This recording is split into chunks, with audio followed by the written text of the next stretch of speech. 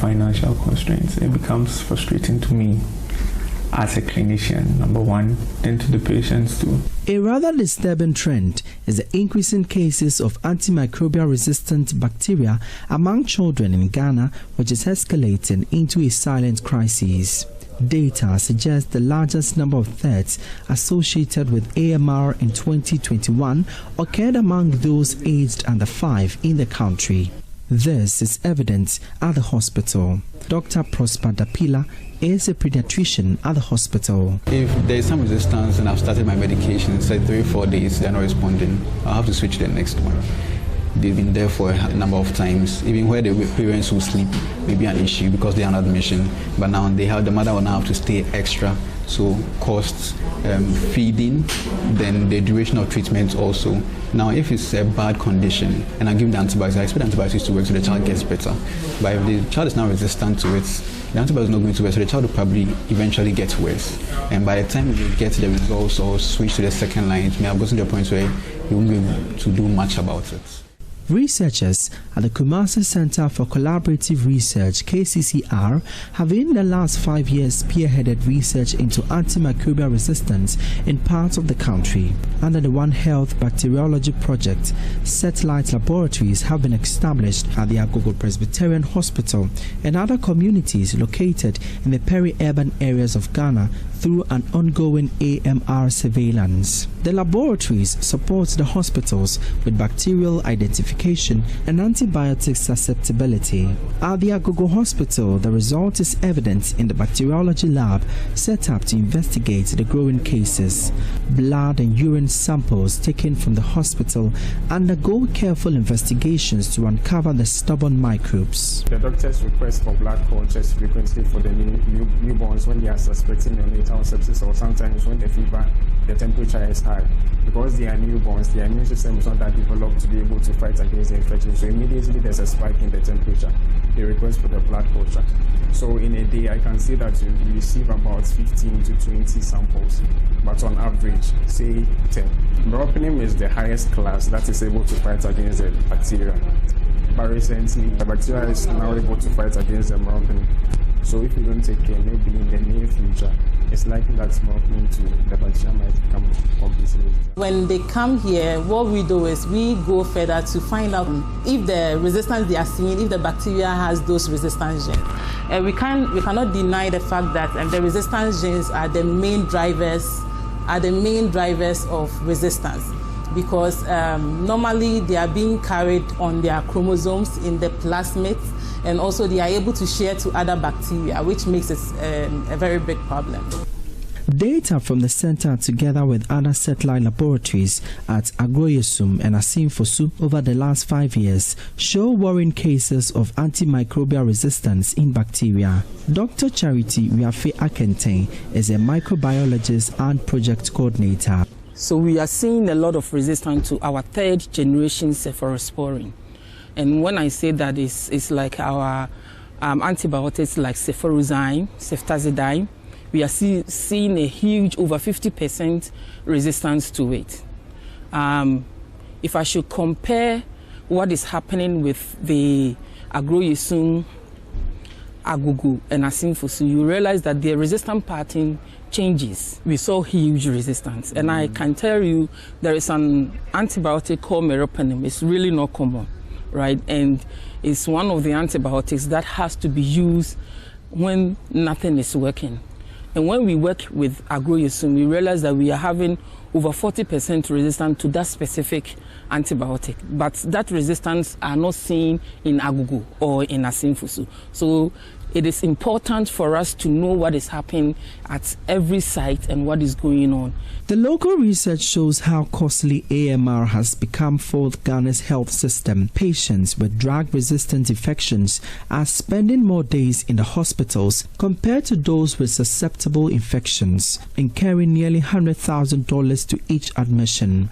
This is also compounding the financial costs absorbed by hospitals. A higher class medication means more cost.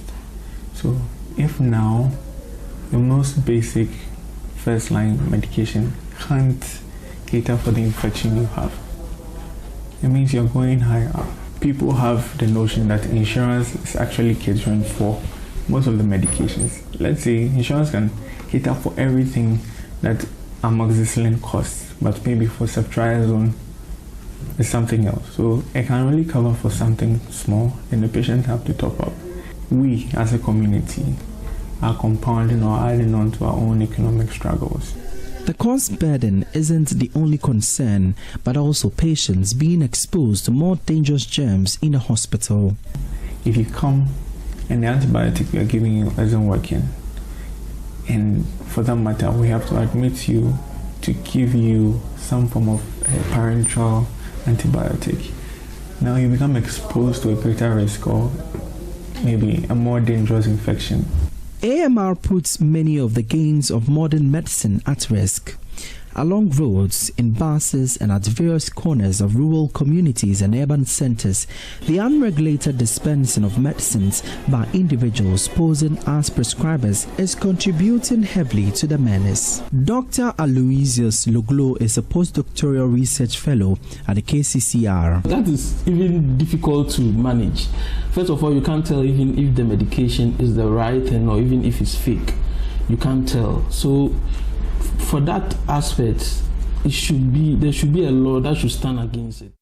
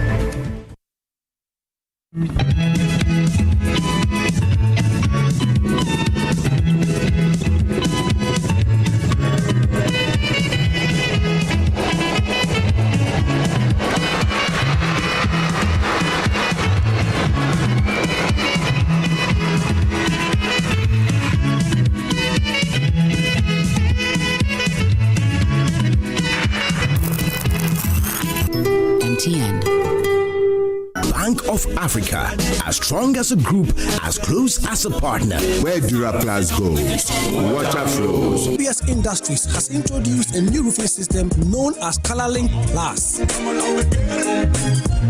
Flamingo paint, simply superior. Syntax tank, are you strong? Are you tough? Cherry Tree Properties. We develop spaces as though we were going to occupy them.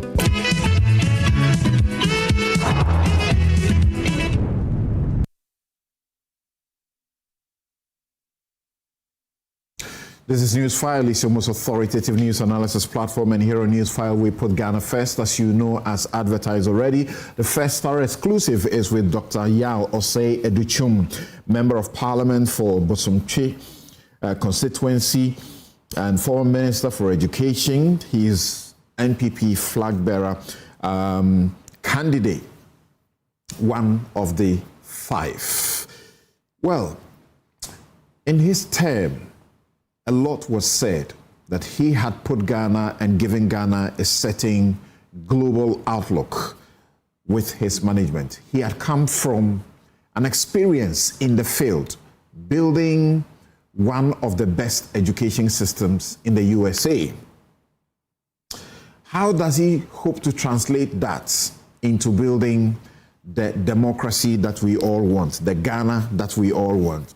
How are the people, the delegates, who determine and give him the opportunity to be presented to Ghanaians, how are they warming up to him? Seeing that he's not in the top in the surveys that have come out so far, how does that matter or worry him? So, get ready for that. But after him, we'll be looking at the matters of Keno Foriata in ICE, and now we are told he's facing a court on the 20th, and then Sedina Tamaklo Atieno, former Maslock boss, who was also put on trial and convicted 10 years, and who escaped from the jurisdiction, has also been picked up by U.S. Marshals. She's also supposed to be facing a court in the U.S. on the 21st, a day after Ken Ofori-Atta. So 2 fugitives from justice, from Ghana, both arrested in America and in detention in America. Are there any hopes that they are homebound? We'll look at that. And of course, there is a very controversial matter of the Lgbt Tainted Teacher's Manual. The NACA says they have withdrawn that controversial LGBT definition of gender. Is that enough? Should that end the matter? No one is taking any sanctions? We'll be right back.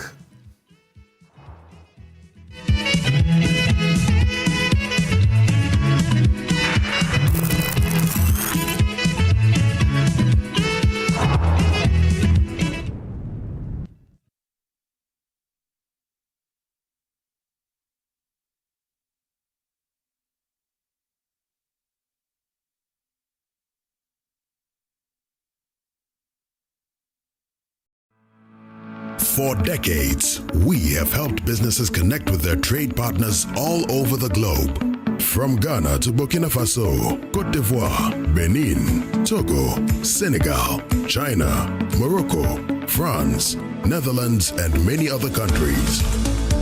We have made it possible to bring Ghana to the world. We have brought small and medium businesses closer to their customers across the regions in Ghana with our SME support facilities.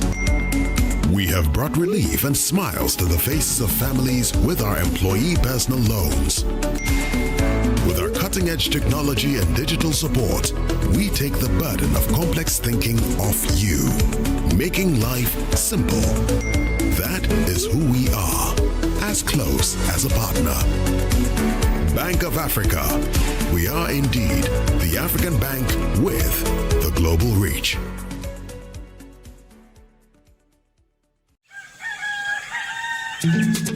Still, Misaka, and Namu was a summer brabo, and it can afford Swabrabo. Misaka pensions, Caro. Misaka or the Sika. Misaka insurance.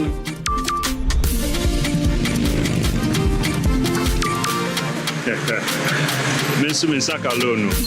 Momo Fogusuri ye echumaden, the aboye nyina ye sika ho ban. Se MTN, ana momo jumaye ni befrewa, or the 0244 300,000 ene befrew. Na numpo orin bitsaw one-time password, ana se upin code. Enti wonso ye wa femu die na ma weni na ho na wonsa enka omumu. Excellent furnishing in a real estate business is a great deal for survival. My struggles as a young estate developer were cut short when I discovered Fernart Ghana.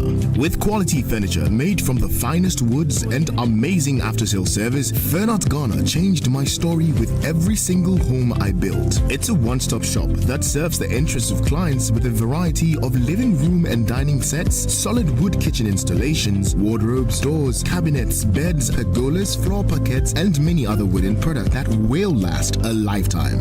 With Fernart Ghana, all clients are offered the opportunity to customize furniture to their specifications, and the smile on their faces says it all. Thanks to Fernart, now your home can look beautiful with furniture that would last for generations. Visit Fernart Ghana today and share my story. Locate us at Deniba Estate, Osu, Accra, or call 0303 966085 or 055 278 4097. Think wood, think Fernart. In Ghana, our gold is more than a resource. It's our pride. And at Gold Ball Jewelry, we celebrate that pride every day with craftsmanship that reflects who we are as Ghanaians. Introducing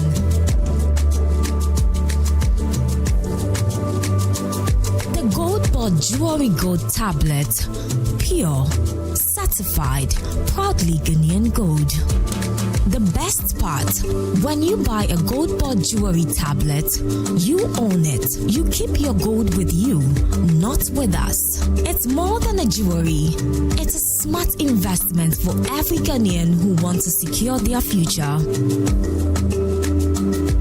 Gold Bought Jewelry Gold Tablet. Own your gold.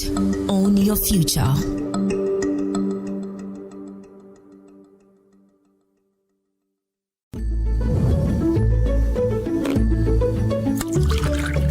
What juice are you taking? This is Koa Natural 100% cocoa fruit juice. Can I have a glass? Of course. Koa Natural 100% cocoa fruit juice is not just your regular cocoa drink. This is an innovative juice made from the pulp of the cocoa fruit. Once the cocoa pod is harvested, the pulp, which would have been previously discarded, this time is set aside, and that is what is used to make your Koa Natural 100% cocoa fruit juice. Not only is Koa refreshing, the taste is incredible. Wow! There's no added sugar, no additives, and no preservatives. 100% cocoa fruit juice. Don't worry, you won't be left out. Wow, this is unbelievable. I will take this anytime, any day. The closure of UT Bank and Capital Bank was as a result of the demand by the IMF. Some of them who came to UT after we acquired the bank and things like that were all thieves. In the previous government, even their own MPs said they should get rid of some people, and they wouldn't do it. And then there were some baseless charges against me. I have been in court for almost 8 years. I mean, I could have died because the second accused in our case died. I think we have to overhaul the judicial system and look at it as a business. Would you say the removal of the Chief Justice amounts to an overhaul? This is a bit controversial. It depends on which side, but I don't want to go there. When I was in the army, for example, you're not supposed to discuss politics as a military man. You're not supposed to discuss religion. But now I can tell you that even the military has been politicized.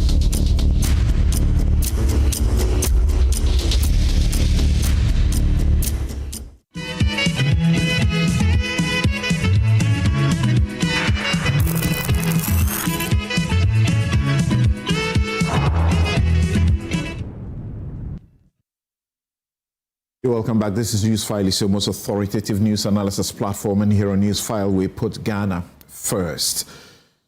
Dr. Yao Osei Educhum, good morning. Thank you very much for making time to join us on Newsfile. Good morning. Happy New Year. Happy New Year. Thank you very much. Now, how has the year started for you? Has it started on a note you are smiling like many people about the economy? There's reduction in fuel prices. We were just told yesterday we're under an inflation. At the time you left government at 24, it has been brought to 5%. The longest, the highest or the lowest. Since they say the CPI in 2021. We have the Gold Board and the BOG, reserve program that has introduced, 10 billion US dollars into our economy. Things are stable. You're also enjoying that, are you not? Thank you so much. And like any Ghanaian, I'm happy that the government is doing something good for our nation, bringing some stability.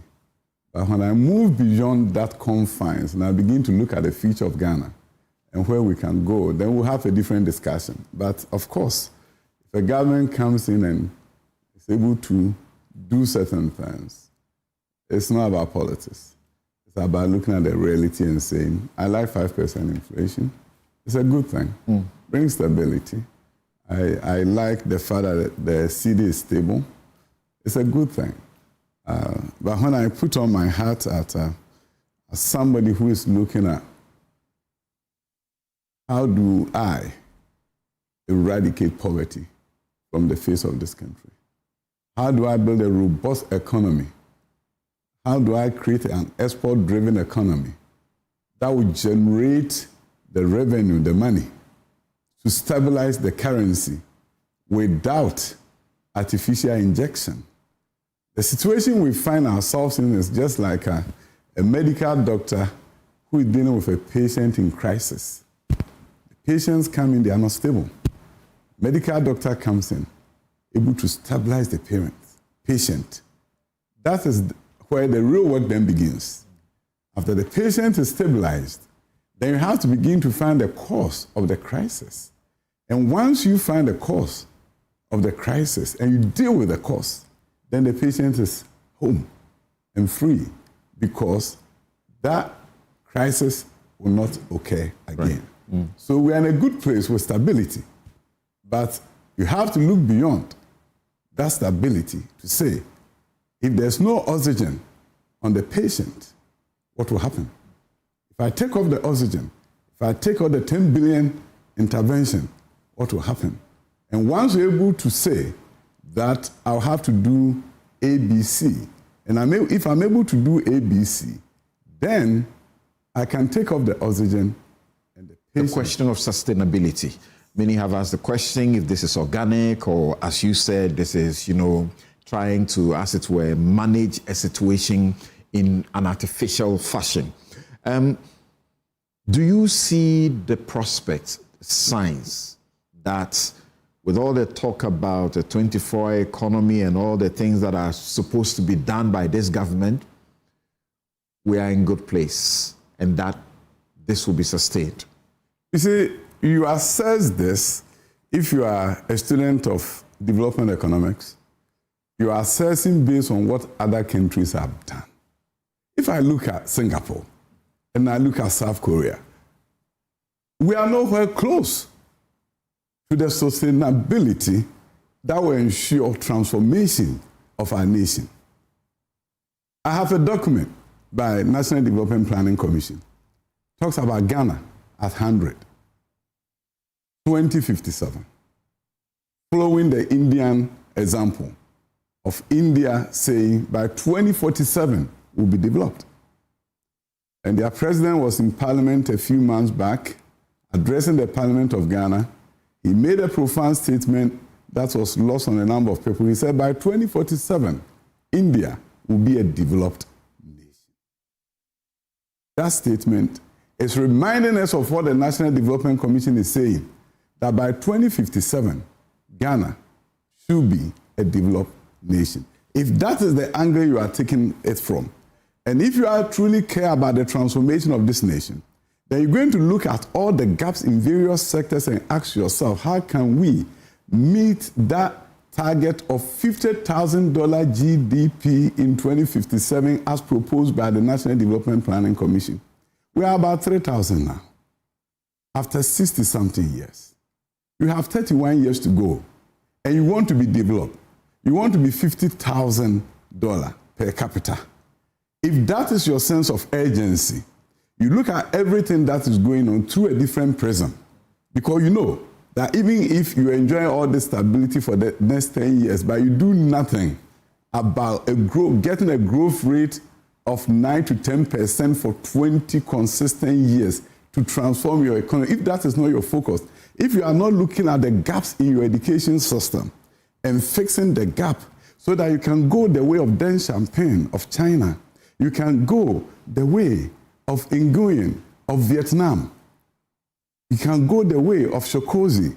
If you are not looking at that, then everything is nice. But if you are looking at that and say we need a GDP of 50,000 per capita, and we are 3,000, the sense of urgency is different. You celebrate your successes now, but you are not happy because you know about 45% of Ghanaians are literally in poverty. 20% of them below poverty line. Another 25%, in case they get sick, then they are poor. So when you are looking at a student of development economics, a politician who are thinking about transformation, and you begin to look at that, you say to yourself, this is good, I'll celebrate, but we are nowhere close to transformation. So if you thought that Dr. Yawase Edichum is just a technocratic education and might not be able to have a firm handle of your economy, please, let's begin to take our notes well. and perhaps rewrite them. Now, Kwaku Kwarteng in Parliament has said before he wrote a statement, criticizing your government, that the economy was being run like a Ponzi scheme, and we know how Ponzi schemes are.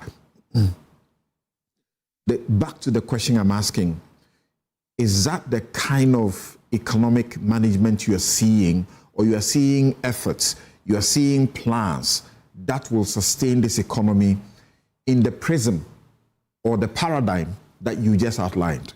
You see, if you are looking at stabilizing things, stabilizing the patient, we are good. But what I say, I don't understand why we cannot have a formula that makes us an upper middle income. And if you want that us to become upper middle income, you have to quickly look at all sectors of the economy and look at the gaps. You have to begin to look at, how do I create a middle class Ghana? If a teacher cannot buy a car, cannot afford a car, you don't have an economy that is being transformed. So this is not a political thing. It has been there for long. We really have to get a handle on how we use GeoAI, for example, to map the country to see where the mineral deposits are, so you don't come and get a prospecting license to go and find it. You come in, we already know where it is, and AI will allow us to do that. Right. So we know the value of resources that we have, and if we were to mine it, if we were to do more deep shaft mining, what resources will come? What I'm saying is this: we are nowhere close to transformation of our nation. Nonetheless, is John Mahama doing well? Oh yes, I mean, based on benchmarks we have set for ourselves over the years, if you are doing that comparison, yes. But what I'm saying is this: if we want to do the 50,000 per capita, if we want to be like Singapore, right, if we want to do India, right, there's a lot to be done. Now, at the level at which you seem to see, a general sentiments of satisfaction with the economic management so far, however it's been done, organic or not, whatever the debate is, generally people are excited. Do you see that the NPP has any credible prospects in 2028? I'll tell you this. When you want to lead it into government? If the argument is managing what exists, it's a different ballgame. If the argument is transforming this nation so that we can create jobs, we can set up IT hubs, we can go the way of India, we can begin to measure the gross national knowledge product, not just the gross national product, gross domestic knowledge product developed by Professor Umberto. That is how India is looking at their growth. They invest in education and they measure the impact of their investment for transformation. Indians have set up IT hubs. They have people working in India for major companies around the world.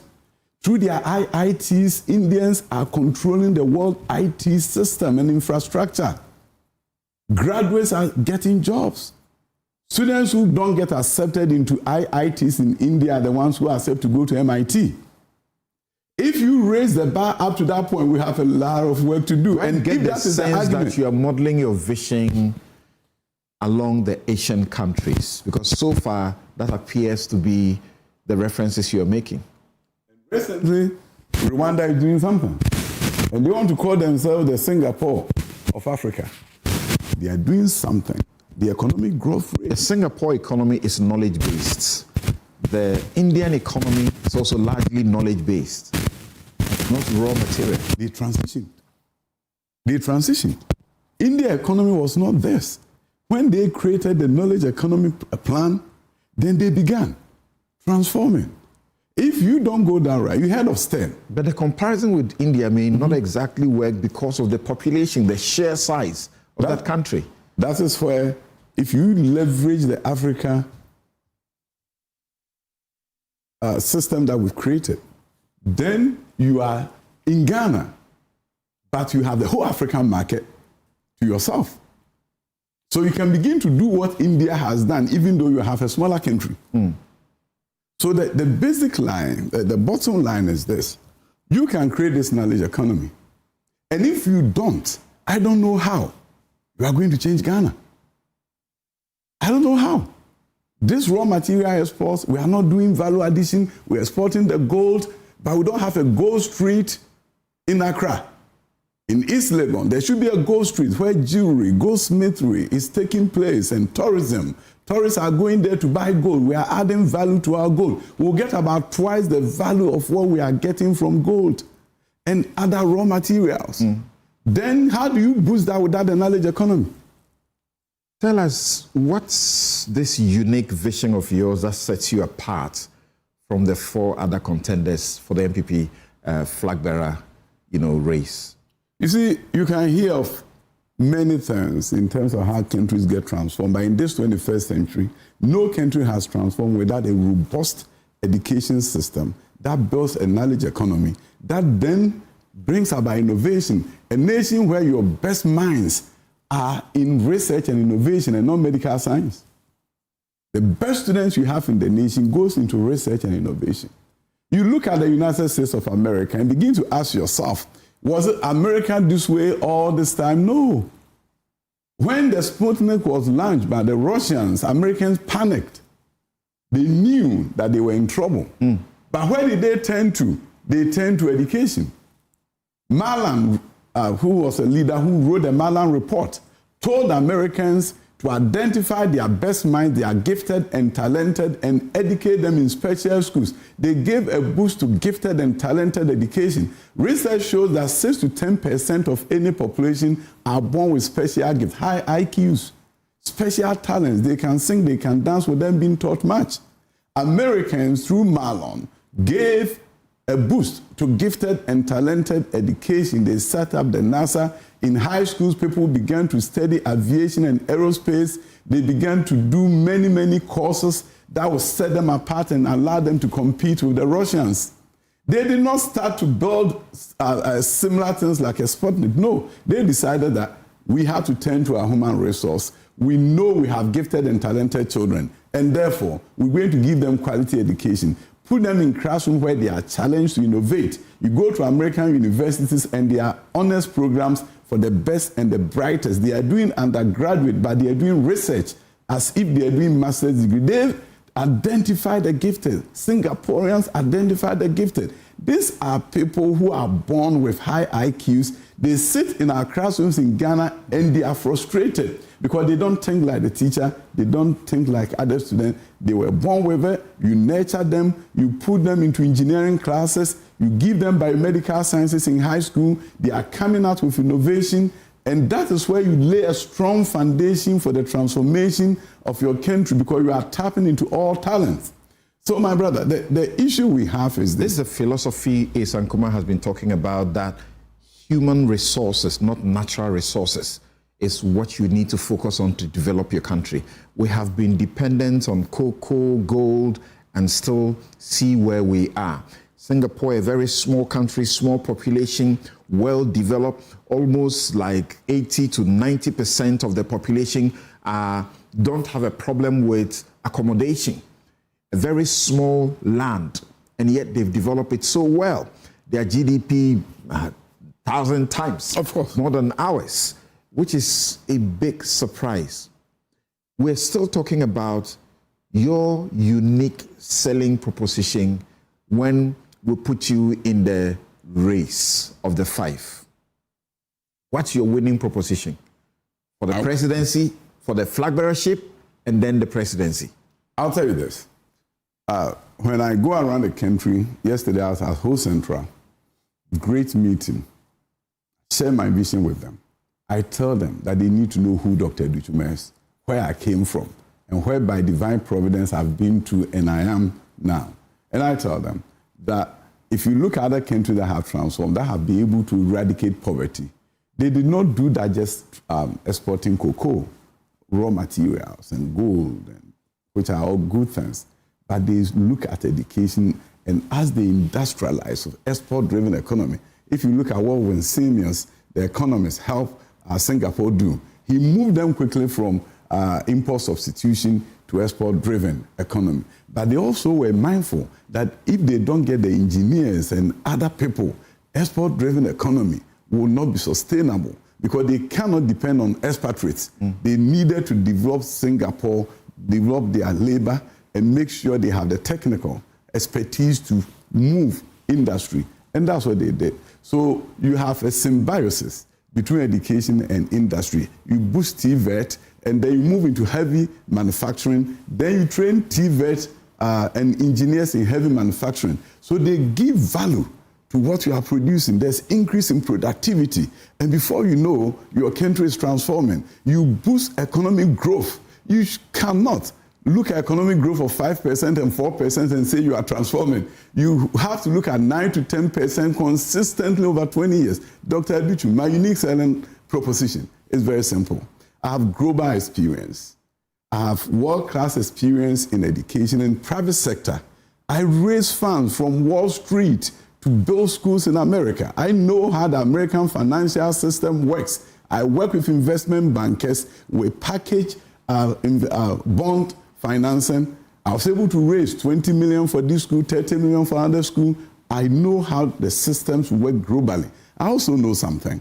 What I know is that we have to create a nation where there's a growth mindset.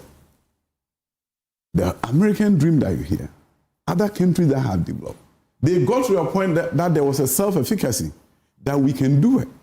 Dr. Aduchu comes to Ghana, fortunate to have been appointed deputy minister, eventually minister for education. I became minister in the middle of the COVID. But I also knew that we needed to bring STEM education to this country. Where are we going to get the resources? I had to talk to the World Bank. When it came to training, I had to talk to other organizations, Big Win Philanthropy, and say, I need to retrain all school administrators. Funding came. If you look at schools that we built, the one that you see on your screen, it's Accra STEM Academy. This is a public school. Look at what the students are studying. The tools that have been given to them. We went around the country, we identified locations for model STEM junior high schools. Chamba in the northern region, a number of other places, Jaben. We built junior high schools that have the same facilities as high schools. There's no doubt. We have seen the evidence of the transformative, work you did in the education sector, the miracle that some call them Saito. You were able to move them to call it, sort of a first class, kind of an A kind of school. But that's the issue.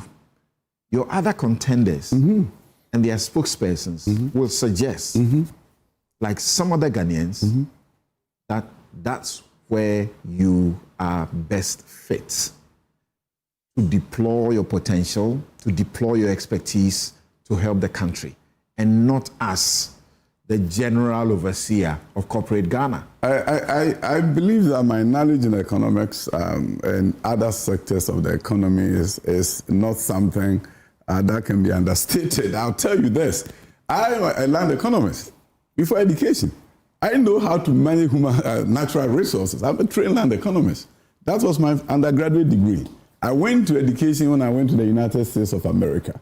But also I've been placed in a very unique place. I will tell you one thing. If in this 21st century, you really don't know how your country can be transformed. And I had a very interesting meeting with somebody higher up in the finance ministry some time back who suggested that he didn't know. He said, I didn't know there is education that can change this country. So for those who may understate the importance of education, go and look at all the countries that have transformed their fortunes. None of them did it without education. So that is a big plus for Dr. Aduchu.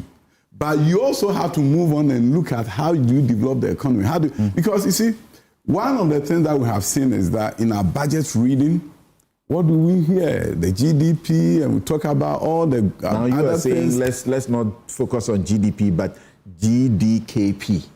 That's what you said. Yes. Instead of GDP. Yes. Right. Professor Humberto from my PhD school, University of Southern California, and Indians adopted it.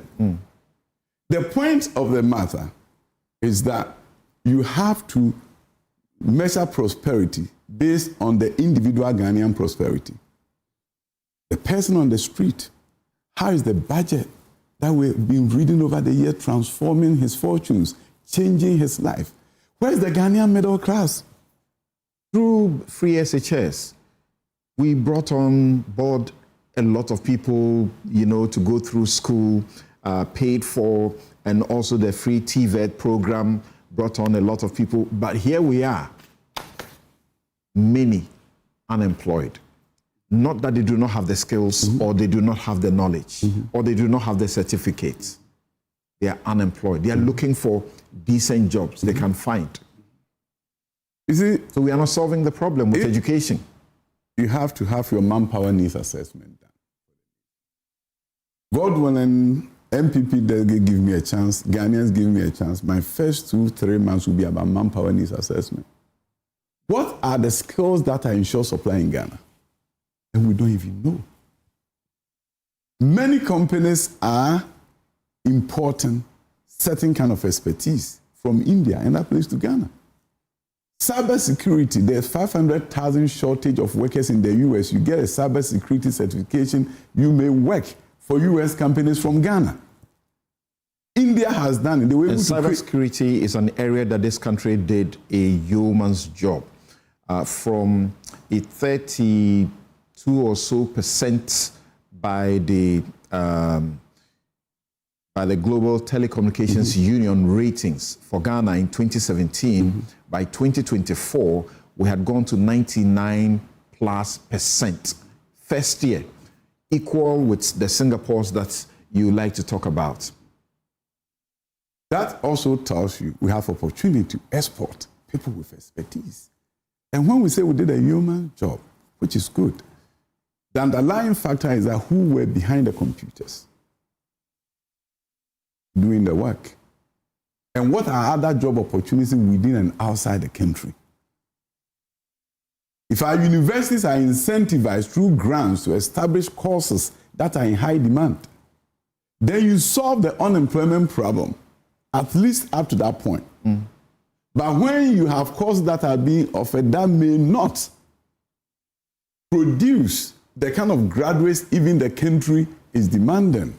When I was a minister, I had a wonderful discussion at one New Year's event at the University of Ghana, where I said that universities have to take a look at the courses that are being offered. Some people took me on that universities are not there to create jobs. They are not there to train people for jobs. And I said, okay, if they are not there to train people for jobs, then don't train accountants.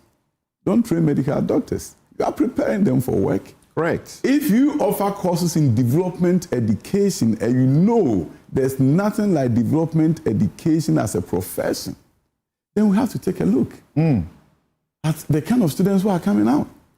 So many universities offering business administration is attractive to the students. Where are the jobs? So we have to begin to take a look at, one, to stop the unemployment pipeline, counseling at high schools and junior high schools. Because Ghana But if we spoke about that, we need nurses in their numbers. We need doctors in their numbers. We have trained many nurses, but there are no jobs for them here in the country.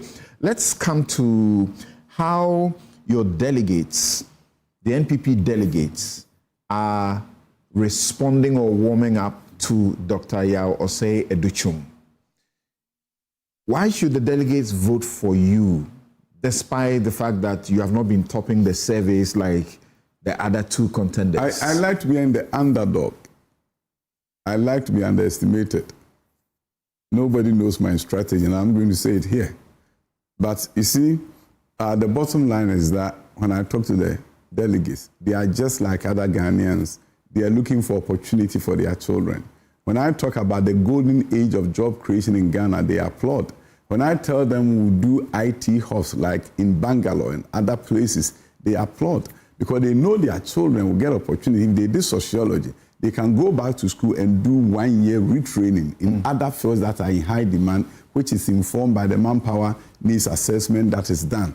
They also understand that there are many other things that they thought they could benefit from when they were delegates and when they were in government that they did not. So I have to then give them assurances as to what we can do to make their lives better, because they know that if Ghanaian life is better, their lives will be better. They are applauding, but will this applause translate into votes? And that's where we get to.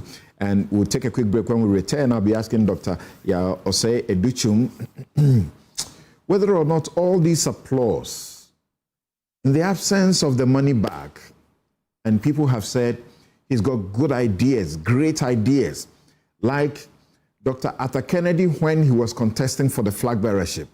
He was assessed, and a publication in the Daily Graphic said that he had the most and the best ideas among the contenders at the time. But he did not have a deep pocket or a pocket at all. Because of that, it appears he got only one vote, and that vote may have been the vote that he gave himself. I'll also be finding out from Dr. Osei-Duchum whether or not all of this is just to create an advantage positioning for another time rather than now. The same question I asked Dr. Brian Echampon when I met him. We'll be right back.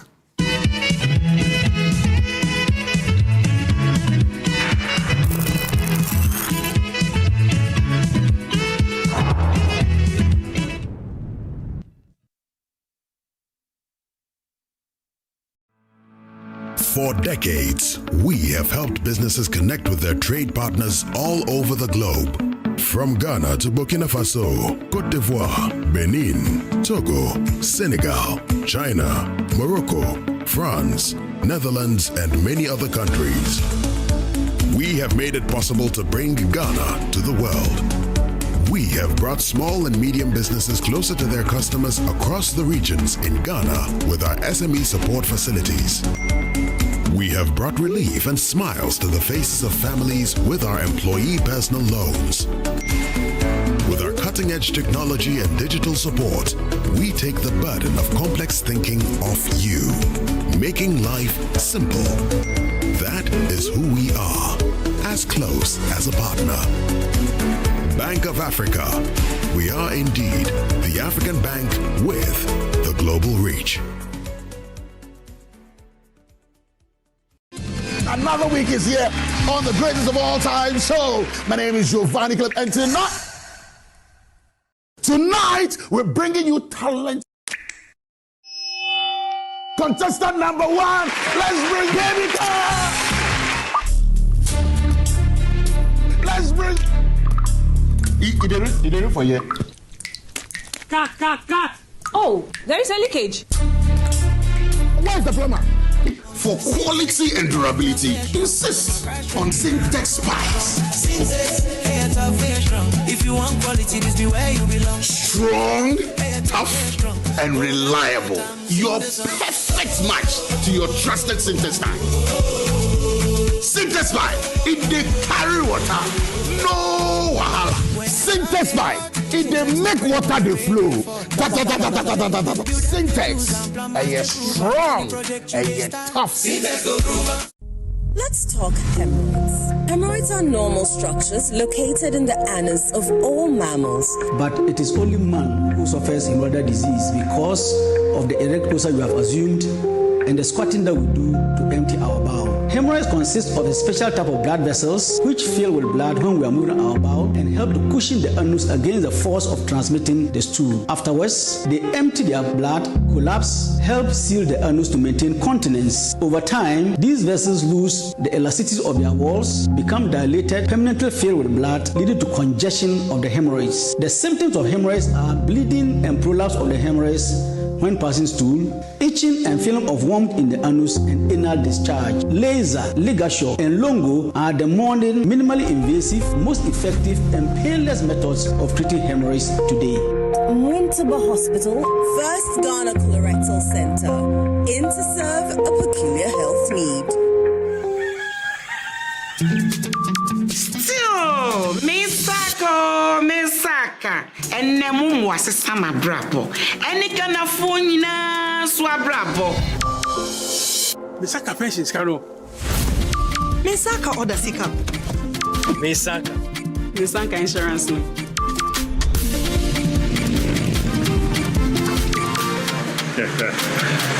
Misaka loan. Momofo gusuri ye echumaden. Dia boye nyina ye sika ho ban. Se MTN ana momo jumaye ni befrewa.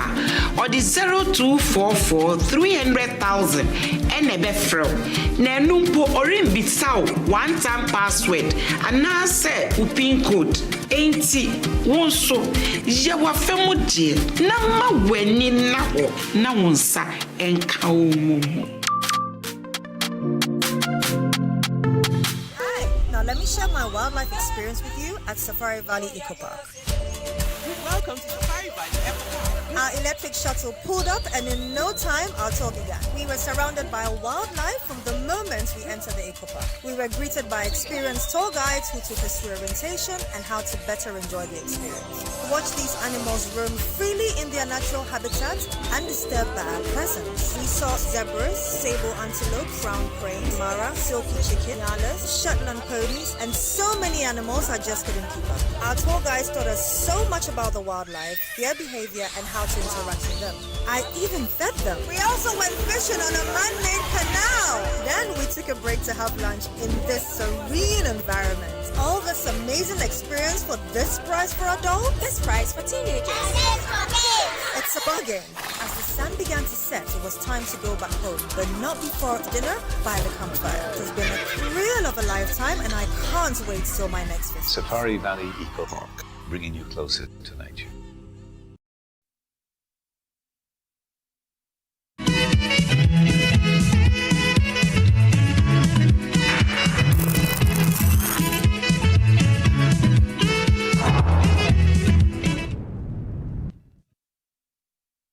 Welcome back. This is Newsfile, it's your most authoritative news analysis platform, and here on Newsfile we put Ghana first. It's brought to you by the candid sponsorship of Bank of Africa, as strong as a group and close as a partner, MTN. Everywhere you go, Ashesi University, educating ethical and entrepreneurial leaders for Africa. What Dr. Osei-Luchum wants to see is that kind of education that you get from Ashesi University that makes you ready as a global citizen. You can compete anywhere. Robert & Sons Optical Services, your comprehensive eye care service provider for 33 plus years. My Way Insurance, dial *165# on MTN to join My Way today. Syntex Tanks, it's strong, it's tough. Activa International Insurance, our clients are passion. International Facilities Management Association, they are proudly associated with your most authoritative news analysis platform, Newsfile.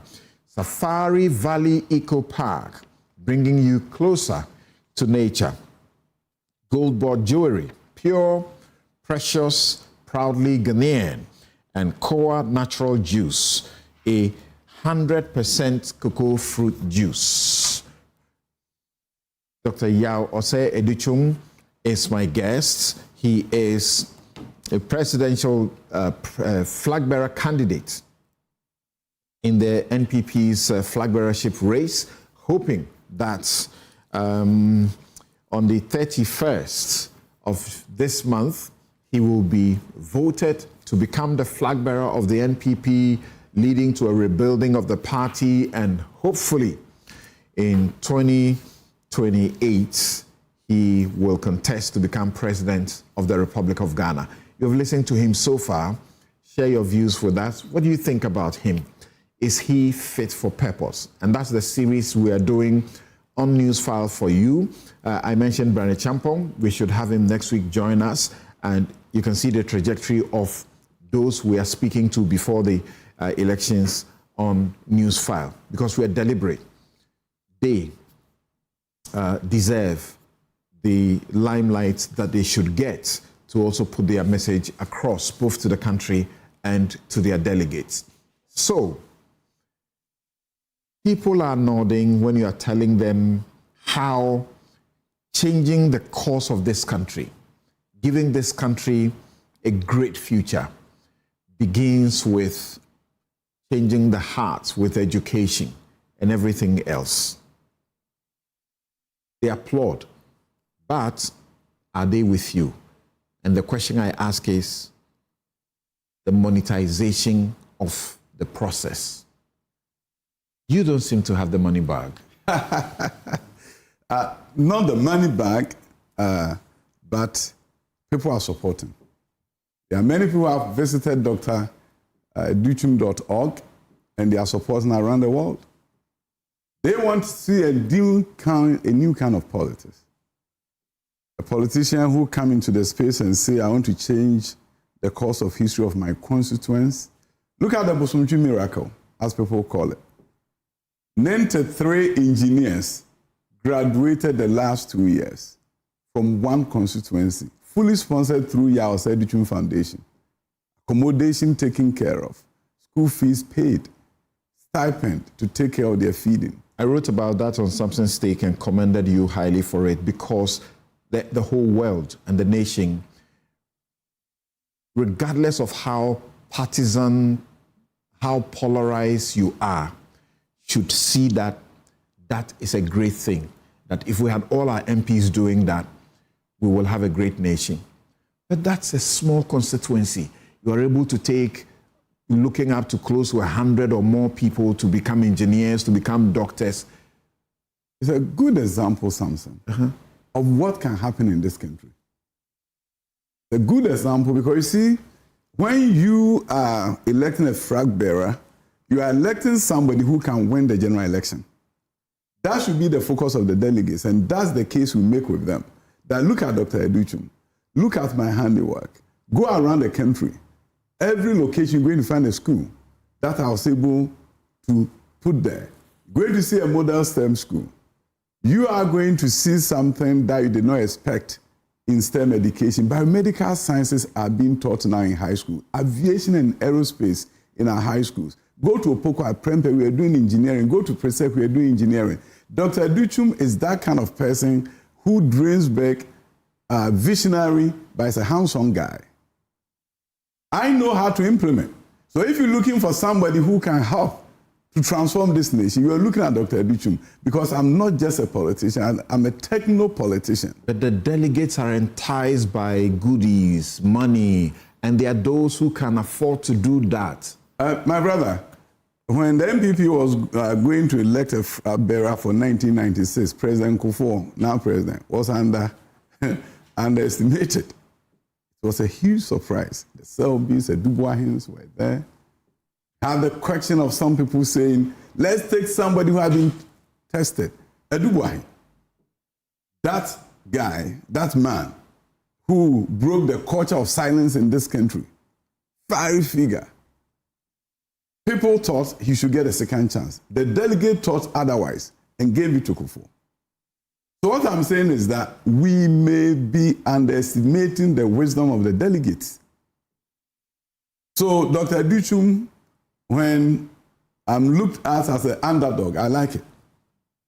But when I look at the faces of delegates, our whole Central and other places, when they share with me how they felt when I was speaking with them, when they begin to realize that I bring hope, the son of a cocoa farmer becoming the first of his kind to be the president of this republic, a teacher going to be in the Jubilee House. Teachers will be jubilating. Teachers will be with us.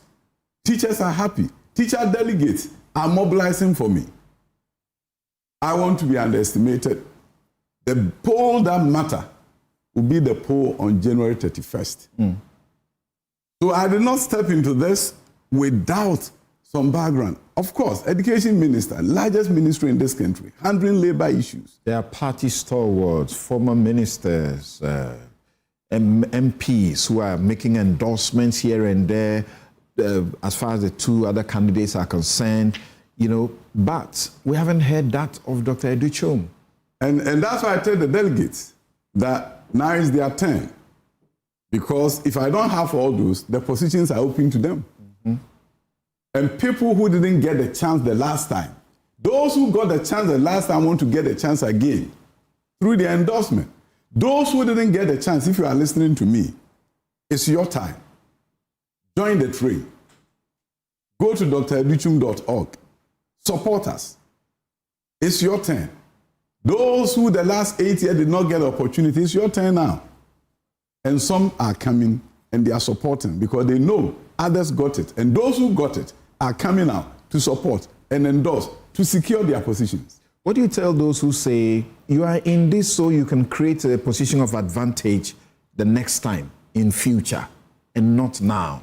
Because now is for one of the two who are topping the charts. The delegate is watching you, they are assessing.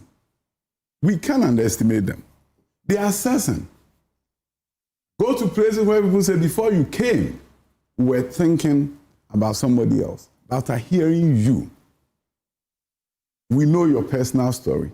You know what you have done in America. You know you came back because Nana Akufo-Addo asked you to come back. And when you came, you have distinguished yourself.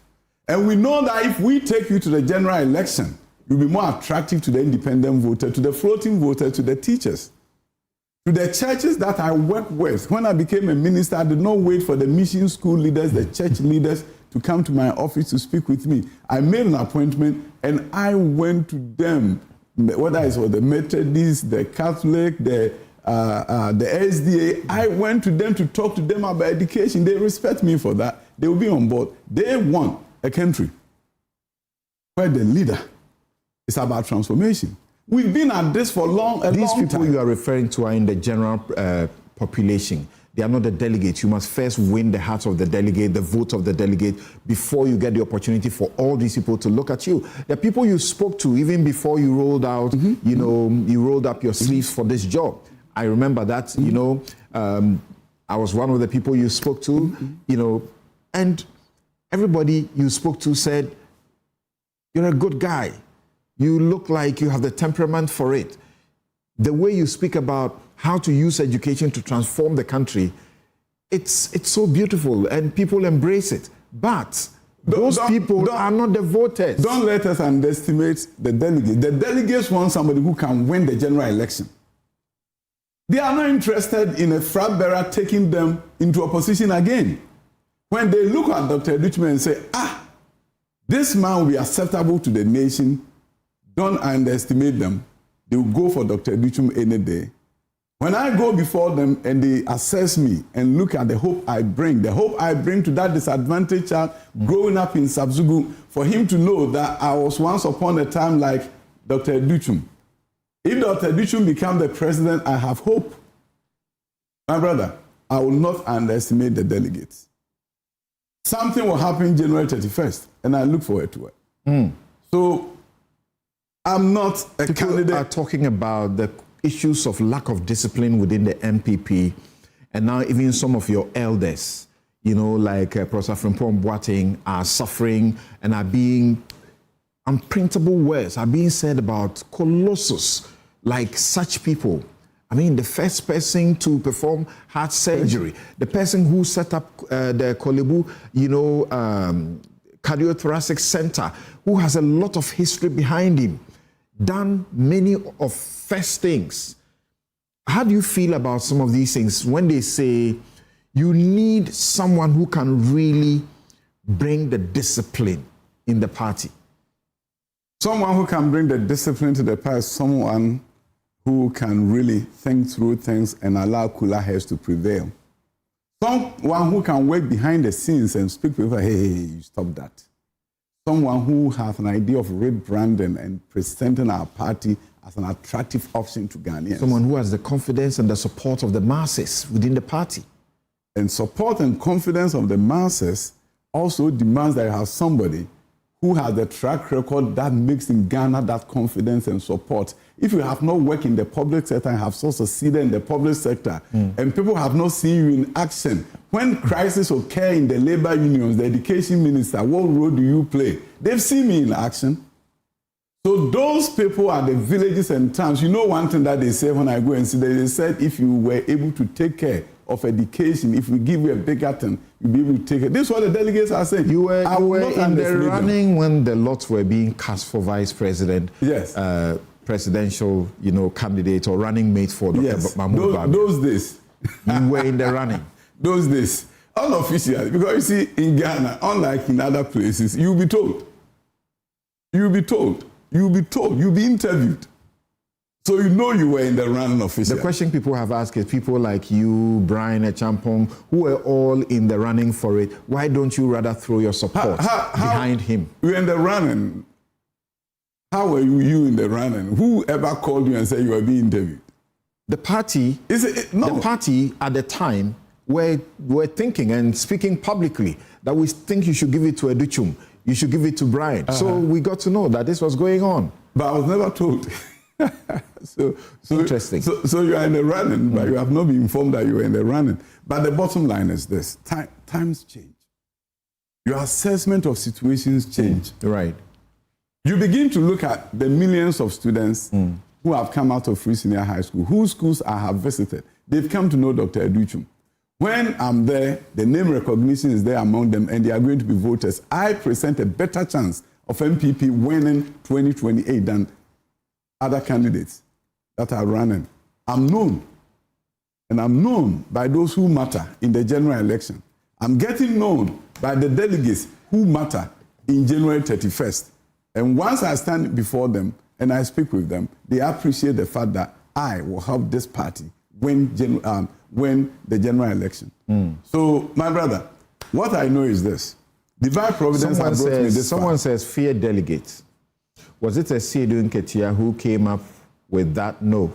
It was Sir John. Sir John. And he says party delegates over the course of the Fourth Republic have shown themselves as money grabbers rather than visionary nation builders. I am one of Dr. Educhum's constituents. I come from Pramso. This is his fear. The fear is that fear delegates means do not assume that those who are supposed to be at the forefront are the ones they are going to be. His fear is that you are good. But if you don't have the money to give to the delegates, buy them TV sets and promise them all the stuff. But that general assumption that somebody somehow doesn't have them, I don't understand it. I'm not a man those who are giving the money, they are actually saying it. When I visit them, I don't make noise. When I visit them, they get their TNT. I'm being supported by people who truly care about this country. So the idea that somebody don't have the money, but when I go to Ho Central, I give them TNT just like anybody else.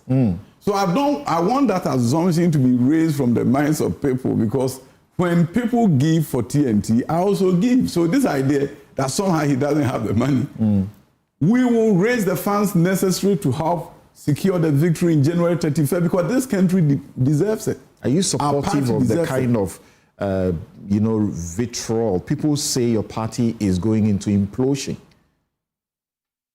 It's a sad story. And I tell people all the time, don't allow your followers to insult others and then talk about reconciliation after the election. After you win, you want people to reconcile with you. If you want people to reconcile with you, talk to your followers to solve the vitriol. I asked that question because in the last almost 40 minutes that we have been having this discussion, I haven't heard you say anything derogatory about any of your other contenders, like some of them do, to each other. Because I know I'm going to win, and when I win, I need all their supporters. If I start doing that, their supporters are not coming. I can do a handshake with all of them, and they will smile. But their supporters are not smiling when you insult their leaders. I don't have time. Who will you support in case you didn't win? I'm winning. January 31st, I'm going to win. I'm saying if you didn't. Why would I do that? When I know I'm winning, I'm going to win. January 31st. They should look at my track record. I mean, public service is very different from private service. As we wrap up, the issues of just a little bit about, for example, Professor Frimpong Boateng is very angry. Do you share his feeling? Like, what's his name again? Arthur Kennedy is also supporting him. He's unhappy. Nyaho Tamaklo, they are unhappy. The way, because he says something, someone is not happy. He said the party is no longer the party it used to be. This is fake. And all hell breaks loose on him. And he's losing his party membership. I'll tell you one thing. I'll appeal to the party leadership to really calm down on this. In our culture, even age, just mere age, right? That you are older, you should be respected. But you have somebody who have accomplished so much in his life. It's a two-way street. The party gave him a platform, but he also enhanced the party by bringing his expertise to the table. At the time when we were in opposition, a surgeon of his caliber being part of the party was a plus for the party. So even if some words are said that we don't like, we have to find a way to deal with it in such a way that we do not create a situation where he's further vilified through comments by many other people. I will appeal to my brother, older brother, who I really, really respect. I used to serve as a member of his ministerial advisory board as a deputy minister at the time. And I worked with him closely as a member of his ministerial advisory board. His passion for innovation, for environmental issues, and many other things is worthy of commendation. So I appeal to him to also calm down and cool down. Better days are coming. When Dr. Edishum is the flag bearer, we are going to bring parties together. What is the cause of this, particularly within the political parties, that there's no respect for the elderly anymore? And if you are not, we're not just talking about the elderly, someone of such international repute within the party and party members, some of the things they are saying about him, I can't repeat them. I'll tell you, social media has created a culture where people can hide in their bedrooms and say terrible things that they cannot say face to face when they meet the person.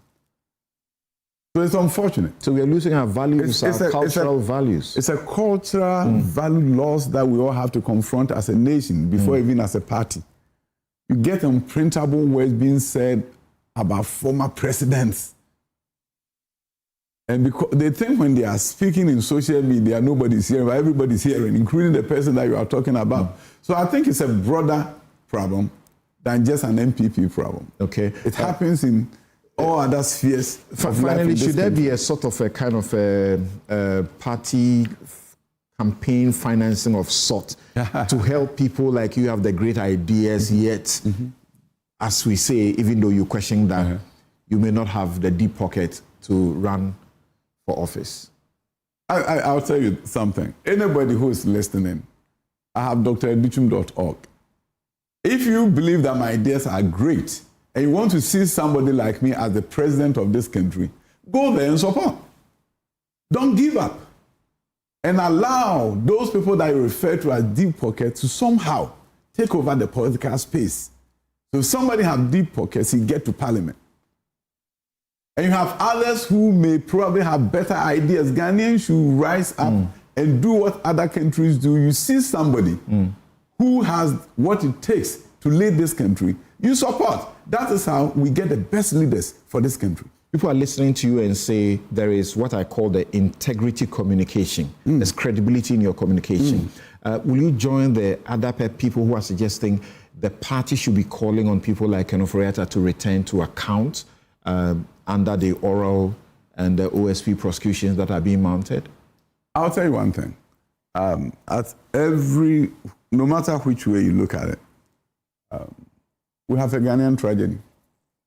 A well-educated Ghanaian who live in the United States of America went to Columbia. That's the university president, Obama. Did so well being on Wall Street. Set up a big company in Ghana. This happens.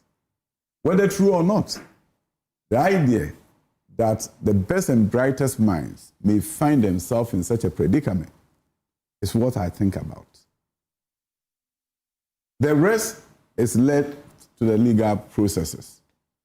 Either it was in America or Ghana, that is what. But no, the call is that he be advised by party people, stalwarts like you, that come home and you are going through the legal accountability. You are going through a legal process. Why do I have to preempt it? Going through a legal process. Allow the legal process to work. He's not making himself available to go through it. He's going through if somebody is in detention, what are you talking about? That he's not making himself available. So I believe that he's in the process. We allow the process to work. Speak to the delegate in the next, 1 minute, and also the Ghanaian who loves you and wants to vote for you. I'll tell my delegates, the future of Ghana, the future of our party is in your hands before we even talk about the presidential election. You have a chance to elect somebody who will bring a certain kind of respect, dignity, transformation to our party. Somebody who bring all parts together, because when Dr. Educhum is the flag bearer, you, the delegate, knows that even if you are not for me, you still come to me and you work with me. I haven't said anything about the people that you intend to support or that you were going to support before I came to meet you. All that I'm saying is very simple. You need a unifier. You need this party to rebrand itself and become attractive to Ghanaians, is Dr. Educhum. You need a visionary who is not just about implementer.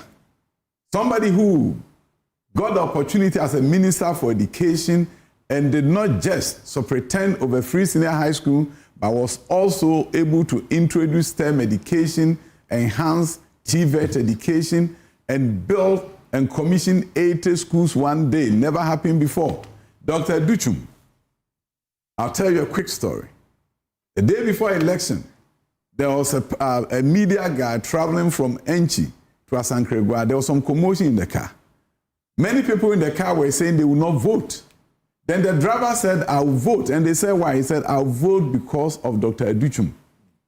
Because of the work he has done, I don't want his party to lose so that we'll lose his innovation. There are many Ghanaians that will vote for our party because Dr. Educhum is the flag bearer going to 2020. Delegate, take a look. You want a presidential candidate who can win the elections. You don't just want a flag bearer. Thank you. Thank you very much, Dr. Yao Osei Educhum, Member of Parliament for Bosomtwe constituency in the Ashanti region, former Minister for Education, and candidate for the MPP flag bearership. And this morning we've been asking the question, the MPP flag bearer race, who is fit for purpose? And he says, among the five, he stands tall. Questions of integrity and credibility. He's going to use education first to change and transform the minds of every Ghanaian and give the opportunity for development in the manner that countries without resources like Singapore, like India, he says, have done. Thank you very much. And God willing, next week, we may have Brian Champong also take his turn.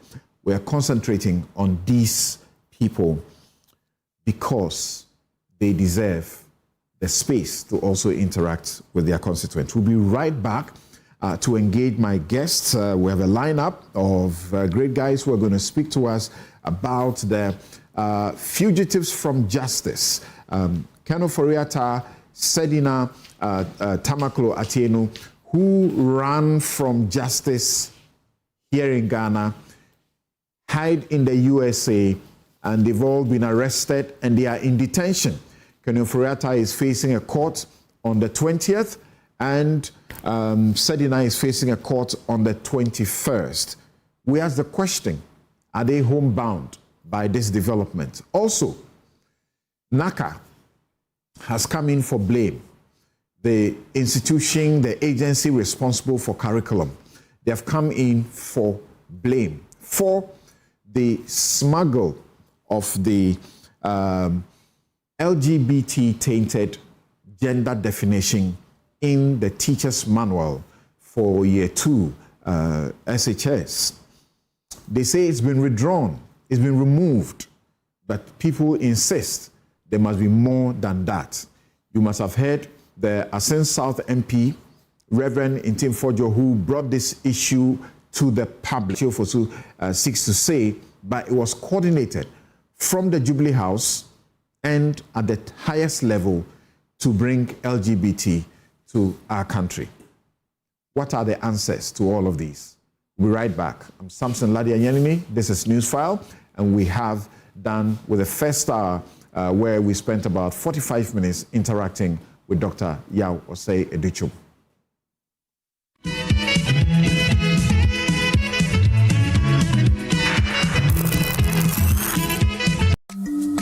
In Ghana, our gold is more than a resource.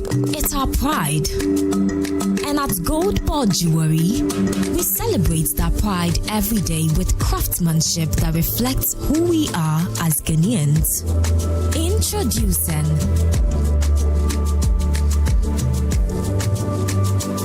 the Gold Board Jewelry Gold Tablet. Pure, certified, proudly Ghanaian gold. The best part, when you buy a gold bought jewelry tablet, you own it. You keep your gold with you, not with us. It's more than a jewelry. It's a smart investment for every Ghanaian who wants to secure their future. Gold bought jewelry gold tablet. Own your gold. Own your future.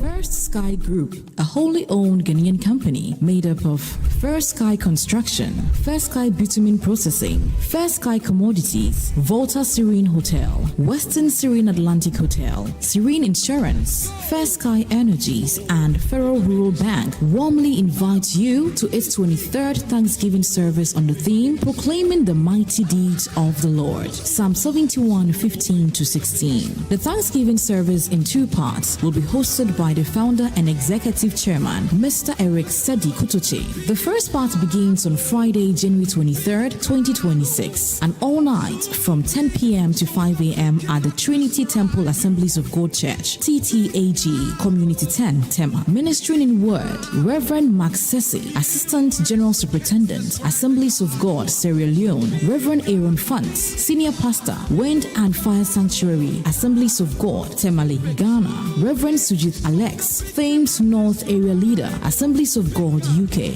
The second part follows on Sunday, January 25th, 2026. Thanksgiving service at the main auditorium of the Accra International Conference Center. The time is 10 a.m. Guest speaker, Reverend Dominic Yo, Global Chairman, World Assemblies of God, and General Superintendent, Assemblies of God, Singapore. Chairman for the occasion, Apostle General Samkwanchi Ankara, General Overseer, Royal House Chapel International. Special guest of honor, His Excellency John Dramani Mahama, President of the Republic of Ghana. Also in attendance will be His Eminence Archbishop Nicholas Duncan Williams, General Overseer, Action Chapel International, Reverend Stephen Yensum Wingam, General Superintendent, Assemblies of God, Ghana, and Vice Chairman, Africa Assemblies of God, Reverend Professor Paul Frimpong Manson, Immediate Past General Superintendent, Assemblies of God, Ghana, Most Reverend Professor Johnson Kwabena Asamoah Jedu, the Presiding Bishop, the Methodist Church, Ghana, Most Reverend Dr. Paul Wafo, Past Presiding Bishop, Methodist Church, Ghana, Apostle Professor Kojo Opoku Onyina, Past Chairman, Church of Pentecost, Reverend Dr. Lawrence Tete, an international evangelist, Reverend Dr. Silvanus Amegashiti Elom, Group Corporate Chaplain, First Sky Group, and other senior clergy. Ministering in music will be Minister Kofi Owusu-Pepra. For more details, please call 020-854-3441 or 0248-940-02. If the sickness is strong,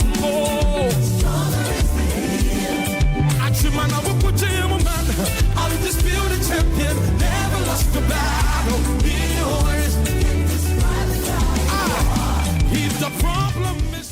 Another week is here on the greatest of all time show. My name is Giovanni Clip, and tonight we're bringing you talent. Contestant number one, let's bring David. Let's bring. You did it for you. Cut. Oh, there is a leakage. Where is the plumber? For quality and durability, insist on Syntex pipes. If you want quality, this be where you belong. Strong, tough, and reliable. Your perfect match to your trusted Syntex pipe. Syntex pipe, it they carry water, no wahala. Syntex pipe, it they make water they flow. Syntex, and you're strong, and you're tough.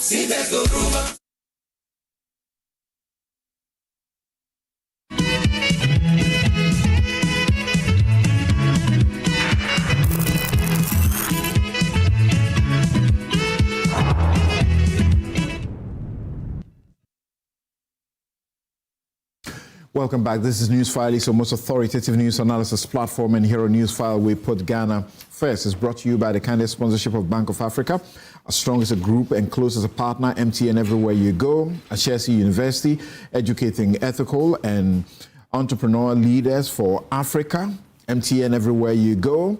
Robert & Sons Optical Services, your comprehensive eye care service provider for 33 plus years. My Way Insurance, dial star 165# on MTN to join My Way today. Syntex Tanks is strong, it's tough. Activa International Insurance, our clients are passion. International Facilities Management Association, they are proud to be associated with Newsfile. Safari Valley Eco Park, bringing you closer to nature. Gold Board Jewelry, pure, precious, proudly Ghanaian. Gold Board, the entity that has come under controversy in the last couple of weeks, that has contributed through the Gold for Reserve program, right? Where the Bank of Ghana contributed a total, as we were told by December, of $10 billion to stabilize the currency of this nation and put our economy in a shape that many are celebrating. Koa Natural Juice, 100% cocoa fruit juice. Now let's welcome my next set of guests for the next, not 3 hours, maybe 2.5 hours. The first 45 minutes we spent with Dr. Osei Educhum, who wants to be the flag bearer of the NPP. And he spoke about his dreams, his ideals, and his prospects that he can see going into the elections. He says he's the most preferred. Ghanaians want him, so the party should elect him to give them the opportunity of coming back to government. My guest for this next session of the discussion, Alfred Tuah-Yeboah, is former Deputy Attorney General and Minister for Justice. Victoria Bright is international corporate lawyer and entrepreneur. Susan Adua-Mankwai is Executive Secretary, the National Interest Movement, NIM. Bobby Banson is lawyer and lecturer, Ghana School of Law, Makala. Of course, Sharif Mahmoud Khalid is Associate Professor of Accounting and Finance and Economic Advisor to the Vice President. They are here in the studio, 3 of them, and 2 other guests joining us via Zoom. Gentlemen and ladies, good morning. Welcome to the show. Thank you. Great. Okay, so how do we start? Let's first take a listen to Victor Smith. Victor Smith is Ghana's ambassador to the U.S., and he has brought some news telling us about Sedina Tamaklo Atienu, the former Maslok boss, who in 2017 had to get to court to answer for her stewardship for some corruption. It's almost like we forget, the same kind of milieu we have seen in 2025. It's almost the same thing that we saw in 2017, 2018, 2019. She got bail and then got bail for medical treatment in America or wherever and didn't come back to continue with the trial. The case was ongoing together with herself and her deputy, the operations guy at the place. He got 5 years in jail and she got 10 years in jail, but she's not served a single day in jail yet. We're told that she has been arrested and Kenneth Foriata has also been arrested and in detention. Both of them are facing courts in America on the 20th and on the 21st of January. We're asking one simple question. These fugitives from justice, now arrested and in detention in America, are there hopes that they are homebound to come face trial, and the other straight to Insawam perhaps? Let's listen to these voices and return.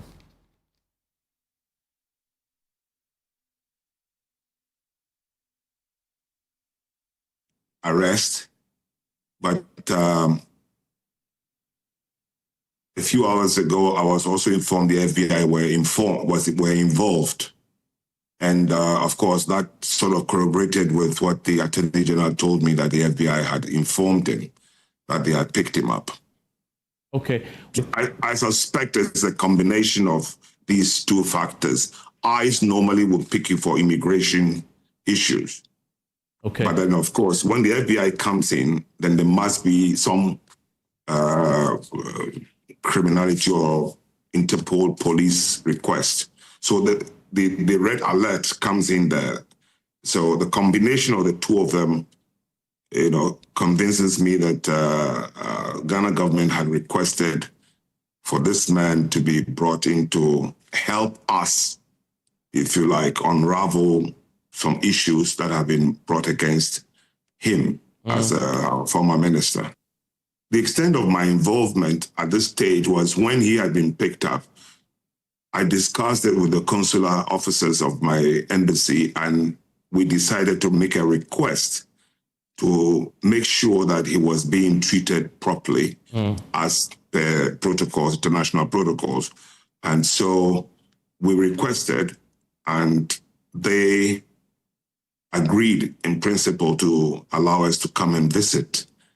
But just before we set out, the ICE people came again and said the detainee had refused to meet with us. After about a few hours, they came back to us to say the detainee, being the ex-minister, had refused now to see us under any circumstance. I have gotten it from official sources where this lady is being kept and that she's going to go to court on the 21st. Let me say that U.S. Marshals are authorized by the Department of Justice in the U.S. system to effect arrest. The Marshals were authorized by the Department of Justice. Now, that one has nothing to do with, if you like, immigration as, ICE would do. ICE moving as the immigration, unit. Okay, so the U.S. Marshals different from the ICE people. Both are security agencies. And is she being held strictly for extradition purposes, or are there other legal issues affecting her detention?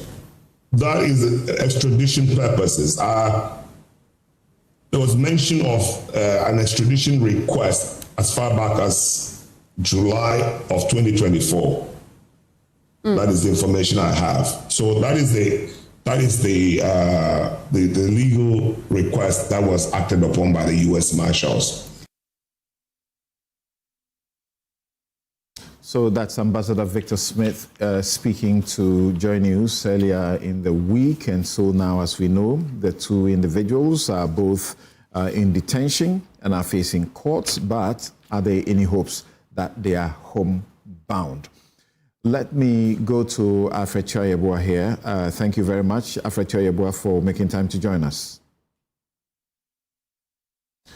All right, so Alfred is not ready yet. Let's get in. Bobby, thanks for joining us. Good morning, Thompson, and Happy New Year to you. And Happy New Year to colleague panelists. Thank you very much. So as a Ghanaian, not just as a lawyer, but as a Ghanaian, are you getting excited that the country is looking for people to account for their stewardship, and they are in some sort of trouble in the US? Whether or not they are going to be deported to this country to face justice is another thing to discuss. I don't think excited.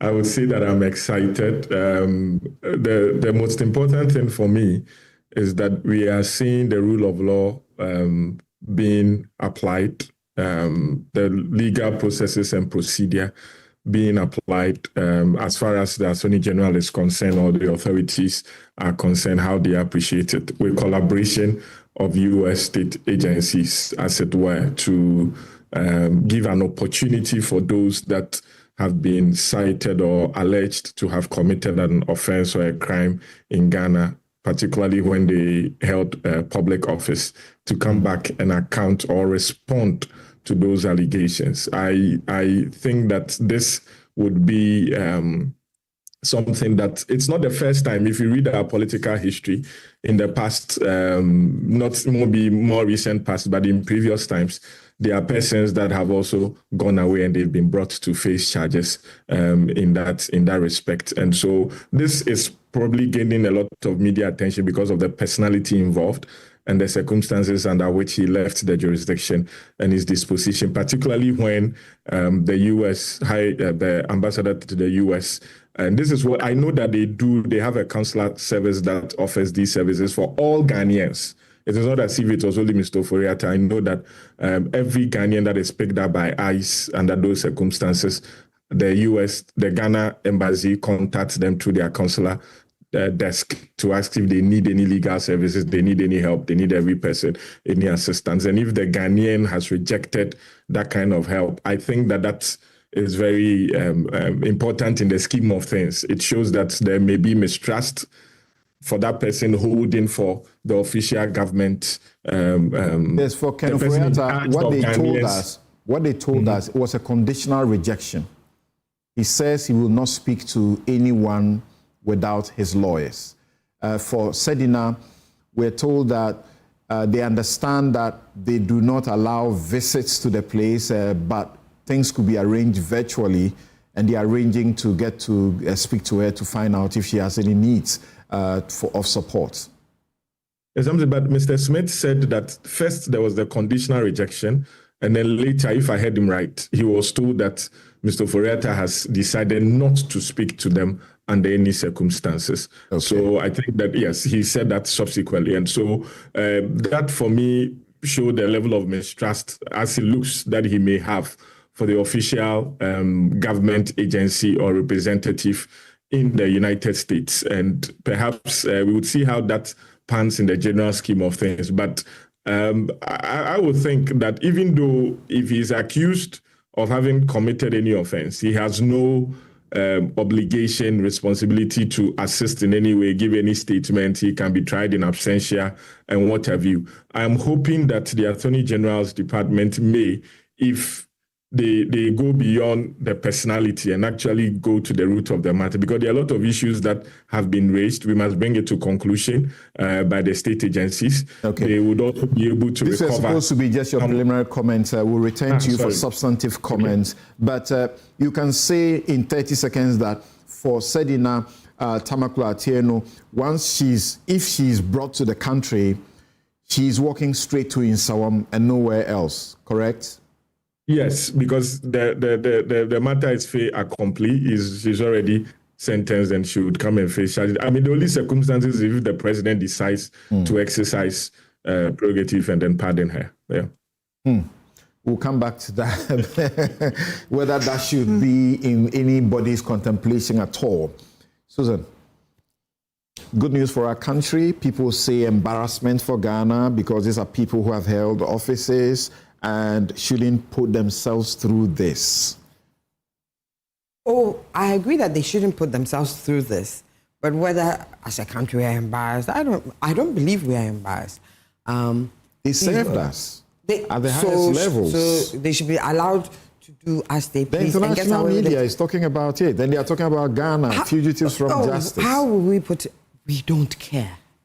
This is about us. It's about time that we put us first before we put anybody else. And this is about us. I think that we shouldn't worry whether it's an embarrassment that people have been, as for Sedina, she has been judged to have committed a crime. And asking her to come back and serve her sentence is good for us as a people, for people to see that crime doesn't pay. You understand?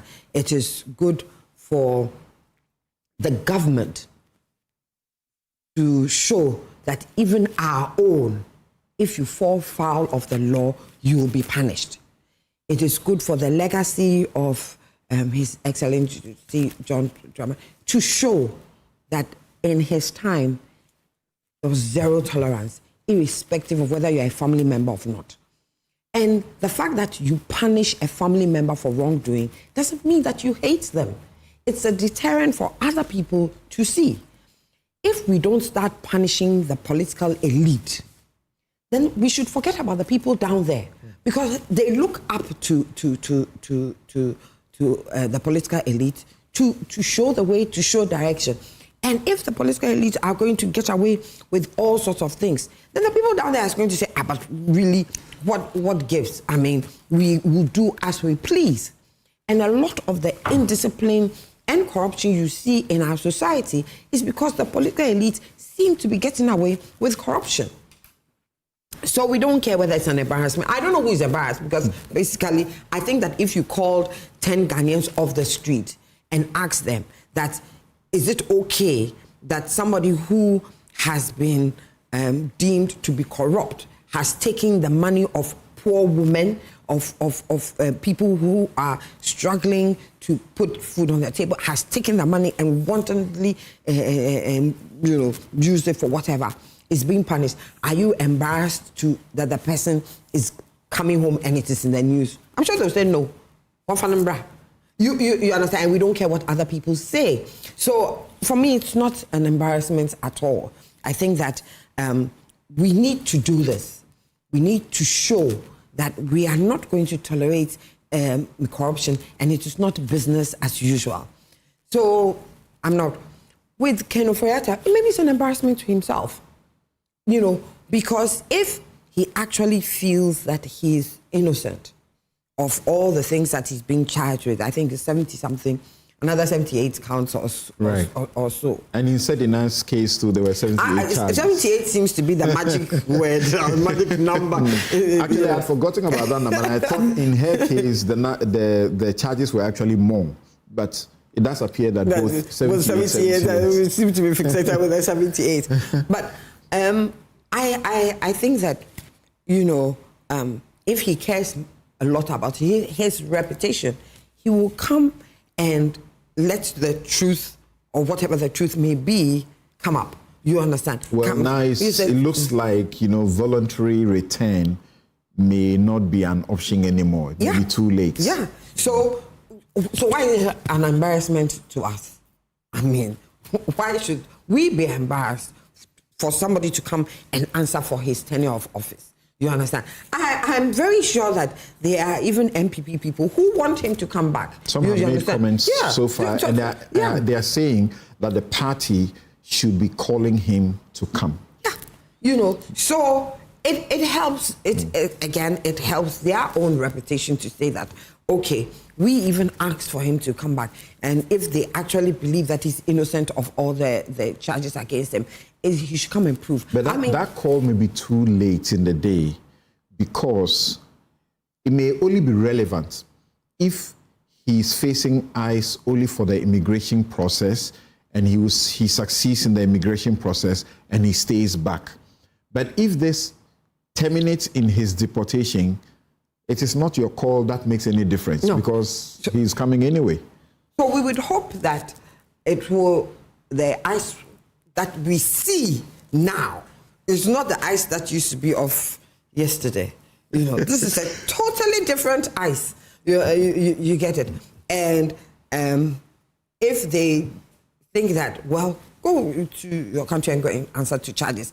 I mean, this is a country now that goes into another country, pulls the president out and says, we are bringing you to our country to charge you and try you for all sorts of drugs, etc., all sorts of crimes. You understand? If they, in the same turn, decide that there's a country who has determined that somebody should come and answer for their crimes, they are going to keep that person.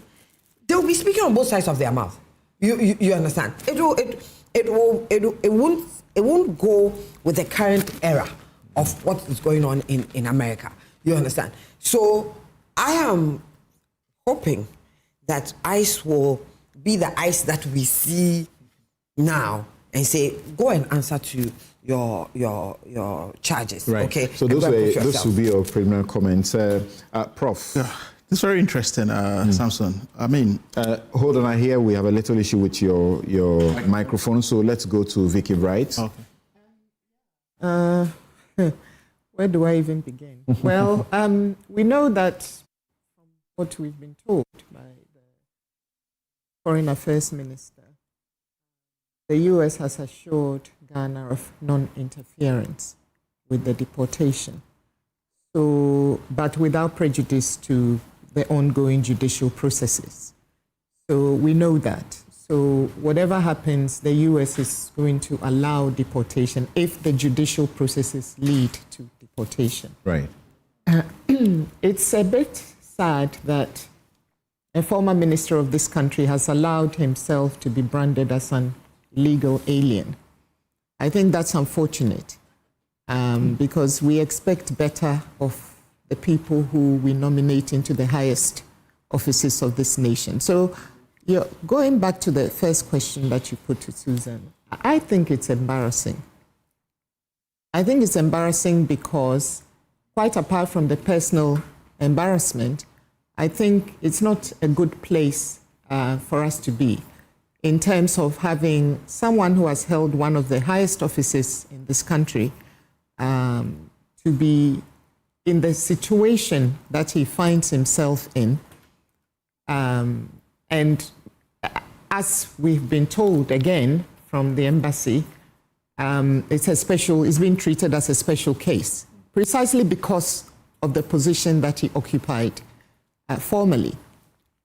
So whether we like it or not, there's a Ghana angle there, and it's just not a good look. So for me, I feel it's the right direction of travel for the government to be going after people who are deemed to have done certain things which they need to come back to explain to the people of Ghana because they were custodians of, in Ken's case, custodian of, our public purse.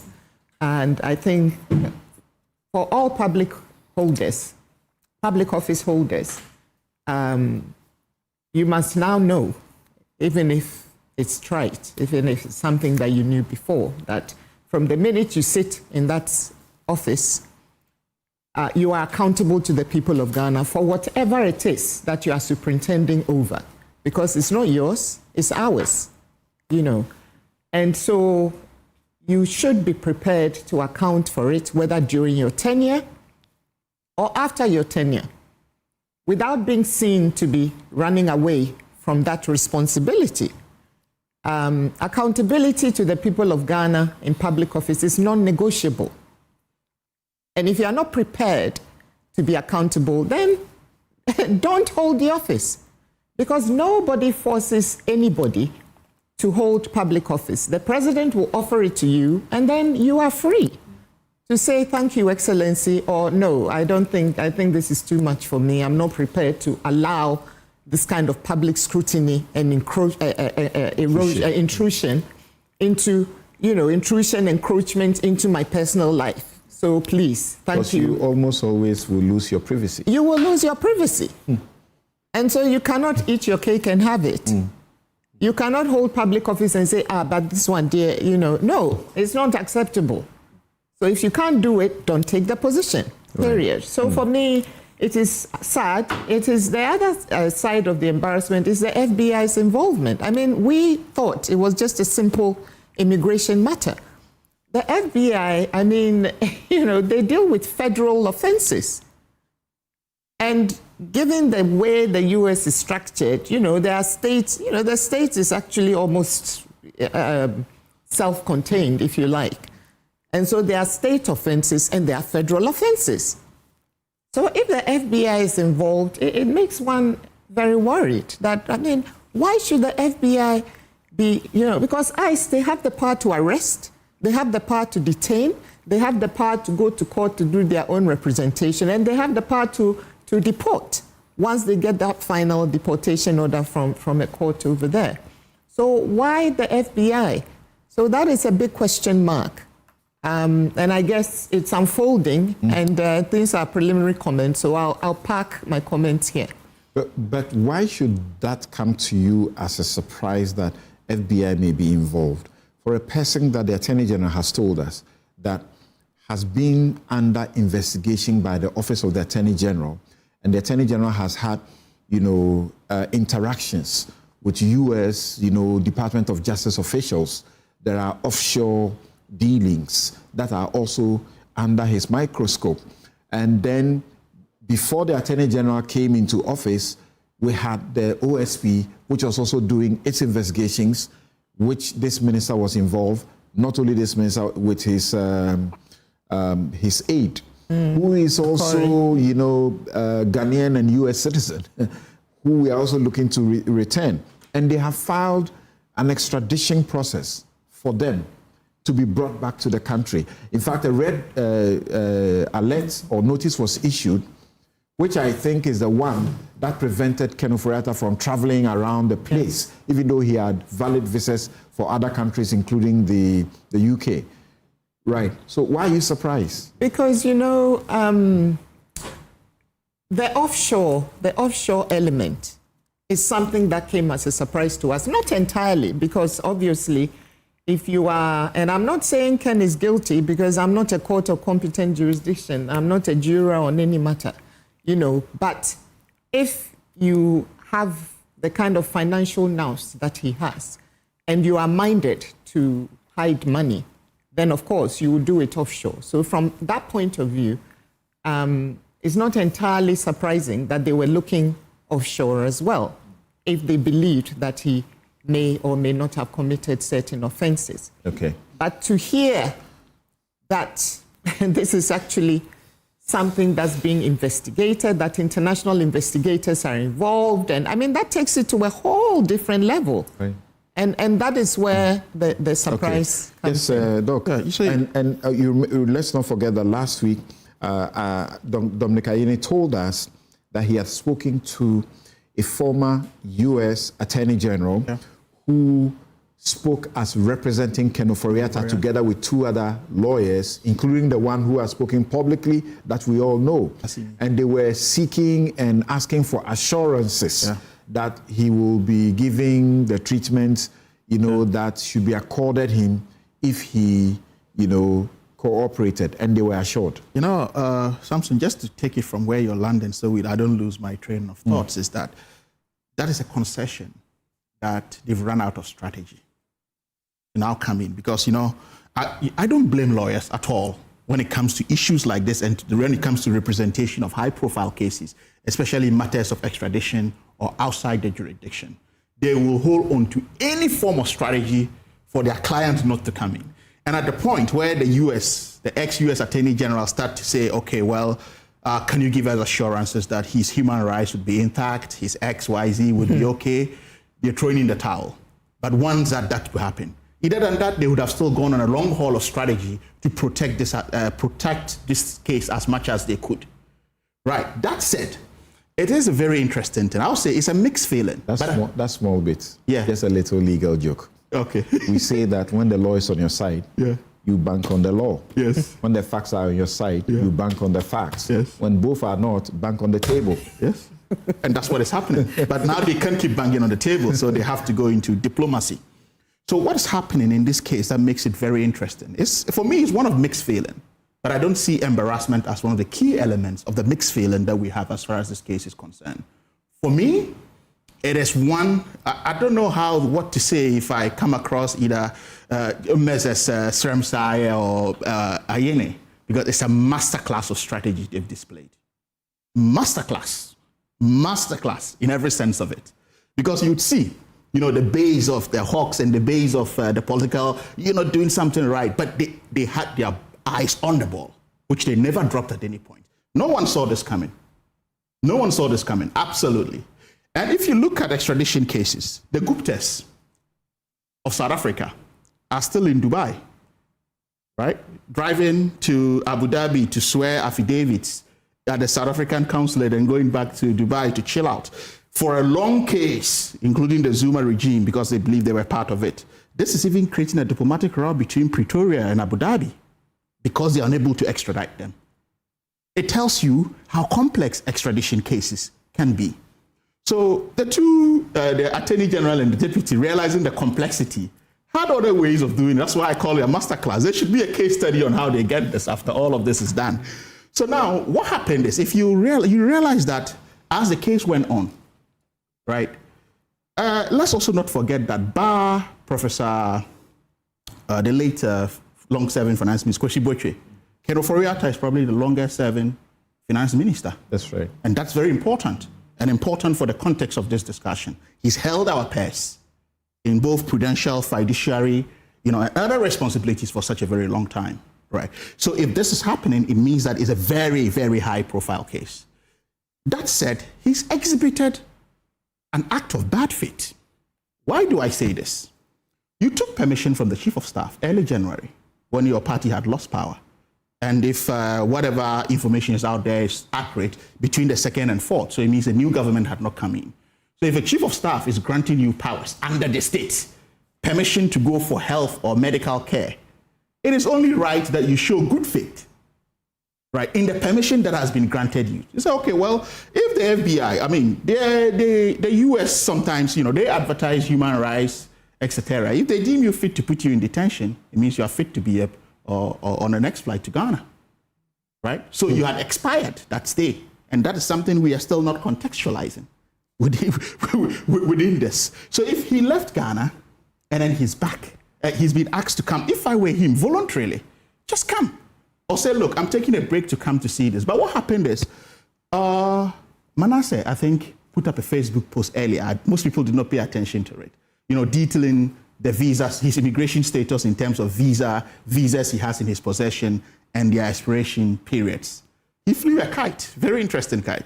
So what would have happened is, and you'd see here his lawyers has been very deliberate in actually making every move they made. You say you're in the US for medical care, right? Your visa expires very soon, but you have a Canadian or possibly a UK visa, right? In their mind, this is me thinking, they could have said hypothetically that, if he tried to move to the UK, even though he has a 9-year visa, right, he's only mandated by the immigration rules to be domiciled or to be there for a period of 6 months and would have to exit to go back in. So if his movement become a bit erratic, it shows that you are evading justice and not medical care. But which, as we know the facts, he actually did. After the first 6 months or so in the US, he went to the UK. Yes. Because you had to go. You had to go out and then come back in. So and then he came back in. He came back in. Yeah. But the Interpol red notice had then been issued, which meant he couldn't move again. So if he moved, there was a fear that he'd be arrested anywhere he was going. Chances are that triggered the red alert to be issued. Because if it didn't trigger it, it means that he would have that freedom of hopping around countries, right, just to meet immigration regulations and not to be in Ghana. You are fit to travel to the UK, but not fit to come to Ghana. Right. So we are not politicizing this at all, but this is where I think that commendation should be given where it ought to be given. Because if the Attorney General and the Deputy did not work, right, because look, how they Chinese walled this to such an extent that nobody knew what was happening is very interesting. But again, then, right. So if the Interpol red notice had also not been issued, then there would have been room and allowance to go to London and return or go to the next other country. Canadian passport he has, he would have gone back. Until last week, was the public aware that his visa was revoked? No. Has his lawyers challenged that his visa was not revoked? No. So you see how interesting it is and how it's playing out. But you see, another interesting feature in this extradition case that is worthy of commendation, not just on the part of the Office of the Attorney General and Minister of Justice, but also on the government, the President and Vice President, the Mahama Opoku-Agyeman administration, is that fairness, right? Non-political interference. You see institutions working. Sedna Tamaklo was not tried under an NDC government. Correct. He was tried under an NPP government. It is taking her own party's Attorney General to call for her extradition. The extradition, as I know it, and Chairboy will join us, he was the one who had a brief on it. Yes. It had already been done, but it had to be followed up. Well, and I think that's what but even following up on it is good faith in terms of continuity of government. Because, I mean, people have accused the Attorney General of discontinuing some cases. So if he had actually wanted, he would say, okay, then if it is anything to go by, as I don't have the facts in studio, then you have said, okay, well, I'll discontinue this as well. But he went on and have had a success just in under 1 year of the government. You know, excluding the vetting periods and all of that, his work assiduously. He said he could have said he would discontinue. No, this. like because this one you can't discontinue. No, when you say discontinue, the trial has completed. He's been convicted and sentenced. No. I'm talking about the extradition process. Okay. That continue the former with that Attorney process. General said had triggered. So he could have decided to be, indifferent about it, but he pursued it as much as he's can over. So there's no case of political witch hunt. If you weigh the two. Right, Sedina's own party, right? There has been a lot of pressure. Yeah. Once Oforiatta was being sought for or after, then the NPP consistently said, "Why are you looking to extradite Oforiatta when there is somebody that you are supposed to extradite you haven't done?" You know our politics. Regardless, that's where commendation ought to be given. It has to. Right. Okay. So you hold it there for me. Let me go to Alfred Cheyebwa. Thanks for joining us. Thank you. Good morning, Samson. Great. You and I have had discussions about Sedina Tameklo in the past, and the fact that you had triggered the process, and yet, very little was being done to consummate it. I suppose today you're excited about this, right? Hi, Samson, definitely I'm excited because the work that we commenced while in office has actually come to fruition. After her conviction, we went back to the court for a warrant for her arrest. Subsequent to that, we began the extradition process. And in July 2024, everything was forwarded to the relevant authorities for the process to commence in the U.S. And so upon exiting office in January 2025, it was my expectation that the process is fully through. And thankfully now, we are told that Sedina has been arrested by the U.S. authorities awaiting her extradition. Questions have also been asked, why did it take you so long after her conviction to begin the extradition process? Something. She was convicted in 2024. I don't know the exact date. Right after her conviction, we began the process. And those who have worked the age, they know that which you can have such a matter expedited in another county. And so we activated the office through the DPP's office. I don't know of the day everything was done. I remember I had an interview somewhere in August 2024 where I made the public know that we had been able to locate where Sedina was living, and she was being monitored by the U.S. authorities, and that very soon she will be arrested, and then this of extradition definitely begin. But be as may, now we are told that she has been arrested, detained. It is my expectation that the extradition process will go through the U.S. and then to be brought back to Ghana to serve a sentence. Can you also confirm to us that once she's brought to Ghana, she gets to the airport, what happens? She goes home? I mean, the moment she gets to the airport, there is a warrant for her commitment to prison. She ought to be arrested by the security agencies and right away into prison custody. No two ways about that. We have people who have had warrants on their heads come through the airport, walk through their homes, go to do processes in different courts and walk out of this country. So please, how can you be so sure that you will come to the airport, get arrested and through to the Insawam? Unless there is state complicity, if the state decides that it's not going to activate agents to monitor and arrest her at the airport, then that's where we will be. But if the state decides to activate whatever it's supposed to do, then the moment she lands in Accra, she ought to be picked up and be sent to prison custody. But the space is being monitored. I mean, the moment that process is completed in the U.S., Ghanaians will also be watching to see what happens when he gets to Ghana. She was convicted, and it's been over a year since her conviction and sentence. The sentence begins from the very day of the conviction. So when she comes, if she does, and she's taken to Insawam, is she going to start fresh? Is that how does it work? Yeah, I mean, something I know that's quite contentious. I've listened to arguments from lawyers that if you look at Section 294, if I'm not mistaken, conviction or sentence starts from the day that it is pronounced. For that matter, so far as she was convicted and sentenced on a certain date, her sentence will start from that date. But in looking at statute and other provisions in an act, you have to look at the intention behind such provision. If you read that provision so carefully, you realize that it assumes that the moment that person is convicted, the person is under the custody of the court and will begin his or her sentence. And so it will also involve the judiciary at a point in time.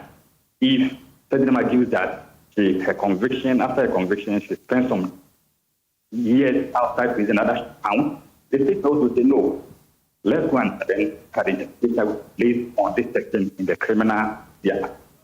Speaking for myself, the intention behind that section is that at the time that that person is sentenced, that person should be under the custody or in the custody of the court.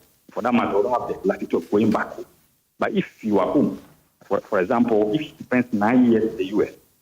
and is extradited to Ghana, are we going to say that she'll come and spend about 6 months and they'll be set free? That will be absurd. That's the reason why I think it will require some judicial intervention at a point in time to know the true meaning of that section in Act 30. The chief operating officer of the Maslog that she worked with, who was also tried and convicted to 5 years, do you know if he's in fact in prison? Because I'm hearing that just a while ago that he must have gotten some bail and is challenging the appeal. What do you know? Challenging the conviction. When he was convicted, he filed an appeal. Right. And so before we left office, we're looking at how those processes will be done in court and for his appeal to be heard. I only realized within the week that the Supreme Court has granted him bail pending appeal. I just read it. And so the presumption is that since he's been granted bail, he should be home now. But that doesn't mean that the conviction of that gentleman has been set aside. But just that the Supreme Court has granted him bail from what I read from the newspapers. Yes, so all this hue and cry about bring her home, and she comes home, she's also entitled. She could go seek appeal, file an appeal. Oh, time may have run out, but she may go for extension of time to file the appeal, file an appeal, and then seek for bail and could really be at home and not hiding like she was in the U.S. I mean, it's so surprising if she's granted bail by any court in Ghana. I'm not a court. It's not about conviction, about it. Bail. Because as you know, if you were granted bail in a case and you jump that bail, by law, you are not entitled to any bail again. Right. She was granted bail by the court. She stopped permission of the court to travel to the U.S. for medical reasons. She has jumped bail.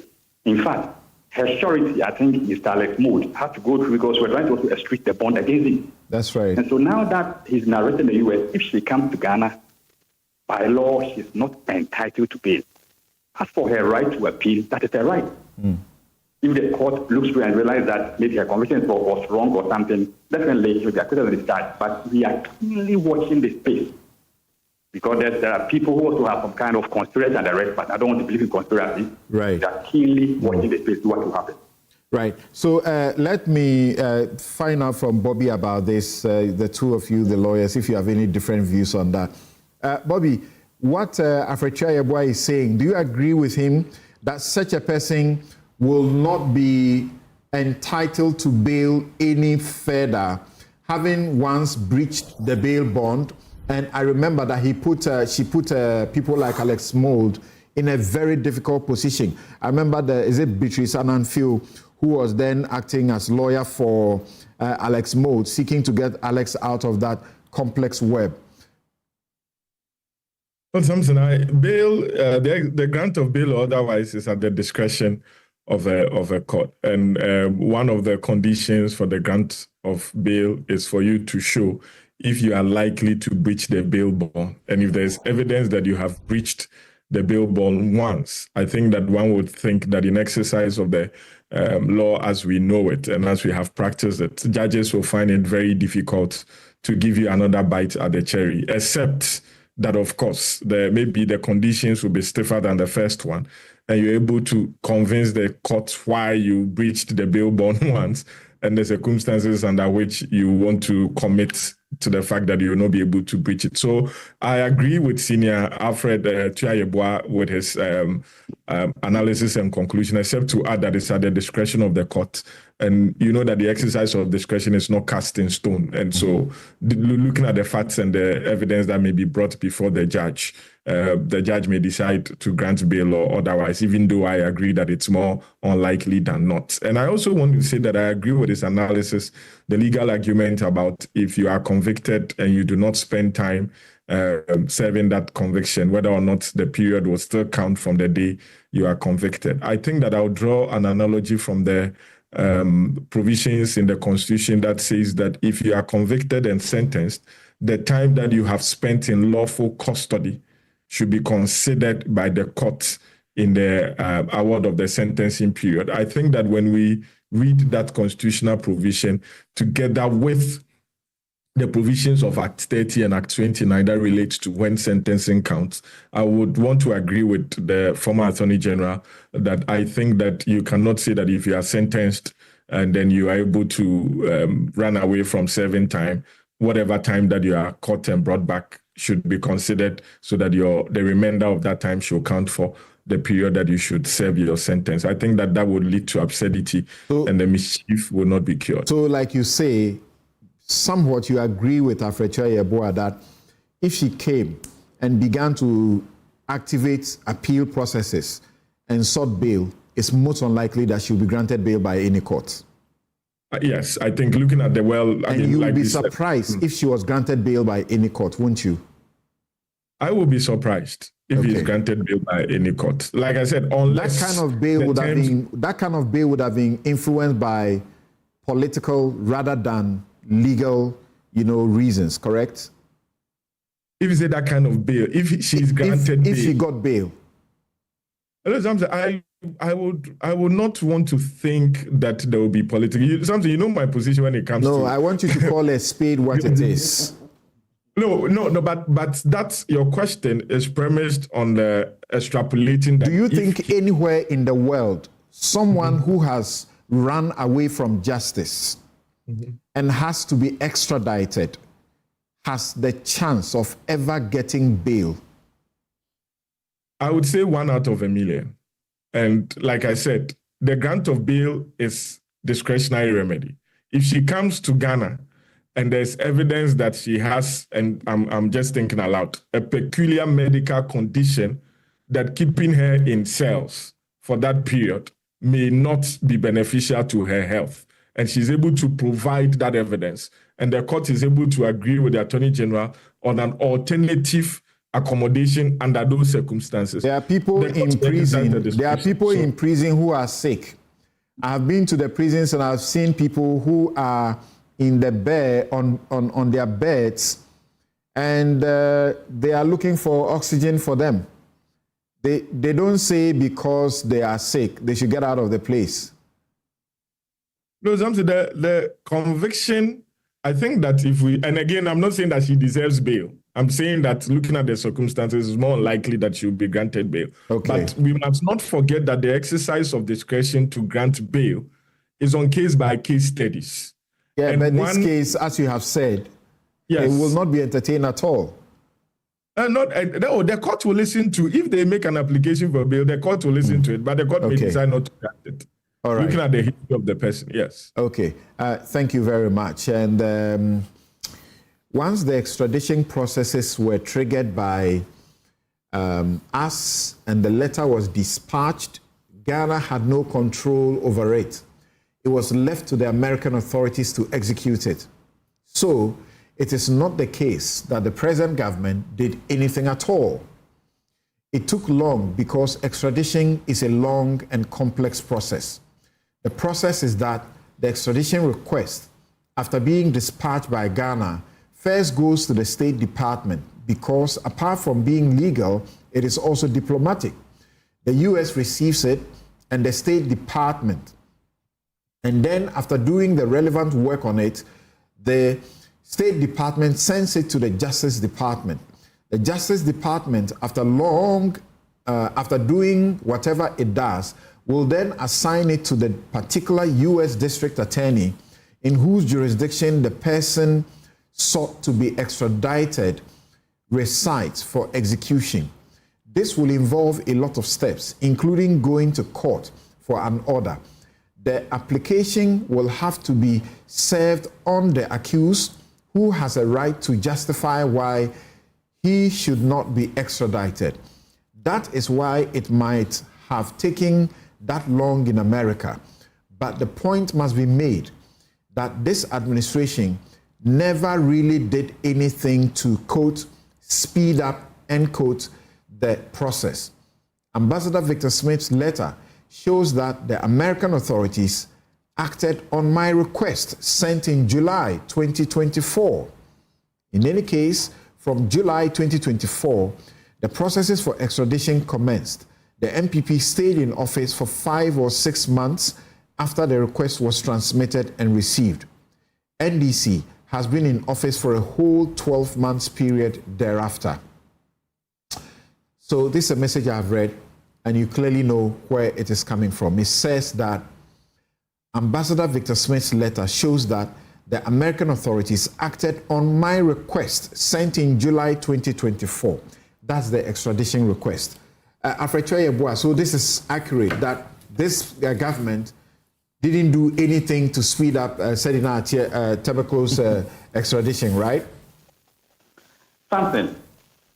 The government must tell us what it has done so far to get Tamaklo arrested in the U.S. So far as we are concerned, we did what we were supposed to do. What was left was for the U.S. authorities to act on our request. They've acted on it. But if this current government says that they've done A, B, C, they should tell us.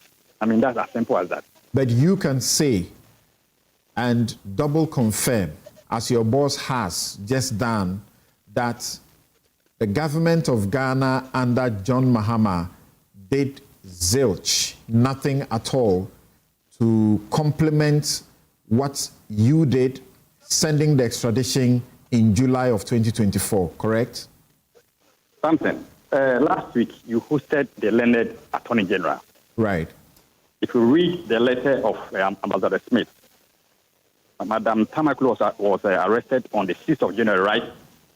Yes. If that's the case, then why is it that when the AG appeared before your show, that issue also never came up? Actually, when the AG appeared, I had a series of questions and I had themed them under extradition. Under extradition, I had a question for him for Ken Ofori-Atta, and I had a question for him for Sedina Tamaklo. But by the time we're done with the Ofori-Atta issue, which surprises came up, we had run out of time. We had done almost 20 more minutes beyond the time I was supposed to host him. So I didn't get to ask him the Sedina extradition question. So he didn't say anything about that. Fair enough. So he was arrested on the 6th of January. Why should it take the ambassador in the U.S. to issue that statement? If the AG had this information, because it was based on the request of the government of Ghana, had this information, I was expecting that she would have come out first. You see, based on the request that was put in by the government of Ghana, Alfred, I suspect you are preempting my cross-examination of you, because I have spoken to you on this matter a number of times, and you have blamed the current government for doing next to nothing to ensure that Sedina Tamaklo was actually extradited. The NPP as a group have consistently blamed the Mahama administration for doing nothing. If you knew, like your boss has just said, that the government of Ghana was not required to take any further step, but what you sent to the extradition you sent in July 2024 is all that was to be acted upon, why do you now say this today? Why did you blame them? Why did you get your people to believe that Sedina was not being extradited, meanwhile Ofori-Atta was being chased? Now you filed a request, definitely, through diplomatic channels and other communications, you may do some follow-up. But the question that I'm asking now, that if indeed they made those follow-ups or anything, why should it take the ambassador, the Ghana's ambassador in the U.S., to issue a statement almost 10 days plus or less after the arrest of Sedina? They were not aware that she had been arrested. If actually they were following up, they should have followed just like how they go to know for arrest and arrest. So that's my belief. And To be frank, following the interview with Victor Smith on Joy News, I think Joy News desk, he actually has said that someone gave him the information. Then he had now to take his time to double check, to verify. So you are right. He would not have known. Thank you. So we're not following up. As simple as that. The AG's department, as deputy, you had your boss. They've all, phoned into the program to say, okay, this is what we did. But in any case, who writes a letter or who initiates such a process and gets a response after 1 year? Right. So if we're talking about a fresh case of extradition here, right, as to whether pertaining to what time the ambassador had the information, it's neither here nor there. The ambassador is not an acting authority on this matter. What he's only doing is that he's trying to act as a stopgap in terms of information flow between the government, right, and the public. And that is what Ambassador Smith did. When you were speaking, you were repeating praise ought to be given where it is due. Where it is due. And that's why they are seeking to point out to so you. if you want to point out, just say, look, we had this correspondence. You didn't have to do any other thing. So my point is that, tell us that, look, July of 2024, we had ex-correspondent with this. It is based on that this correspondence that this had happened. But none of this had been, he has not, whatever question you throw at, he comes back to you to say, why didn't you do X, Y, Z? But you have the information, tell the people of Ghana that this is our case, our extradition case that has been responded to because we wrote this at X, Y, Z. And here's the evidence of the correspondence. No, but factually, there is only one extradition process against her. There was not a new one. Yes. So, if the Attorney General said, look, I have continued with this extradition case and would ensure that that happens. If you have contrary view to that, come out and say that this is what it is. He's suggesting to you, if that there was such, interaction. When did the extradition start? Then the ambassador would have known. No, my point is that when did why would the ambassador know? Somebody had to whisper to him. Yes, so then he had to go and he's check coming out, to give verify. that stopgap. Imagine, this is a watertight case that the AG is running at his department, that even some key government officials are not aware of because it's an independent case and watertight because of the interest around it. So they don't give out information easily. So if the ambassador gets this information and decides that, look, in my capacity as ambassador, this is the information I have. I'm not representing the state. I'm not representing the AG's office. I'm only serving as a stopgap in terms of communication between, the Ghanaian public and what's being put out there. So we cannot hint that because the ambassador did not get, he should have been the primary recipient of the information. That premise you spoke about wouldn't the help. duo, and said they had done and I'm pinning it on the duo. Yeah, so pin it on them. Thank you, Susan. Listening to the lawyers talk about the law and all of that, and listening to Prof. Khalid also. What do you say now? When you said that you were reading this, I was like, but I thought the MPP, in your introduction, you said the MPP said that what is the government doing about, what do you call it? They've actually consistently blamed them for inaction. And that they shouldn't talk about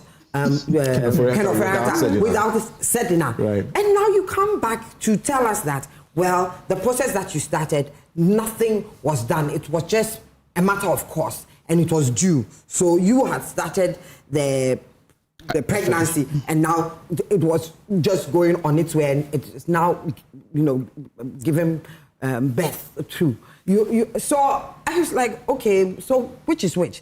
And it is some of these, for want of a better word, mendacity or duplicity of politicians that people get wary of. You understand? And we are like, how do they actually believe us or think that we will believe them when they say anything? Because you say something one time and then you say another thing which is in contradiction to each other. If it was a matter of course, then fine. It had reached there and it was due and it happened. I think it is sincerity that and credibility that we need from the politicians, because extraditions normally take a long time. Exactly. So whilst the extradition of Tamaklo was ongoing, what the NPP's leaders should have told their base would be that don't point fingers at the Mahama administration because it will take a while. Apart from it taking a while, they rather some of them were leading it and saying, "You're done." Not taking a while. It's not static. Things evolve. And then I was also wondering, just administratively, who sends a letter and just sits back and waits for something to happen? Really, I mean, I work in an institution. If you send a letter or an email to somebody and sometimes don't do the active follow-up, it can take 10 years. But if you do an active follow-up, it may be a long process, but it will probably take 2 years. But it's a fair demand that if there's any suggestion that it is this Attorney General or this administration that has pushed the July extradition of Sedina for us to get this result, then they should show evidence of it. That's a fair demand, right? Oh, yes, definitely. It's a fair demand. I mean, and the government should respond to it, that if they have, I mean, after all, it should be documented. It's not going to be a verbal thing. It's something that should be documented, and they should be able to show some documentation to say that, look, we just didn't leave it like that. We have the documentation to prove that we have done follow-ups, and so a process that probably would have taken 6 months. But is it possible that if the Attorney General says he has been in constant interaction with his counterparts in the US, is it possible that whilst they talk about Kenoforiata, he will say, we have an extradition before you, please look at it for us for Sedina? It's very possible. So there will not be evidence to show. No, it's very possible, but I belong to a research facility. If it's not written, it's not done. So if he said it and it wasn't written and there was no documentation to follow up, then it wasn't done. Oh, no. Oh, yes. Oh, yes. Unless his counterparts in the US can corroborate. Well, I mean, that if he says so, right. It wasn't documented. You can have a conversation with somebody. To cement that conversation, you say, I will write you an email. I'll shoot you a line or two so that you say, as previously discussed, can we... Very so that good there's professional always, practice, yeah. There's always documentary proof of something. Right. Every time, there should be documentary proof of something. Not just for... so that people can have an argument on it, but for history. You understand? To say that we had this conversation and we documented the conversation to say this and this had happened. And I think that is the way we should go with things. So from my mind, I think that maybe now the MPP, they should come up with a stand. They started the process, happy stance. It has happened in this thing. But it is also very symptomatic of our politics. People wanting to take credit for things. And I think that it brings our politics to, I did this, you did this, I did this.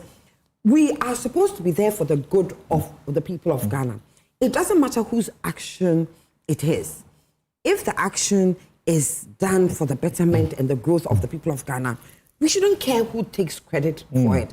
There's too much of that in our politics. And that is what leads to, I'm building a hospital, I come next and I want to build my own hospital and I don't want to continue. Right. It is and it's our money that is getting wasted. Exactly. All the time. So they say that the best work is done when people don't care who gets the credit for it, as long as the good that was behind that action is done. Saved. And I think that we should move away from that kind of... Yes, praise should be given when praise is due, to encourage people, but that should not be the basis in which our politicians should operate. I think that we want to move away from that. Thank you very much. A very important issue, and I'm coming to Vicky Bright now. And in the course of this week, one of those issues have come out public about the Ghana Publishing Company, for example, where the current leadership, after about barely 1 year, is seeking to take praise for everything, credit for everything that has happened there. And then the leader of that place, David Asante Boateng, has also come out to say, you are wrong. And some of us have had to go to his defense on that regard, because I am a user of the assembly press, for example, because I need laws, I do things, there are notaries, other stuff there, like change of names and other things. And for a long time, the place was abandoned. The place was deserted. You didn't like to go there, even the bookshop. You go there and you are in a hurry to leave. But when David Asante Boateng took over, he transformed that place, sincerely. 2019, I did something stake to focus on David Asante Boateng, to praise him for justifying the appointment of youth, because he had transformed the place dramatically, miraculously. And only today somebody comes and says he did nothing. This is a thing that we should stop. What you have heard, across the table and on Zoom, what do you have to say about these extradition matters? Look, extradition is a complex process, and it's a long process. Typically, it will take between 1 and 3 years, and that's when it's going smoothly. So it's no surprise that it's taking that long. But at the same time, as everyone's been saying, it doesn't kind of go along by itself. Someone has to push it along. And the country that made the request has to remain interested in the request and follow it up, etc., etc. So MPP, yes, they started the process.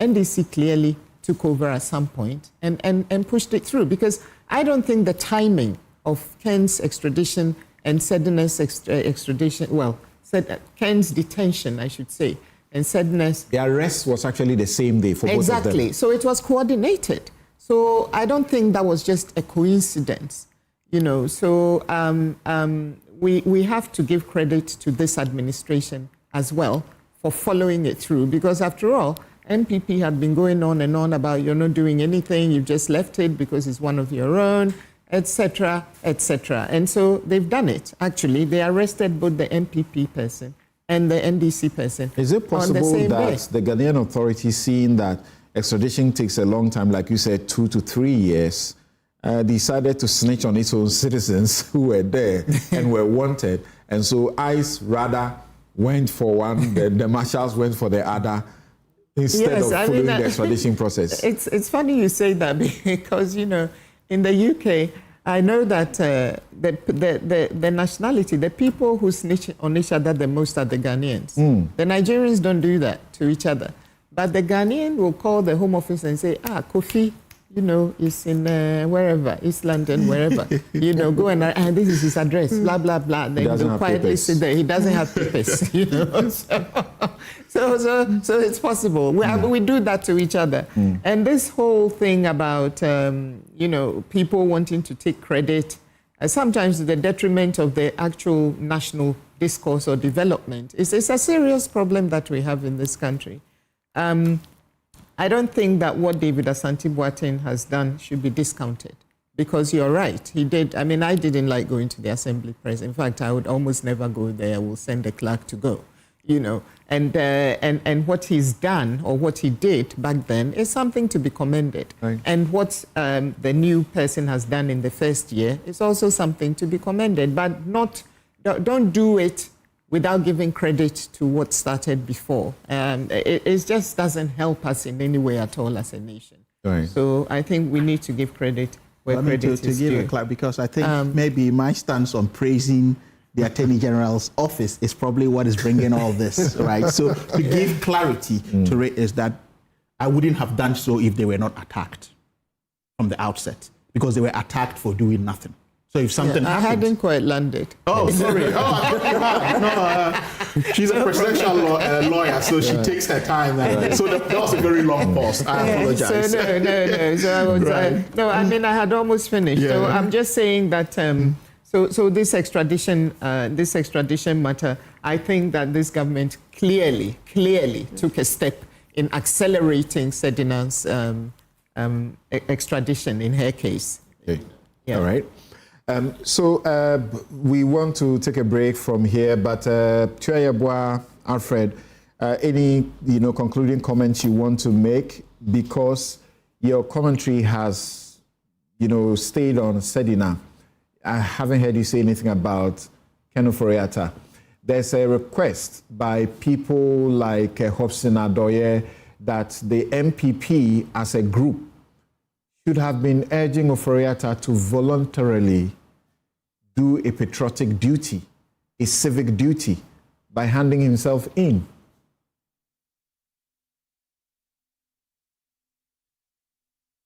Yes, Alfred. Yes, go ahead. You can be heard now. No, I've not had any question. What is the issue? My question was that there's been a call by some of your party people even that you would have done Oforiatta a lot of good if you had urged on him to act patriotic or be civic-minded and to hand himself in rather than now face the embarrassment internationally that he's going through.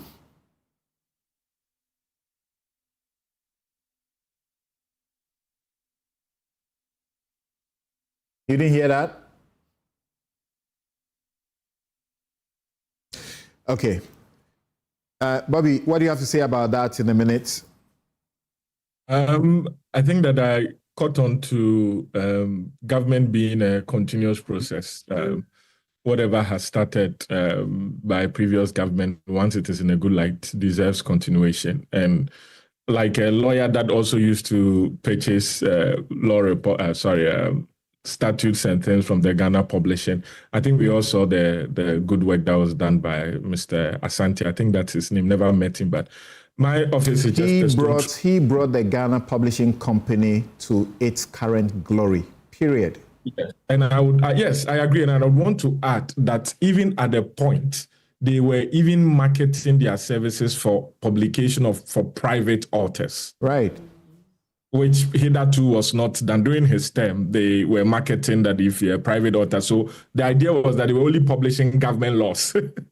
And then during his time, they even went ahead to market. And I because I had authored some books, I had a quote from them in that They even respect. started the premium services, the express services. And in 2019, when I was speaking and I was talking about even visiting the washrooms there, you have no idea what it used to be.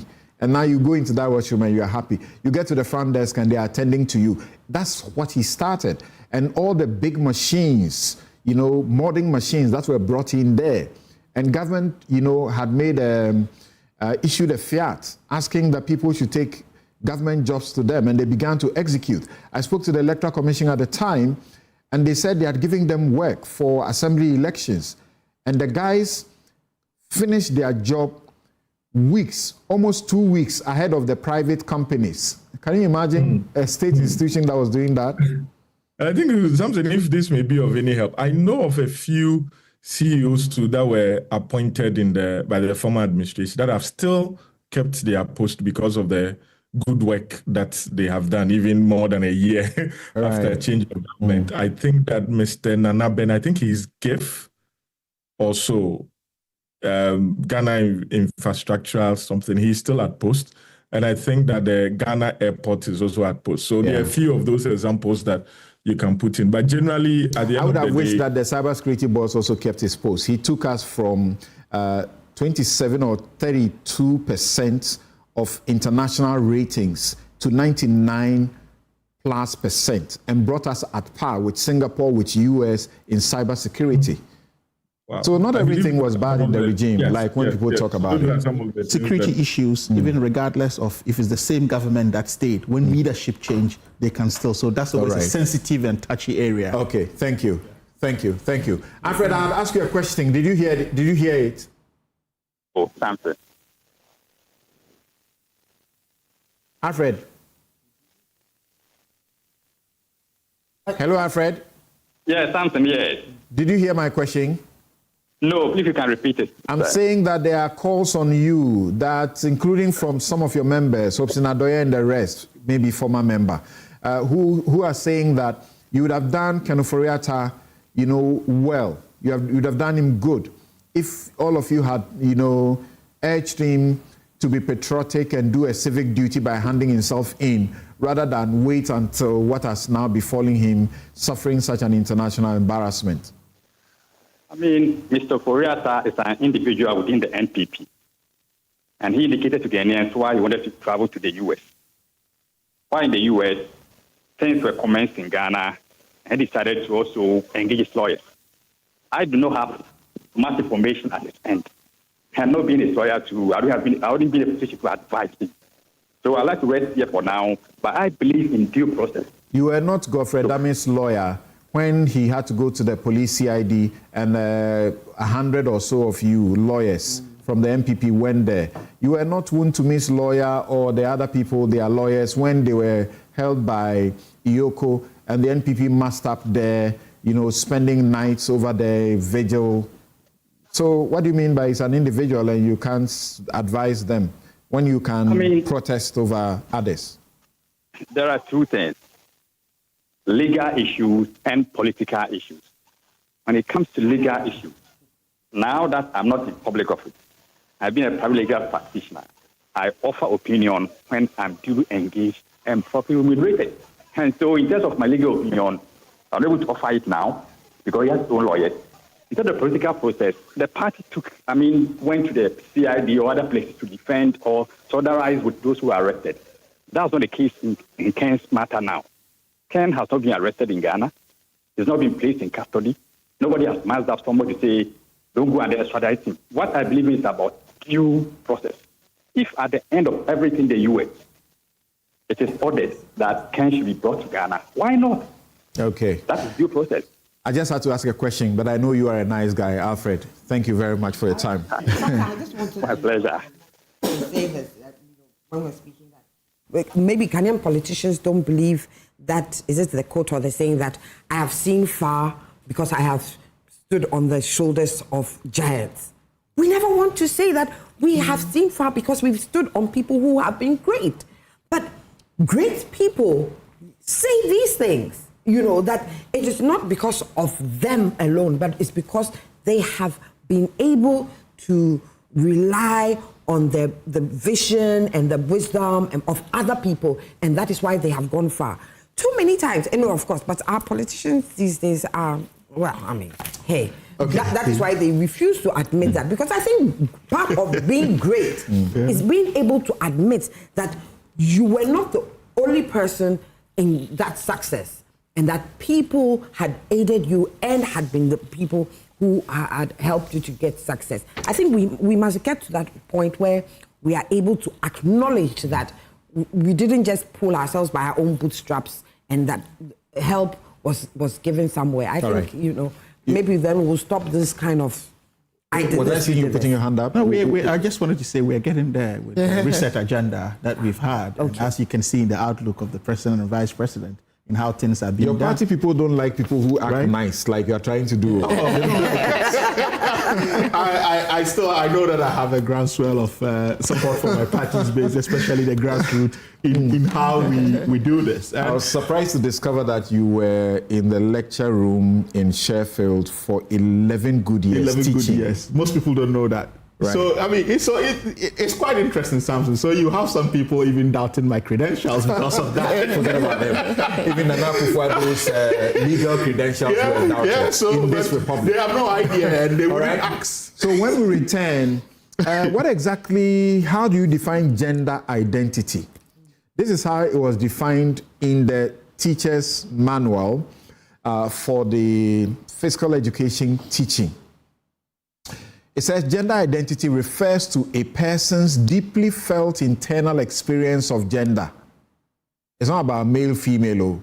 It is what you deeply feel in your internal experience of what gender is, which may or may not correspond with the sex assigned at birth.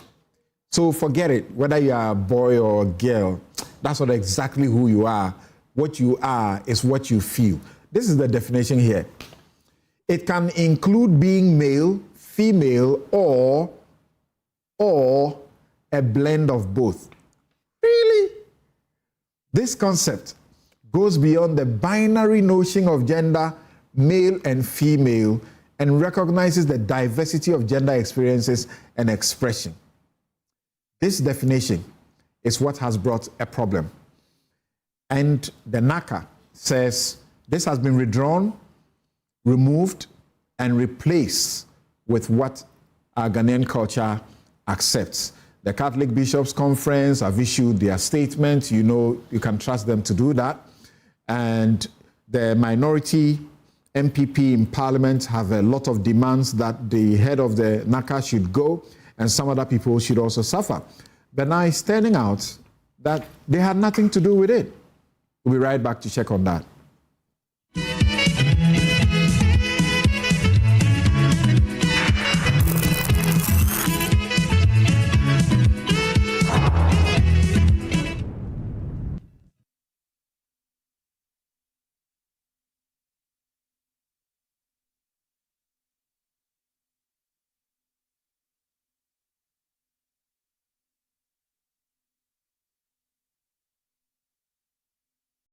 Another week is here on the greatest of all time show. My name is Giovanni Clip, and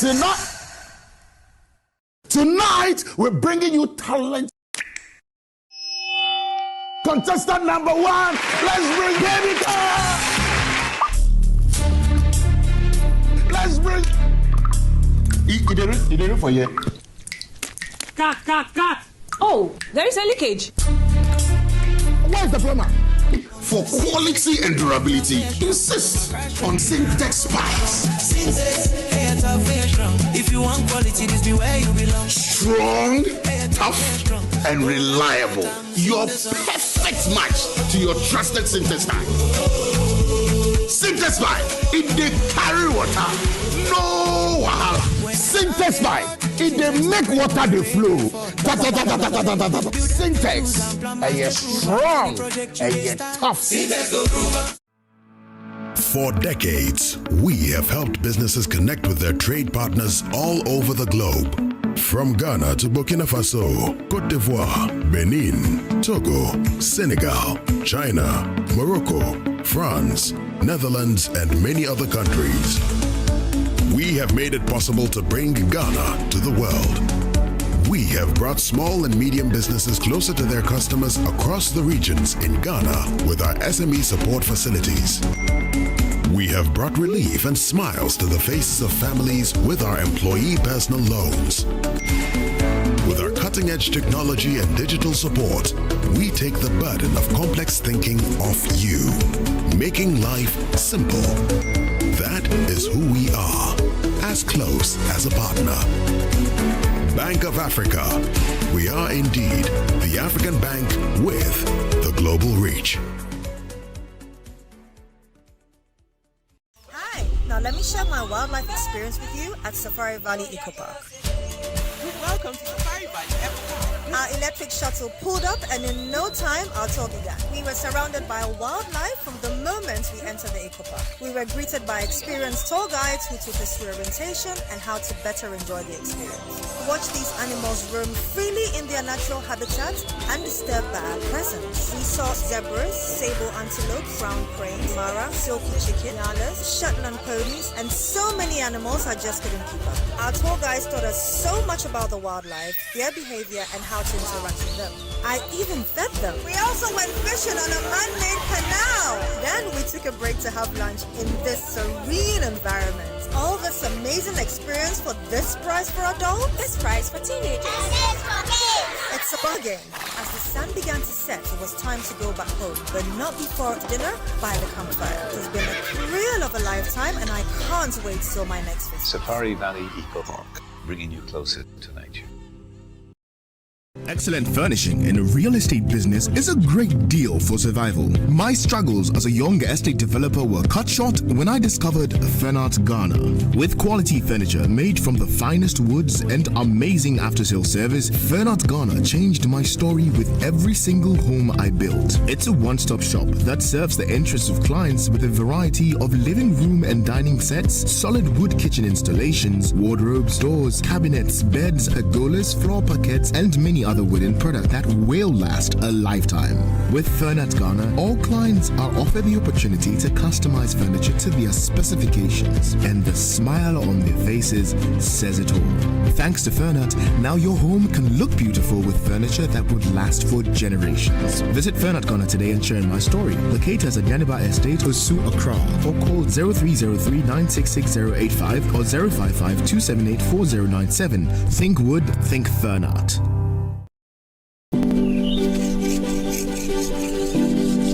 Going to the library.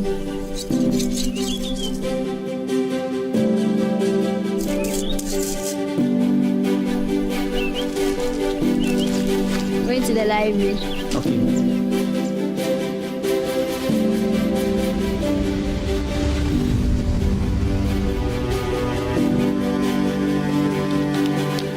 I'm going for my graduation.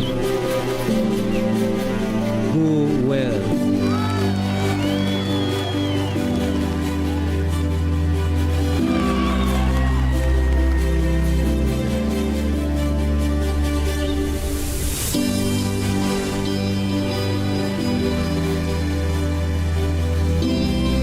Education changes stories, and being part of these stories is the real passion for us. MTN. No matter where we wander, Africa always calls us home. And here in Ghana, Stanbic Corporate and Investment Banking, together with clients like Gensa Energy and Goldfields, is driving sustainable growth.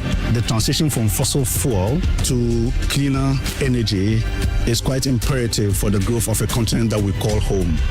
We want to contribute to delivering affordable gas for industrialization in Africa. Stanbic is a bank that is focused on impacting lives, and Gensa has the same vision and mission. Having a reliable source of power has helped our business and our operations in a significant way.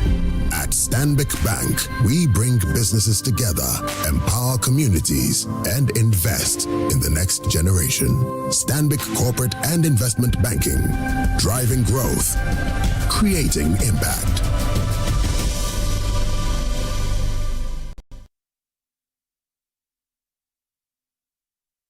The closure of UT Bank and Capital Bank was as a result of the demand by the IMF. Some of them who came to UT after we acquired the bank and things like that were all thieves. In the previous government, even their own MPs said they should get rid of some people, and they wouldn't do it. And then there were some baseless charges against me. I have been in court for almost 8 years. I mean, I could have died because the second accused in our case died. I think we have to overhaul the judicial system and look at it as a business. Would you say the removal of the Chief Justice amounts to an overhaul? This is a bit controversial. It depends on which side, but I don't want to go there. When I was in the army, for example, we were not supposed to discuss politics as a military man, and you're not supposed to discuss religion. But now I can tell you that even the military has been politicized.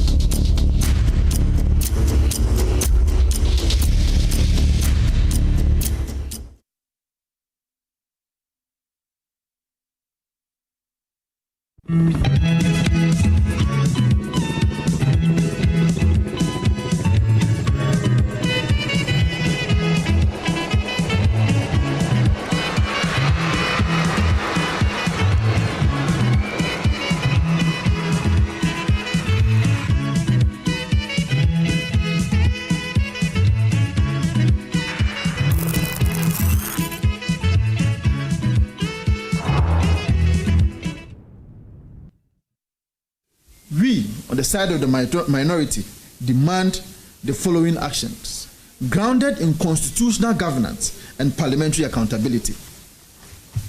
1. We, on the side of the minority, demand that there is an immediate withdrawal of all teaching and learning materials containing LGBTQ-related content, including redefined concepts of sex, sexuality, sexual orientation, sexual rights, and gender identity from all schools. You remember when NACA brought their statement, as it were, to respond to Reverend Itimfojo, they made mention of the fact that the current manual has been withdrawn from the schools. And Dr. Park also made Ghanaians also know that even though it has been withdrawn, he referred us to an online version of the manual. In that online version, it is even worse. The definitions of what sex, sexuality, and others are is even worse in that online version. The minority is also demanding a transparent and inclusive review of all affected teaching and learning materials involving Parliament, religious bodies, traditional authorities, parents, civil society organizations, education experts, and teacher unions. 3, the dismissal of the Director General of NACA and the Chairperson of NACA Board for failure of oversight and breach of public trust. There should be no ambiguity whatsoever regarding the definition of a man as in a man, a woman as in a woman, as in biological sex. And sex means biological sex. Reference to man, woman, sex means reference to the biological sex and the sex of the person at birth. Settled. So in every educational literature, a Ghana must reflect it. So there should be no ambiguity whatsoever in the definition of a man, a woman, and sex. For our purposes, the sex of a person at birth holds. That depicts and reflects Ghanaian values and our laws. And that is how we want to bring up all Ghanaian leaders.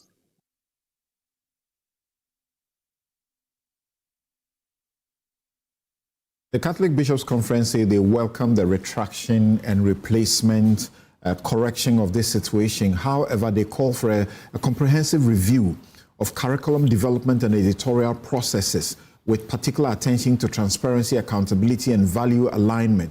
They are urging the NACA and the Ministry of Education to conduct an audit to determine how unauthorized content entered teacher materials and to strengthen safeguards against future lapses. And they say that the Catholic Bishops of Ghana reaffirm their unwavering commitment to the moral and intellectual integrity of our nation's education system. Education is not merely about producing skilled workers, it is about forming upright citizens guided by conscience, rooted in truth, and committed to the common good.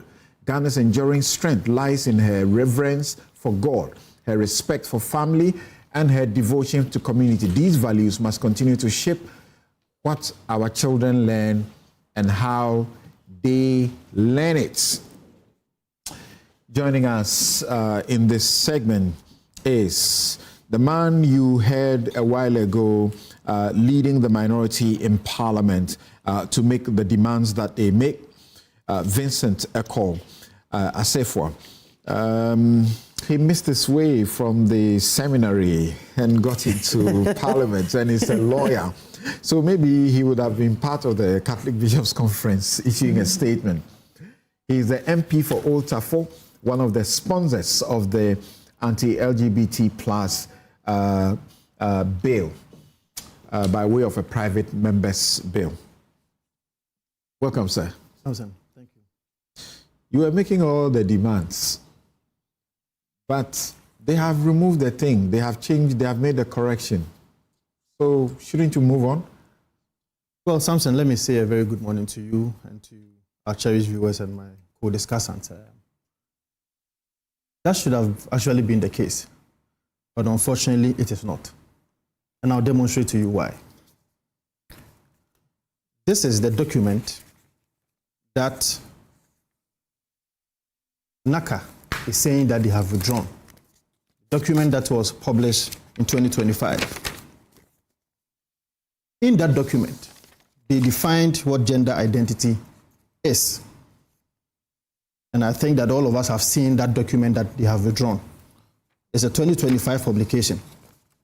They said that gender identity refers to a person's deeply felt internal experience of gender, which may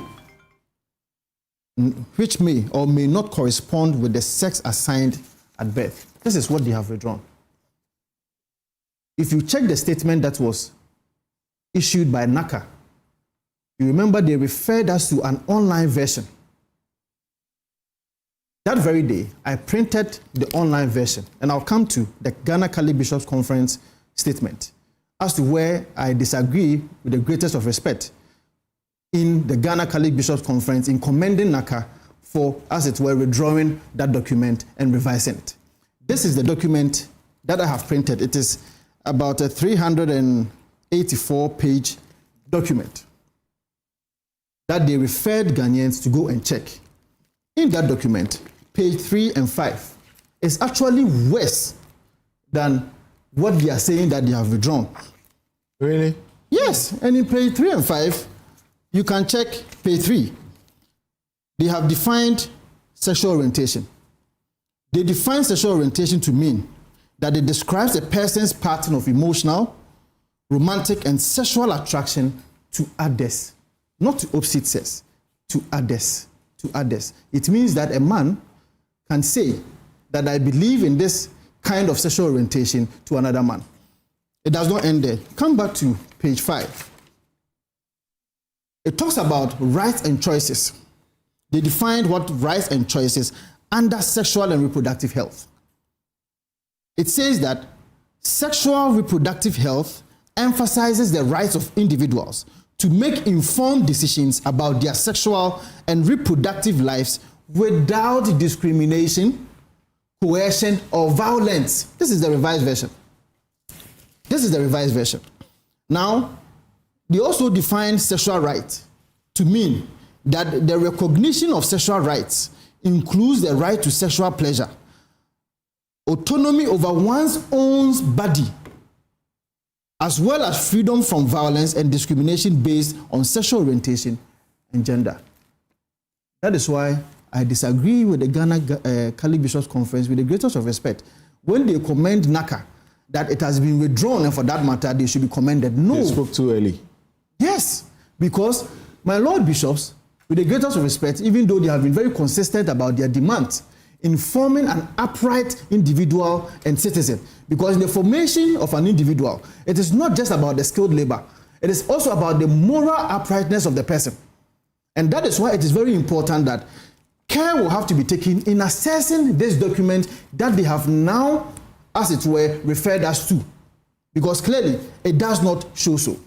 But will you agree that their commendation is based on what you brought to their attention, which we were told has been removed? Yes. And categories of male and female determined at birth, now display of one's gender through a combination of dress, demeanor, social, blah, blah, blah, and they end up with measured by scales of masculinity and femininity. So I think this was the bone of contention, and this is what they are commending for the retraction. Oh, Samson, you have to read the document in its entirety.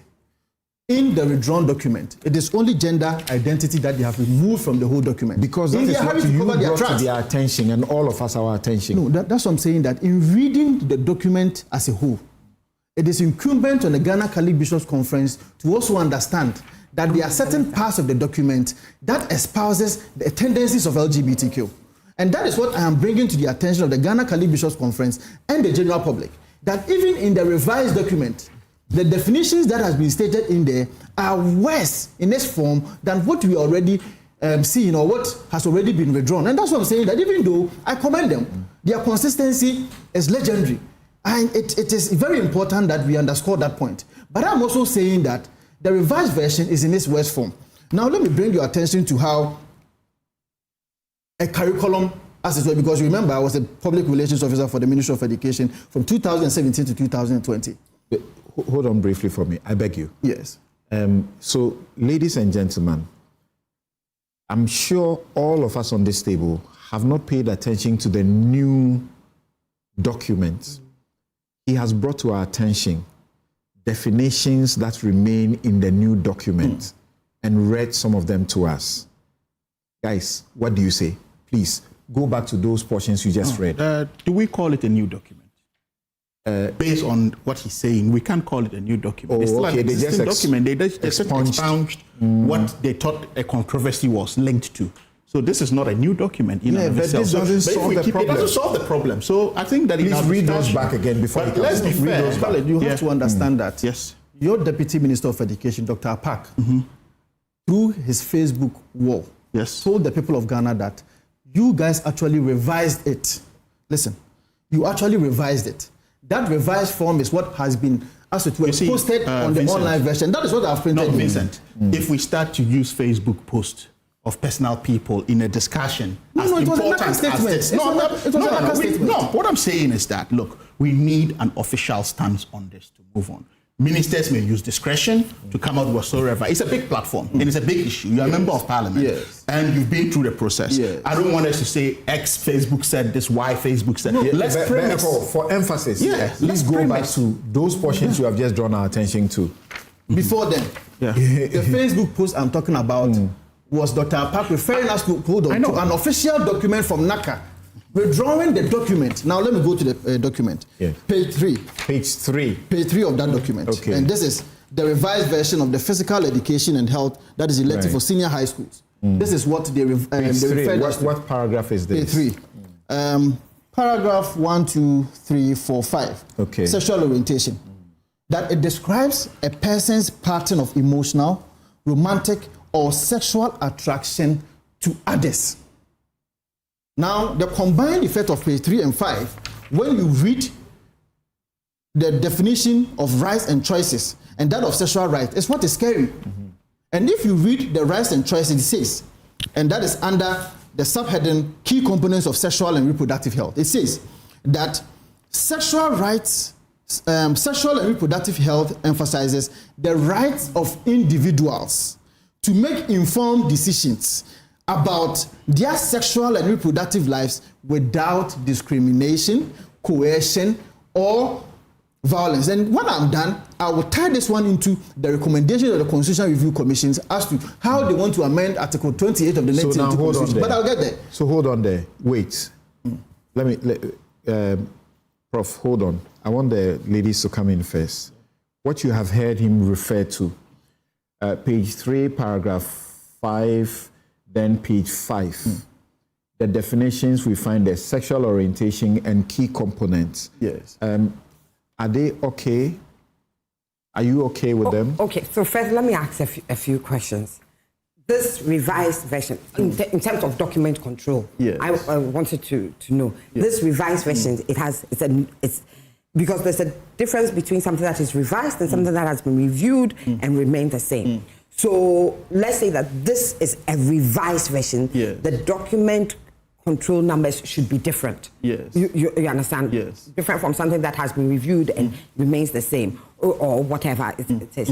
So I would want to know whether this is a revised version, the documentation is different. That we know that we are dealing with a new document that has new things in it. Otherwise, it's maybe just the old one that had this already in. And because of the highlighted portion, they just removed it, reviewed it in terms of that review. Madam Susan, your answer is that the one that has been withdrawn was in its hard copied form that has been distributed across the country to the teachers, which they have withdrawn. In fact, they have recalled all those copies back. Now, in the NACA statement, when they were withdrawing, they told us that we should now assess the revised form on an online platform, that is their website, which I have printed here. So the revised version is completely different from the one that was being withdrawn. It is not completely, but it is somehow different. And that's what I'm saying, that even in the revised form, some of the definitions in there is scarier than what... So the question that Prof asked you, which Susan is continuing on, it's logical for all of us. We want to know whether they simply went to the gender identity and removed that and replaced that. I can safely say so. So these were already in the old one. I can say so. There is already in the old document. See, there's even a twist of it. As at yesterday night, When I went back to check the online version, they had also made another changes to it.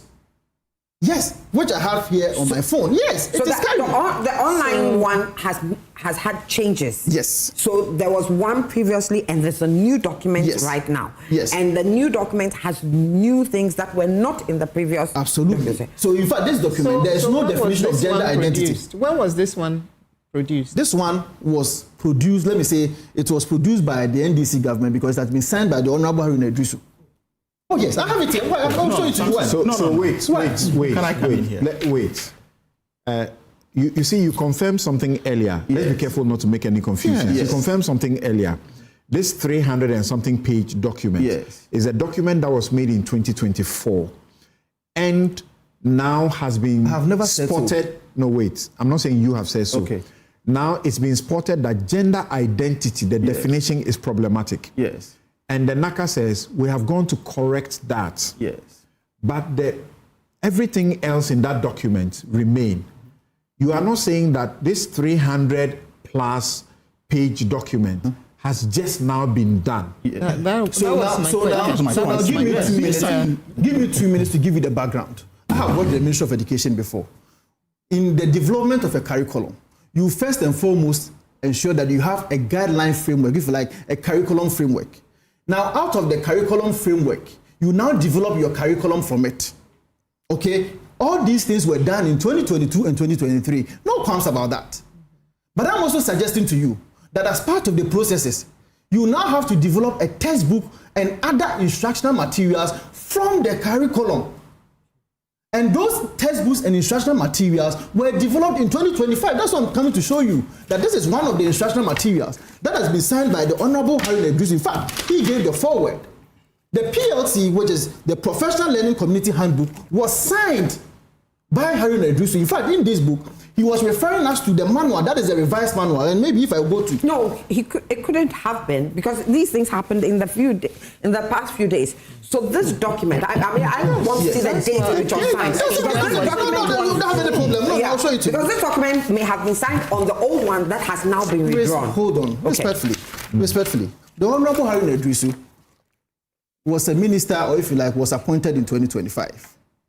I am suggesting to you that in the curriculum, because see, you have to be able to find in the curriculum and the framework issues of gender identity, if you like, defined. Because as I said, it is not a standing document. One will have to give birth to the other. Right. The curriculum will have to give birth to the instructional manual. Yeah. So there cannot be any definition of gender identity that does not form basis from the curriculum. Now I'm suggesting to you that in 2022 and 2023, per the curriculum and the framework, there is nothing that has been mentioned with respect to gender identity, with respect to sexual rights. Because that was a time that, you know, the issue came up. Yes. And then there was the uproar against it. No, that was in 2018. Yes. That was in 2018. Yeah, that is when the first time, what do you call this, CST or something? The CST, Comprehensive Sexuality. It came up. Yes. And then the president assured that it will never happen under his watch. Yes. And then the changes were made. Yes. So it didn't happen. No, see. The curriculum was developed from that point. No, 2019, the documents that were, as it were, exposed was just a presentation. It did not find expression in any of our official documents like we are finding now. It was just a presentation that was made to teachers. Which document was leaked, which brought about the comprehensive sexuality education discussion. Now, mind you, even the comprehensive sexuality education was first found expression in the Ghanaian discourse in 2012 to 2016. That was when the Ghana Education Service signed an agreement with the United Nations Population Fund, where an amount of 51 million Ghana cedis was given to the country, and out of the 51 million Ghana cedis, 33.9 million was for purposes of comprehensive sexuality education. That was the first time we heard that in 2012-2016, when President Mahama was the president of the Republic of Ghana. In fact, in 2016, he chaired a program and launched a program with Lord Dina Mahama at Kempinski about the 7th African Conference where sexual rights was espoused here in Ghana. So I'm saying that yes, those discussions were had before 2012 and 2022 and 2023, but the manuals was never developed in 2024 or 2023. The manuals were developed in 2025. And that is why I'm saying that, see, if so you check the publication. So is it that the development there is a framework. Let me come in here. There's a framework for the development of a manual. Yes. And to develop a manual, there's key stakeholders that need to be brought in. Yes. A manual can't be snapped off in 1 year. Yes. A manual can be snapped up in 6 months. As part of the framework, there's a curriculum that cannot be done. After a manual can be done. No, curriculum can take you. Right. Curriculum and textbooks can take you like 2 years. So in terms of there is, if you look at it, there's what is called the National Pre-Tertiary Framework. Yes. Right. So this framework started before the NDC regime. So it started. It started before that. And it allows for a revision to be done every 5 years. So if you are saying the manual was done in 2000 or 2025, and we are all being quiet about it, nobody knew about it until this came up. A document gets corrected. We are calling it a revised version of what has been corrected. You see, we are mixing the whole thing, but for weaponizing and politicizing it the NACA here and there. So the NACA boss, Professor Bequin, says that this was done in 2024. Yes, in June, and the problem with in us June 2020, we can look at the handing over notes of the minister. The year it was done to look for blame. Asking when was this That's the problem with us. Instead of the substance. Instead of the substance. So if we keep throwing here and there who launches what at Kempinski on sexual rights, it derails the effort of the essence of a national discussion such as education. Now let's premise it on logic, right? A curriculum is developed in June 2024. Look at evidence of that within the handing over notes of the education minister. You said you served there. We agreed that you served between a period. By 2017, you were not there between the period of even 2024 and 2025. Now, you look at this where there exists a framework. Mind you, this development of what you call manual, which is supposed to have been led by the mandated institution known as NACA, was not done by them because they had a supporting role from a consultancy called TTEL, right, chaired by Professor Rufus Anamwa. Right. So TTEL had some funding from MasterCard. I stand to be corrected. We all know when you have funding from agencies, what could be tied. I'm not impugning anything because I'm just raising the relevant issues for bystander Ghanaians. TTEL is transforming teacher training and learning. Yes. And as we understand invariably, it was a British government-funded program. Yes. About $50 million. About $50 million. A British government-funded program. Yeah. But when they actually finished and left, then the Professor Anamwa led, group, then set it up as an sort of an NGO. Yes. And then it was funded by the government to be doing this manuals and things. Yes, and NACAP was not resourced enough to. So, I mean, at the time, if you see, there were some laws from civil society organizations that look, why are you ceding your mandate off to TTEL or a third-party agency that could be classified as an NGO of a sort or as sort of like a consultancy of a sort. So, you see, and when you look at the implementation or you look at the chronology of events, right, apart from the funding bit and where it came from, as I said, the framework, the National Pre-Tertiary Framework, allows a revision of every 5 years. In the last revision that was done, it's not up to the mandated period as prescribed by this framework for any revision to be done. And if the revision process, if you look at even the stakeholders involved and putting together a team to do it, right, it's a lot of work that moves on to do that. Now, moving on from that, in November 2024, we have what implementation and the start of. So the first was actually started. Okay, so hold on. Yeah. You're truncating Assefua's presentation. Yeah. I had asked him to pause and to have you, make an input as to the things that still exist, even though our focus has been the gender identity. Yeah, I just wanted to give a chronological picture. So what I mean is that it's not your turn. Okay, so all right, okay. You seem to have truncated his Okay, sure. Then let me presentation. leave that for him to carry on. So you are saying that this was done in 2015, but the experts 2025. But the experts tell me that all teacher manuals, underline that, all teacher manuals were written in 2024. NACA and GES have no access, they have no control or role in the process. They are only used for the branding for it. And in fact, it was in 2018 that you had the new curriculum writing start by giving the funds that were needed to do it. And this is where we are. So if you see the document, and I had to ask a question because the document is branded NACA Ministry of Education. And the explanation I was giving is that that is the branding. But the institutions doing it, like he's told us, TTEL doing it, they don't hand it to them to play a role in review or anything of the sort. Go ahead with your presentation. Samson, let me try and also try to, as it were, put it in proper perspective so that my brother Khalid will understand the issues very well. I am saying that one issue leads to the other. In the development of a framework, it cannot be a standalone. You use the national penitentiary framework to be able to develop a curriculum. And these things were done by 2023. Samson, in the development of textbooks, which is supposed to be out of the curriculum, it takes a lot of time.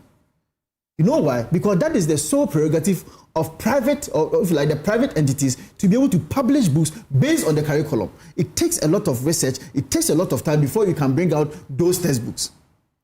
Now, in the absence of the textbooks, government may try or may attempt, or if like NACA, may attempt to, as it were, bring in other manuals, like the teacher manuals and what have you.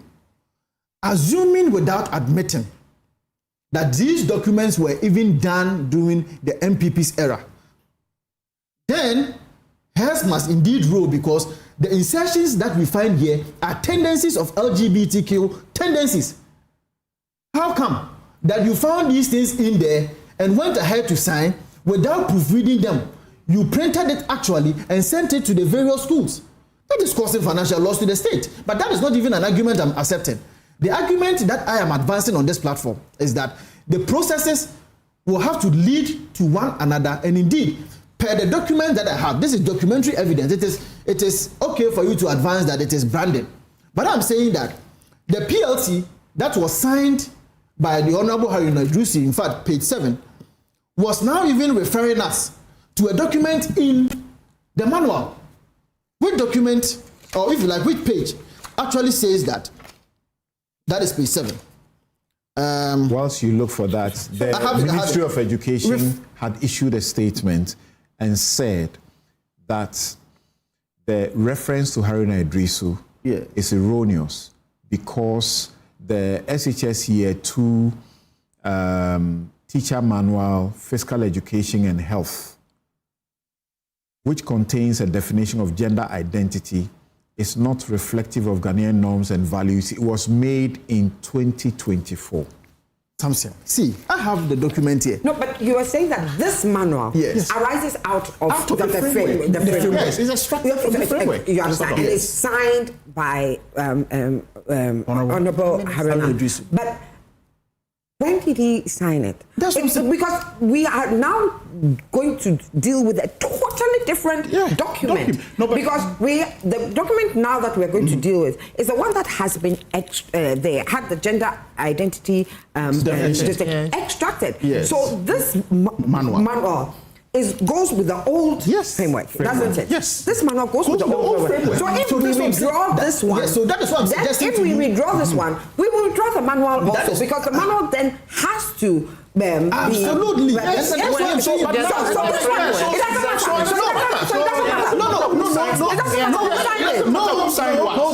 No, hold on. It tells you the intent of the people to smuggle in tendencies of LGBTQ in our curriculum. Okay, so it was smuggled in, and now we have removed it. We have seen it, and then we have removed it. Yes. What do you want now? What I want now is that people will have to answer for this. Okay, Heads will have to roll for this. Who head in particular? NACA, of course, NACA CEO. Because you're saying Haruna signed it. Of course, but you see, I'm saying that. Listen, I'm saying that NACA CEO is the one. NACA CEO is the one who supervised the printing of these books.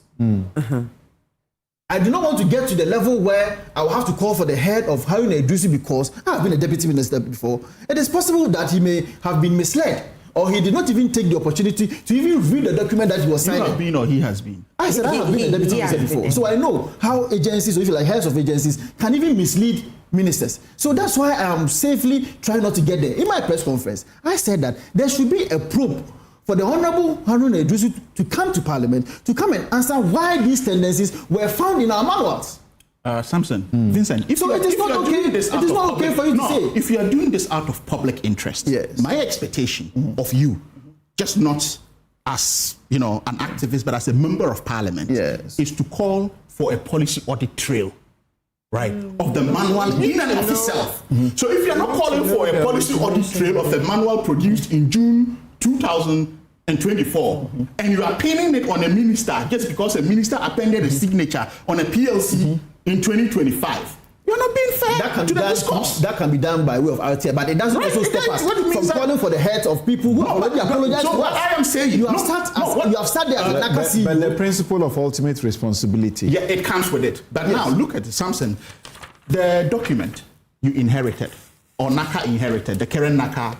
You see, the boss said when it came to his attention, I was looking at the chronology of events when he was giving it. It came to attention. He got to the technical deputy to say, look, this has come to our attention, which is fair for any boss to do who has taken over office, probably in under a year or so ever. Look, these manuals that produced, or we are talking about Form 1, Form 2, Form 3.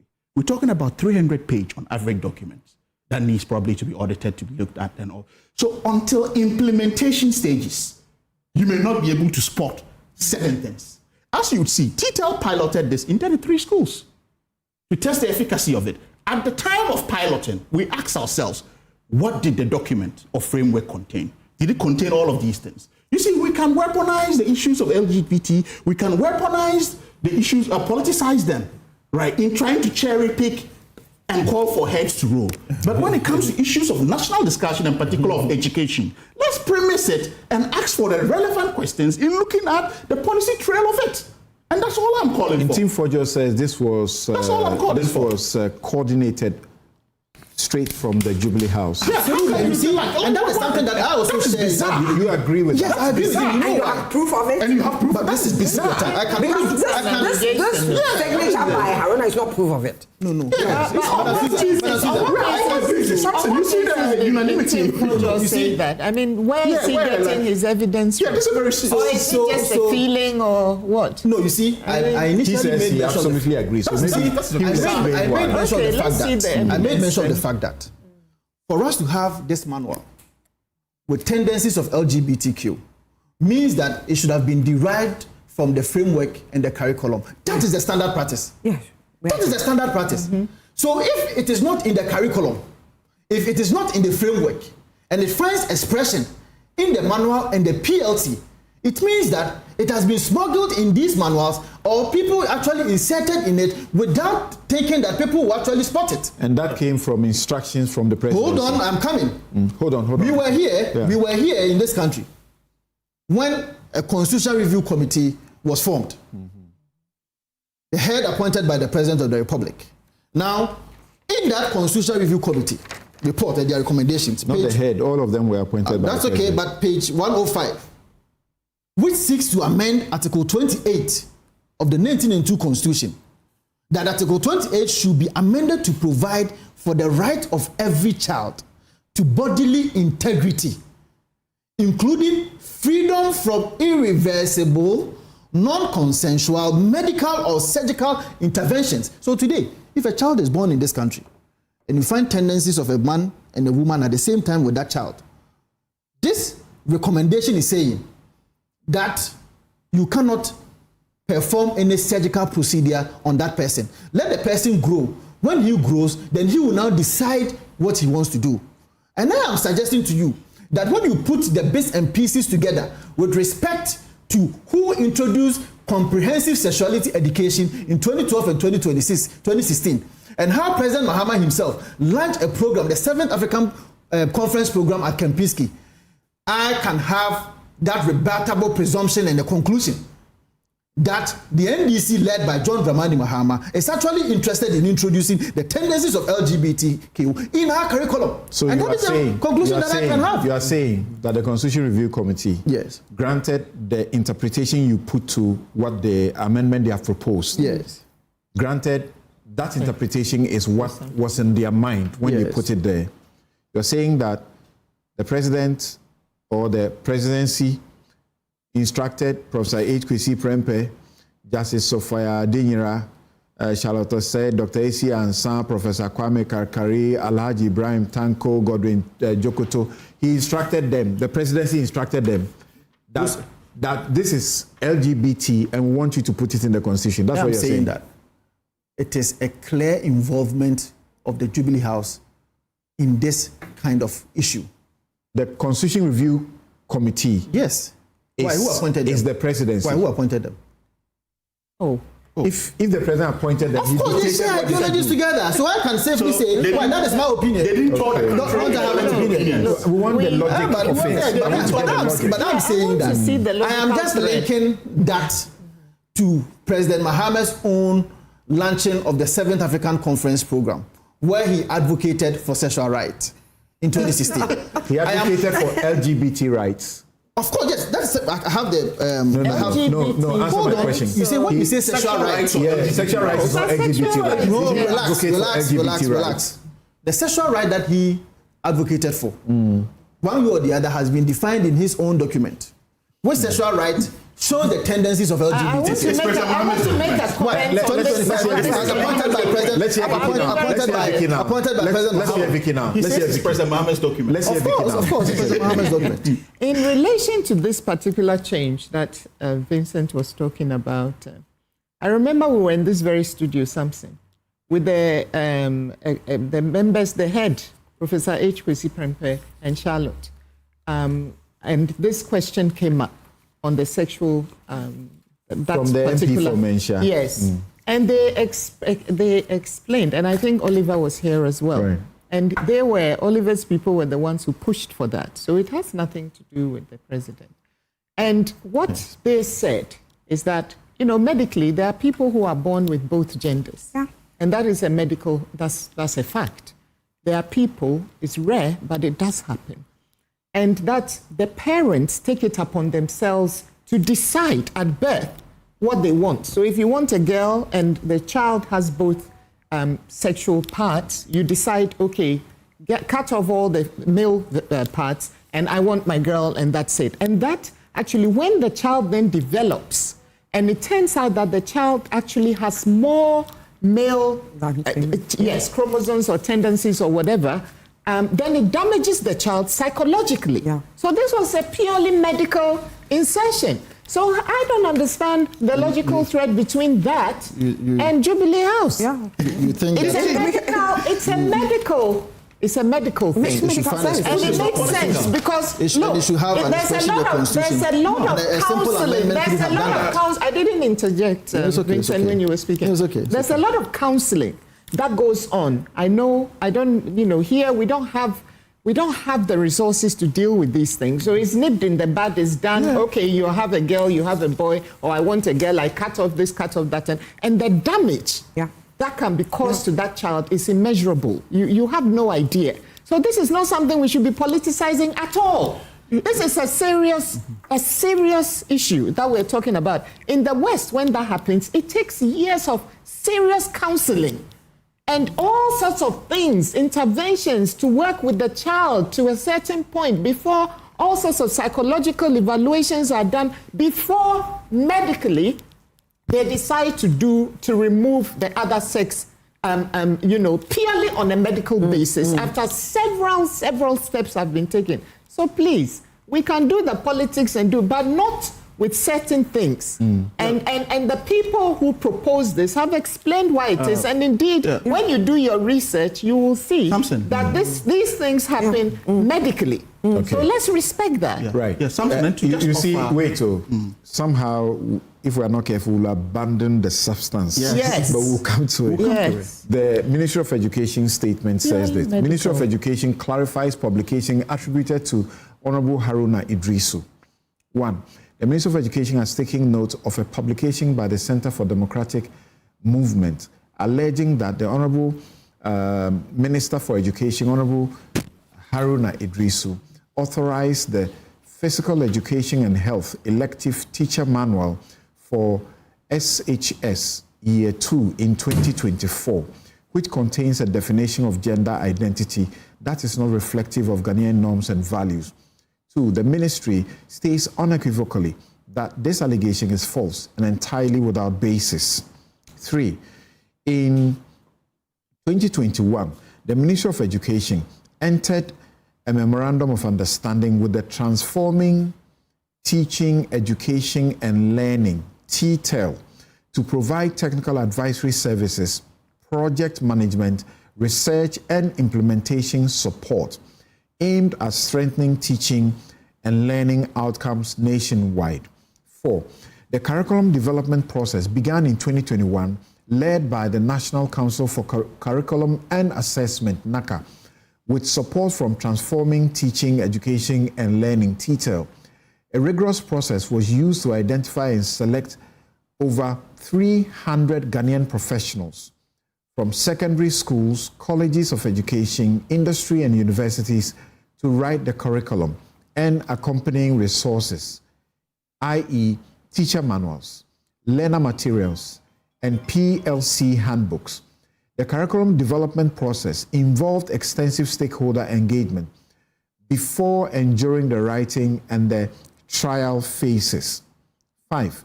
The development and production of this manual predates the appointment of Haruna Idrisu as Minister for Education.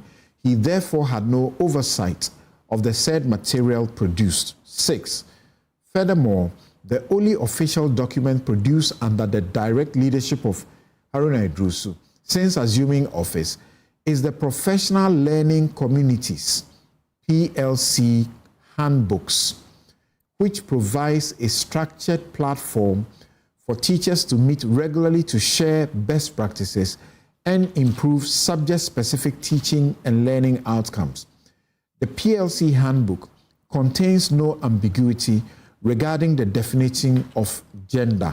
Finally, the ministry remains steadfast in its commitment to transparency, accountability, and strict adherence to national educational policies and values. We urge the public and media organizations to verify information thoroughly before publication to prevent misinformation and unnecessary public concern. This is signed by Hashmin Mohammed, Press Secretary to the Minister for Education. Now let's hear you. My point here my point here is this. If we can actually sit in studio, right, and go after the bipartisan Constitutional Review Committee led by H. Prempe to say that the voices, because they didn't sit in the Jubilee House to draft their recommendation, they crisscrossed the length and breadth of this some country. Actually say because he, the chair, was a lawyer. Yes. Was not a lawyer called to the bar in Ghana. Yeah. The process is bogus. We should throw it away. I mean, people have led Constitutional Review Committee in mature 200-year-old democracies that were never lawyers. So that is neither here nor there. We all have this fixation on where you are called to the bar or where you've come from or what happens to. Whereas the standards out there, even that's the view of the former GBA president. There are interesting views. There are even views of whether you are an associate professor in the UK, you can be called a professor in Ghana. Or I get all those attacks. So I understand where these mundane things are coming from. Yes. So, for example, when you look at this, did he sit in the Jubilee House to draft this? There was an effort and a process. Crisscross the length and breadth of this country. Engage stakeholders in every hamlet and cottage in this country. And we sit here to poo-poo on that in the name of partisan politics, to say that because President Mahama appointed him, this is what it is. Do we not have an education on what constitutional reviews do? This is a recommendation. Nobody has enshrined this in law. And an inference of that to issues of LGBT is that because this is what has President appointed someone as chair, we should link that to an educational curriculum that was developed before a government took place. That is if the interpretation is correct. But the interpretation is wrong. It's wrong, that's right. I'm not going to come to that. When you get it, I'll see that to you. Even the interpretation given to that is your own interpretation. And you want to lord it on over all of us. We are stupid. We don't understand that the interpretation to this is that. That is unfair. To just not us in studio, but to listeners as well. Can we always labor on every point as partisan, as Mahama, as NDC? We don't go only to Parliament to represent MPP or NDC. We represent the good people of Ghana. Do you remember when the campaign started about the comprehensive sexuality education issue? Yes. Do you remember what the NDC was doing to Akufo-Addo? I know. but I'm not going to. You see, that's another so thing. It's not different. No, but yeah, that's why we call for a reset agenda, and we're on the reset course. Oh my God! Right? Look, you see, Samson. When we come to issues of, I'll give you some level of that. I'm giving contextualization. I'm not defending anything. For us to really have an idea of how sensitive these issues are, even in very developed countries. Right? If anyone had listened to, I think, the Reef lecture given by Lord Sampson, there was issues about, a child that was birthed and couldn't have treatment that supported the NHS in England and ought to be taken to the US. And the court was blocking that, which has similar connotations to what Madam Bright is talking about here. Even in issues of euthanasia, among other issues, right? So there are very complex issues that do come and go. You realize how evolving society and sensitive is. As Madam Bright may, correct me if I'm wrong, until after 1990, right? Women barristers were not allowed to wear straight trousers in the courts in England and Wales. That is 1990, not 1960, right? So that could be deemed as primitive even back then. But look at the period, 1990, right? Alan Turing was chemically castrated for being gay in England by law. Was a serious. And Alan Turing today has his portrait on the biggest bill, which is the £50 note in England. So this is not to justify anything. This is just to give you how society is complex in its evolution among other issues. And therefore a politicization of these things and not actually breaking them down. And having the respect of our culture. Let's stick with the substance. Yes, and respect of our culture. When he started, it's going to go a very long. When Asifwa started, he drew our attention to something that is still there. Yes, if it is there, no. The point is, look, we can't just. It's a serious document, right? It's a serious document. And what worries me when he started, what was very alarming, was that to keep referring to social media posts. What has been posted and what has been deleted may not be fair. I have not. Right? Because it's a serious engagement. I have not. If the document has an issue, can we call for a revision of it? Right? So that it is looked at comprehensively. Yeah. Not bits and pieces of what is deleted and what's not deleted. Yeah. Okay. Look at the response of the good old professor Aden Anaka, how he's going about the process. But if you throw in a partisan spinal in the wheel, Susan, do you find it? Don't you find it curious? 1995. Yes. Don't you find it curious that this matter comes up, and then almost the entire Ghanaian populace stand against it? That it should not find expression in our curriculum. So Akufo-Addo had to come and say it will never happen under my watch. Then how many years down the line? We find that whilst it didn't find expression in the curriculum, it found expression in the teacher manual. Is this a slip? Felix Ofosu-Kwakye says this is a slip. Or is it a deliberate slip? Well, I mean, for my mind, there should have been a lot of gatekeepers or a lot of, what you call it, checks and balances so that things like that don't slip and come in. And if that is the thing, there I agree that certain people must be held responsible for allowing that to continue to that point. And then we need to look at our system, that these are important documents that are coming to shape lives, that are coming for our future. And so we should not allow things to slip. I mean, education is important. We've realized that if education, you have people well educated, it affects their health. If you have people well educated, it affects the economy. If you have people well educated, it affects their social well-being, their physical well-being, just their well-being. You understand? So we shouldn't allow certain things to slip by us. There should be the safeguards that are put there so that any document that comes out that is going to the core of who we are in terms of, then it has to undergo rigorous checks and balances. But you see, the thing is, there'll always be this struggle between our African ethic of, and that of what we perceive as Western imperialism trying to force us into a certain culture that we kick against, and that's why many Ghanaians kick against us, kick against it, because as Africans and as Ghanaians, we don't see sex, we don't see gender or even sex. We don't see it as just the individual.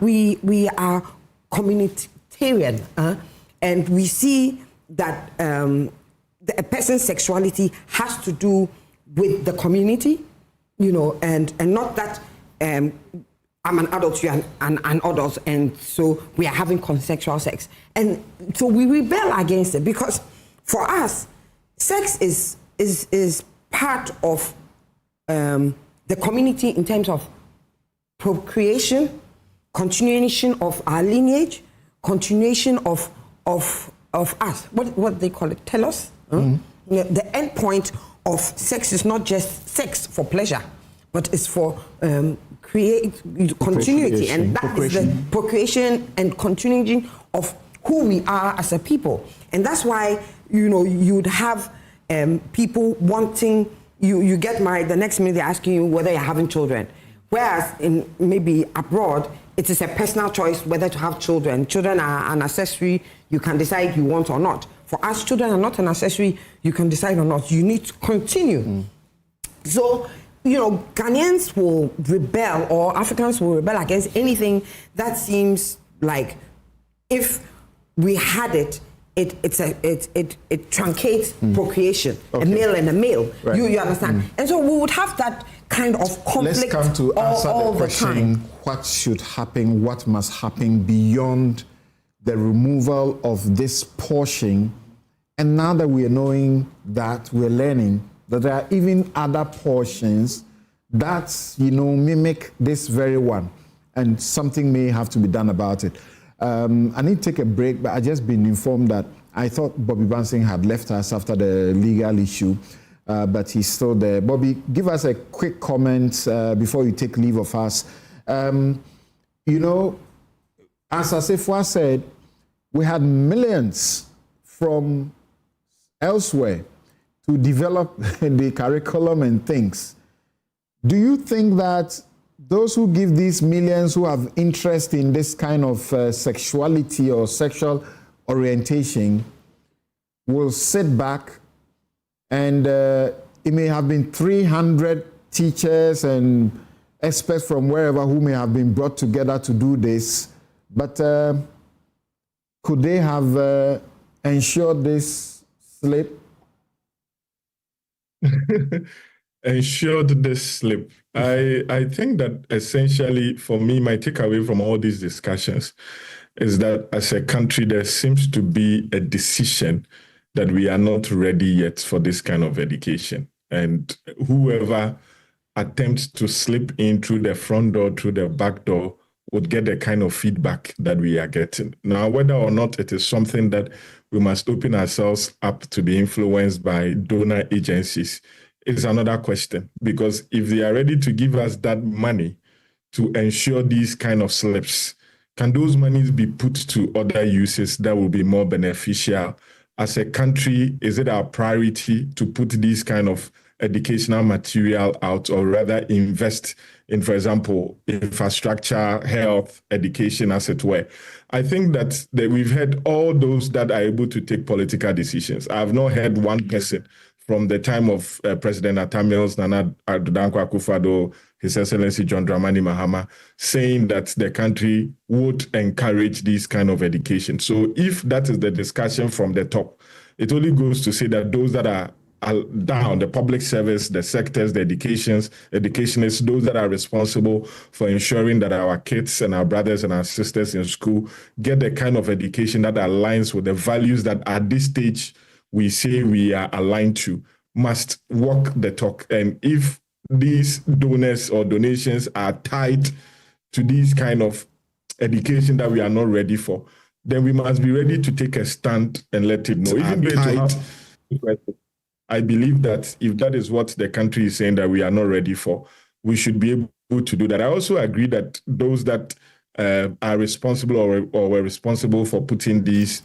in our textbooks, if they've admitted that it was not true, I believe that there should be a holistic analysis of how it got there in the first place, particularly with the background of the previous editions of these materials, which had contained some of these or suggested some of these contents that we say are not aligned with our values, and then it still found its way there, so that it is not as if it is just water under the bridge. Perhaps something, it may not be influenced by any donors. It may be somebody's or a group of persons who want to put it out there. Well, let's investigate, let's find out, let's see what the sources, who are responsible, and the kind of appropriate measures we can take to ensure that these things do not happen anymore. All right, thank you very much. Bobby Banton takes leave of us here. We take a break, and when we return, we'll be asking the question that must be asked. The Catholic Bishops' Conference, for example, say there must be a comprehensive audit, and to see why the editorial processes also leave room for where we find ourselves now. We'll be right back.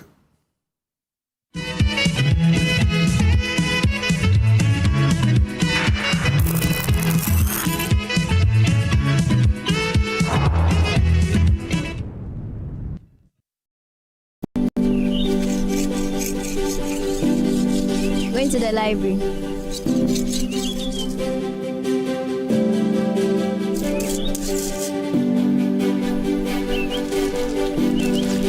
Going to the library. Okay.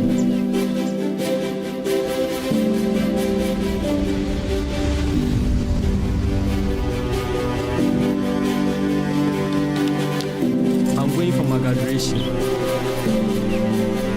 Go well.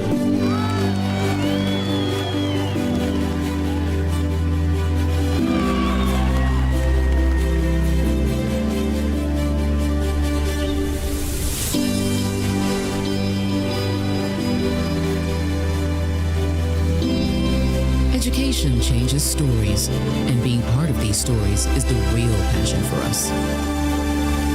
MTN.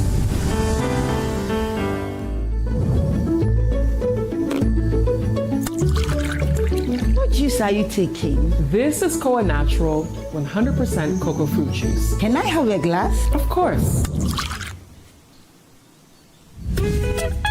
Koa Natural 100% cocoa fruit juice is not just your regular cocoa drink. This is an innovative juice made from the pulp of the cocoa fruit. Once the cocoa pod is harvested, the pulp, which would have been previously discarded, this time is set aside, and that is what is used to make your Koa Natural 100% cocoa fruit juice. Not only is Koa refreshing, the taste is incredible. Wow. There's no added sugar, no additives, and no preservatives. 100% cocoa fruit juice. Don't worry, you won't be left out. Wow, this is unbelievable. I will take this anytime, any day. Excellent furnishing in a real estate business is a great deal for survival. My struggles as a young estate developer were cut short when I discovered Fernat Ghana. With quality furniture made from the finest woods and amazing after-sale service, Fernat Ghana changed my story with every single home I built. It's a one-stop shop that serves the interests of clients with a variety of living room and dining sets, solid wood kitchen installations, wardrobes, doors, cabinets, beds, pergolas, floor parquets, and many other wooden product that will last a lifetime. With Fernat Ghana, all clients are offered the opportunity to customize furniture to their specifications, and the smile on their faces says it all. Thanks to Fernat, now your home can look beautiful with furniture that would last for generations. Visit Fernat Ghana today and share my story. Locate us at Yaniba Estate, Osu, Accra, or call 0303 966085 or 055 278 4097. Think wood, think Fernat.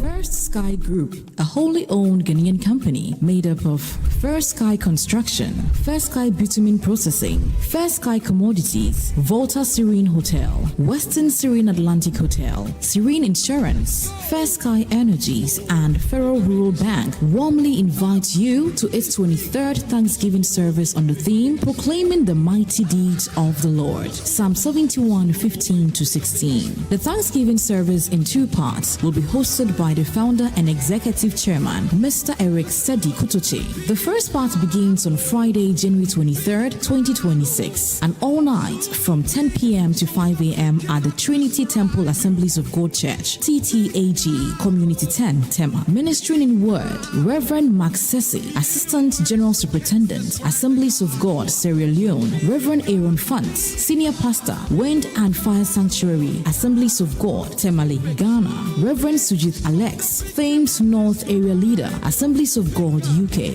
The second part follows on Sunday, January 25th, 2026. Thanksgiving service at the main auditorium of the Accra International Conference Center. The time is 10 a.m. Guest speaker, Reverend Dominic Yo, Global Chairman, World Assemblies of God and General Superintendent, Assemblies of God, Singapore. Chairman for the occasion, Apostle General Sam Kwanchi Ankara, General Overseer, Royal House Chapel International. Special guest of honor, His Excellency John Dramani Mahama, President of the Republic of Ghana. Also in attendance will be His Eminence Archbishop Nicholas Duncan Williams, General Overseer, Action Chapel International, Reverend Stephen Yensum Wingham, General Superintendent, Assemblies of God, Ghana, and Vice Chairman, Africa Assemblies of God, Reverend Professor Paul Frimpong Manso, Immediate Past General Superintendent, Assemblies of God, Ghana, Most Reverend Professor Johnson Kwabena Asamoah Jedu, the Presiding Bishop, the Methodist Church, Ghana, Most Reverend Dr. Paul Wafo, Past Presiding Bishop, Methodist Church, Ghana, Apostle Professor Kojo Opoku Onyina, Past Chairman, Church of Pentecost, Reverend Dr. Lawrence Tete, an international evangelist, Reverend Dr. Silvanus Amegashiti Alom, Group Corporate Chaplain, First Sky Group, and other senior clergy. Ministering in music will be Minister Kofi Owusu-Pepra. For more details, please call 020-854-3441 or 0248-940-02. If the sickness is strong,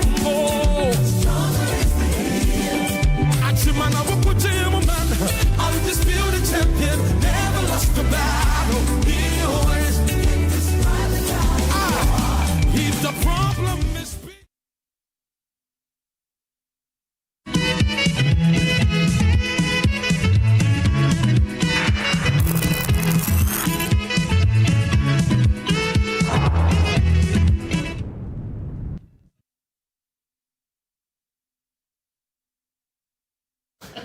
how time flies, and okay, guys, we are on, we are live.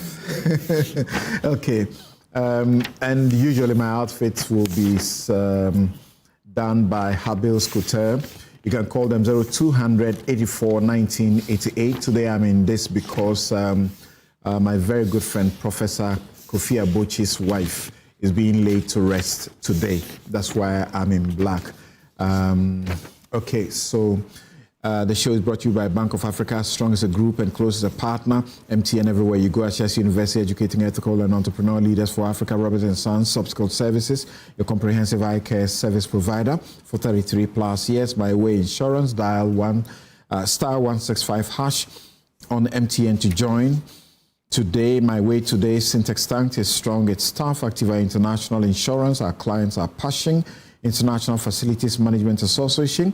They are proud to be associated with Newsfile. Safari Valley Eco Park, bringing you closer to nature. Gold Board Jewelry, pure, precious, proudly Ghanaian. Koa Natural Juice, it's 100% pure fruit juice. Okay, barely like a minute for each one of you. So what's the way forward? And I'm looking at how should we redefine the portions that you have flagged practically so that we don't belabor the point? Well, Samson, I think that the minority called for a nationally acceptable, defined words that will be minus anything tendencies of LGBTQ. So there should be a stakeholder engagement where teachers, parents, educators, experts in education, the Ghana Catholic Bishops Conference, the Methodist Conference, a group of 300 people produce this. So why should we still have a problem? But you see, I think that there should be a nationally acceptable definition where you don't find any tendencies of LGBTQ.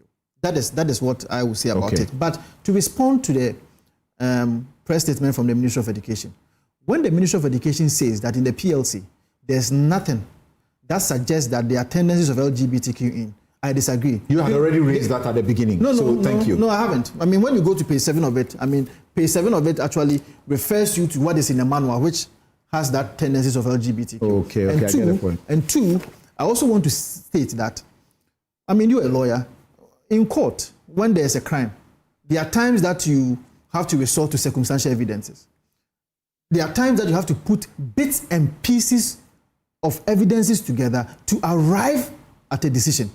And Except that the problem with circumstantial evidence is that there's absence. It must lead to only one reasonable conclusion. Yes. So in this case, it can't lead to one conclusion. That is the presidency or somewhere. Is this even illegal? No. Please see. When in the last session of Parliament, the NDC actually went through 33 bills under a certificate of agency. What is the President and the NDC's commitment in passing an LGBTQ, where the 33 bills, that is the ones that have been passed under a certificate of agency, is minus the LGBTQ. Legitimate consent. Especially when... I'm sorry, we are eating into their time. Okay, so I think we should have a comprehensive audit. I think it's important from what Vincent has been saying there, we haven't kind of seen everything that needs to be removed. So we just need to go through it and remove what doesn't need to be there to reflect our own cultural, biological, and moral understanding of what gender and sexuality are. Right. Yes. Well, President Akufo-Addo had all the time to accent to the bill, which he didn't do. Right, so I don't know why you are raising it now, saying that this is what it is. But that said, they will tell you that it became a matter for the courts. For the courts, well, whichever. But again, if but I want to go by, said that when they have if I want to go by his circumstantial evidence, I could have said that someone also went to court on their behalf, but I wouldn't say that.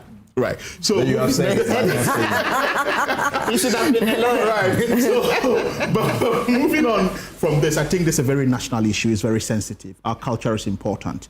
You see, that's why I call it a bipartisan.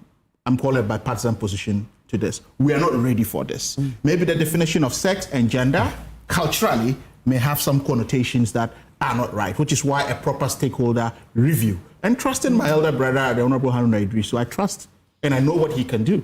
And I know his personal stance on these issues, right, based on our culture. I know President Mahama and the Vice President stands on these issues based on our culture. None of them are ready to betray our culture, and I'm sure the right thing will be done. So let's call on all stakeholders and see how. But the willy-nilly of pulling things out and saying this has been done, going back and forth, it's not what. This is the future of our kids. This is the future of the nation. So let's all hold hands and see how we can credibly amend whatever wrong and give the right interpretation. Sometimes it's language. And language can be very chaotic when it's subjected to interpretation. Okay.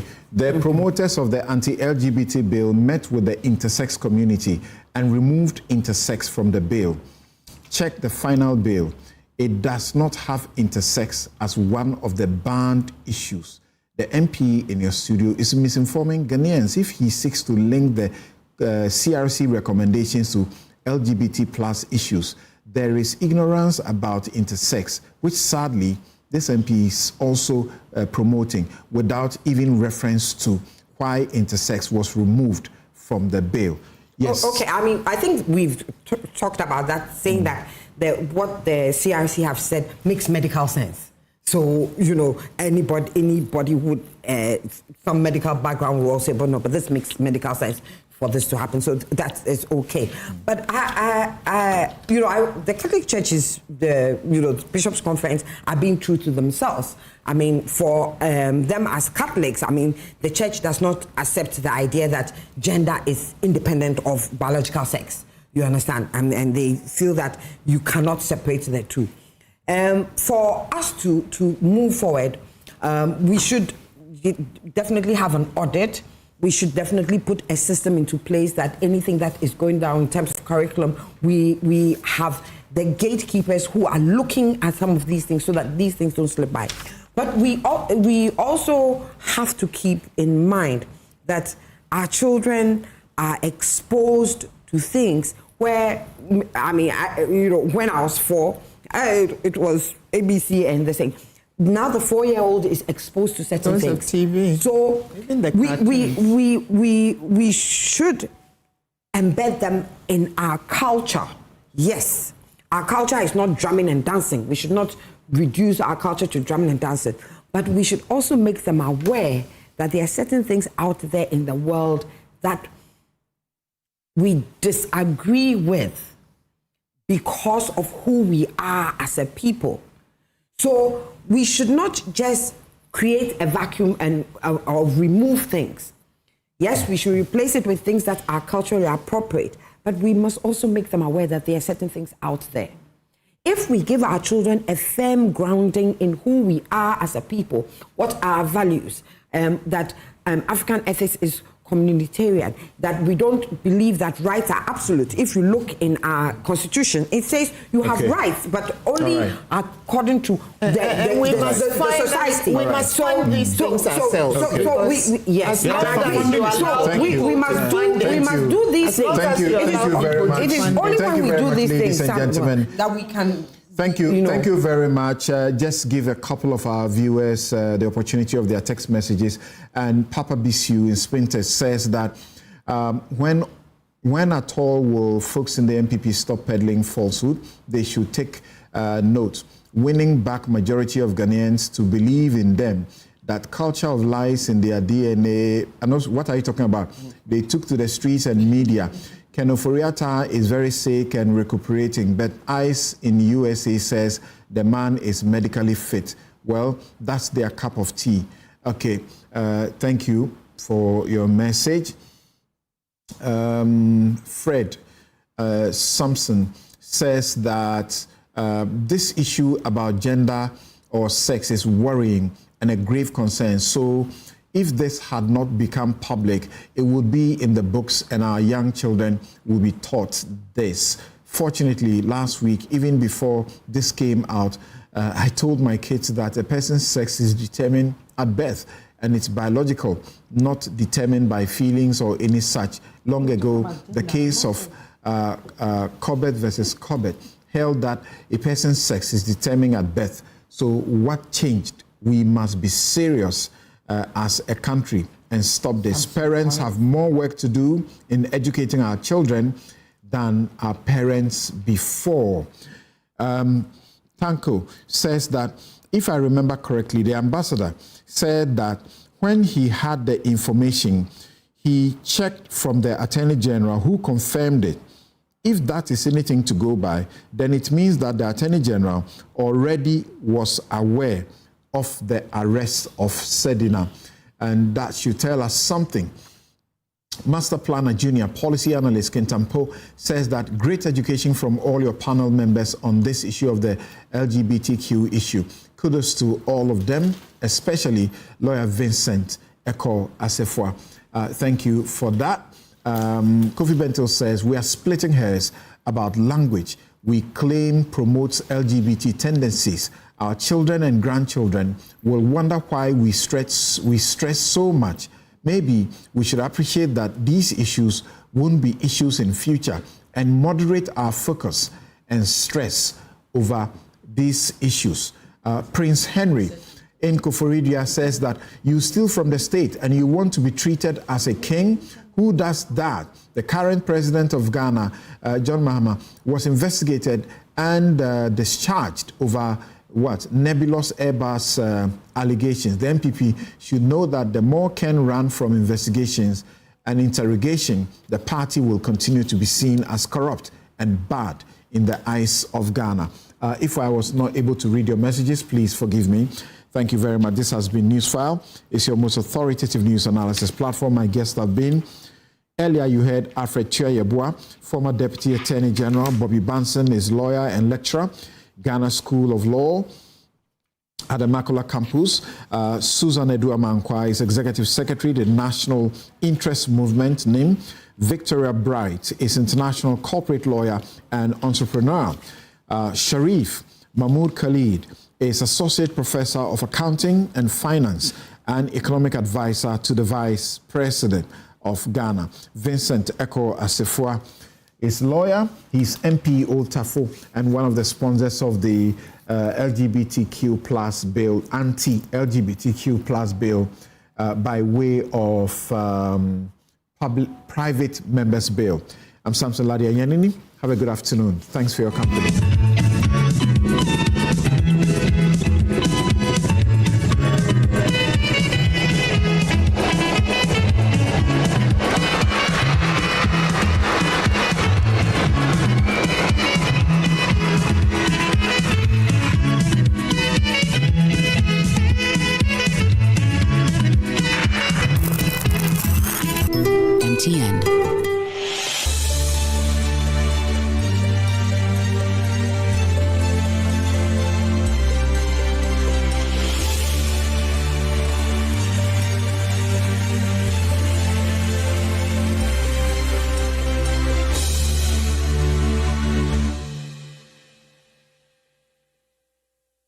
Thank you very much for joining us for another installment of The Sages. My name is Benjamin Akakwa, and today I'm going to be engaging a man who is an author, public speaker, sociologist. He's won a number of awards, and since the 1980s, thereabouts, he's been living in South Africa. I'm talking about none other than Professor Kwesi Pra.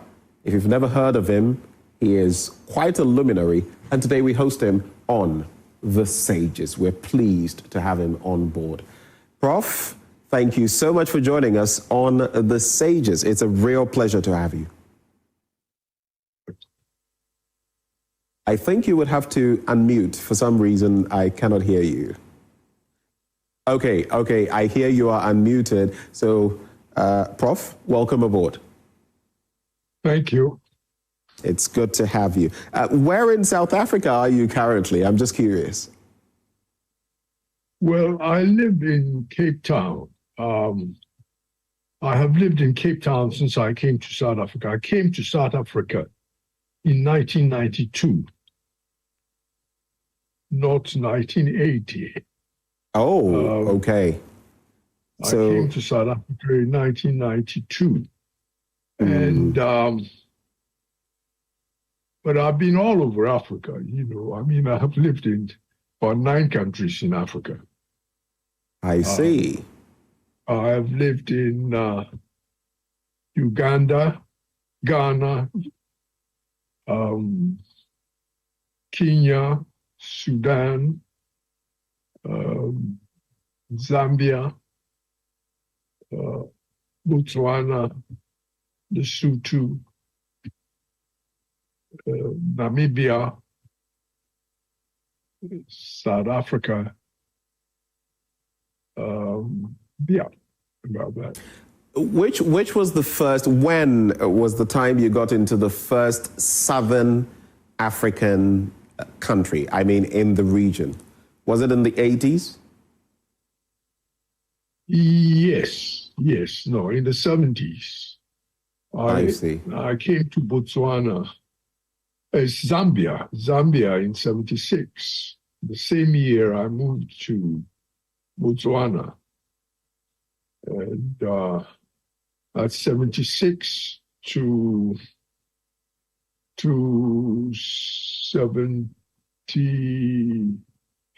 79, 80, I went briefly to China.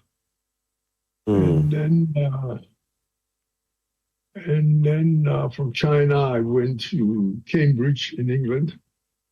Okay. It's nothing fellow. And then from Cambridge, I went to the Sudan. And from the Sudan, I went to Lesotho.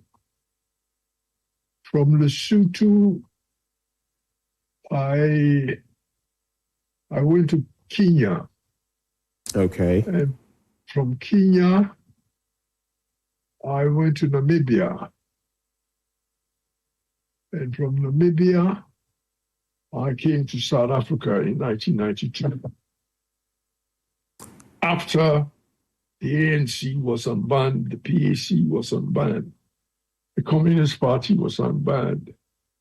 Mandela was released, Sulu was released, Mbeki was released. That's when I came here. I see. That's quite a photographic memory you have, the timelines and where you've been to. Not surprising. But if I asked you, in a nutshell, I have introduced you as an author, public speaker, sociologist, award-winning personality, but who really is Professor Kwesi Pry? If I asked you that question, what would you say? Oh, really? Well, I'm just somebody who grew up in Accra. You know, I was born in Kumasi, but grew up in Accra. You know, and then went to Achimota School, and then did my sixth form at Vansicum School, and then went on to Leiden University in the Netherlands to study. Initially, I thought I was going to study medicine, but I gave it up very quickly and followed my natural inclinations into anthropology and sociology and philosophy. And then did my first degree, second degree in Leiden, and went on to Uganda to do research, came back to Europe, and then started my PhD. And then I got my first teaching assignment in Heidelberg, in Germany. I was living in Amsterdam, but traveling to Germany every fortnight. I did that from about 69 to 72. I had another assignment with the University of Amsterdam. And I left Europe. 73, I finished off my PhD. And then 74, I was in Ghana, back to Africa after 12 years. And so in Ghana, I was teaching in the University of Cape Coast. But I had to leave in a hurry because it looked like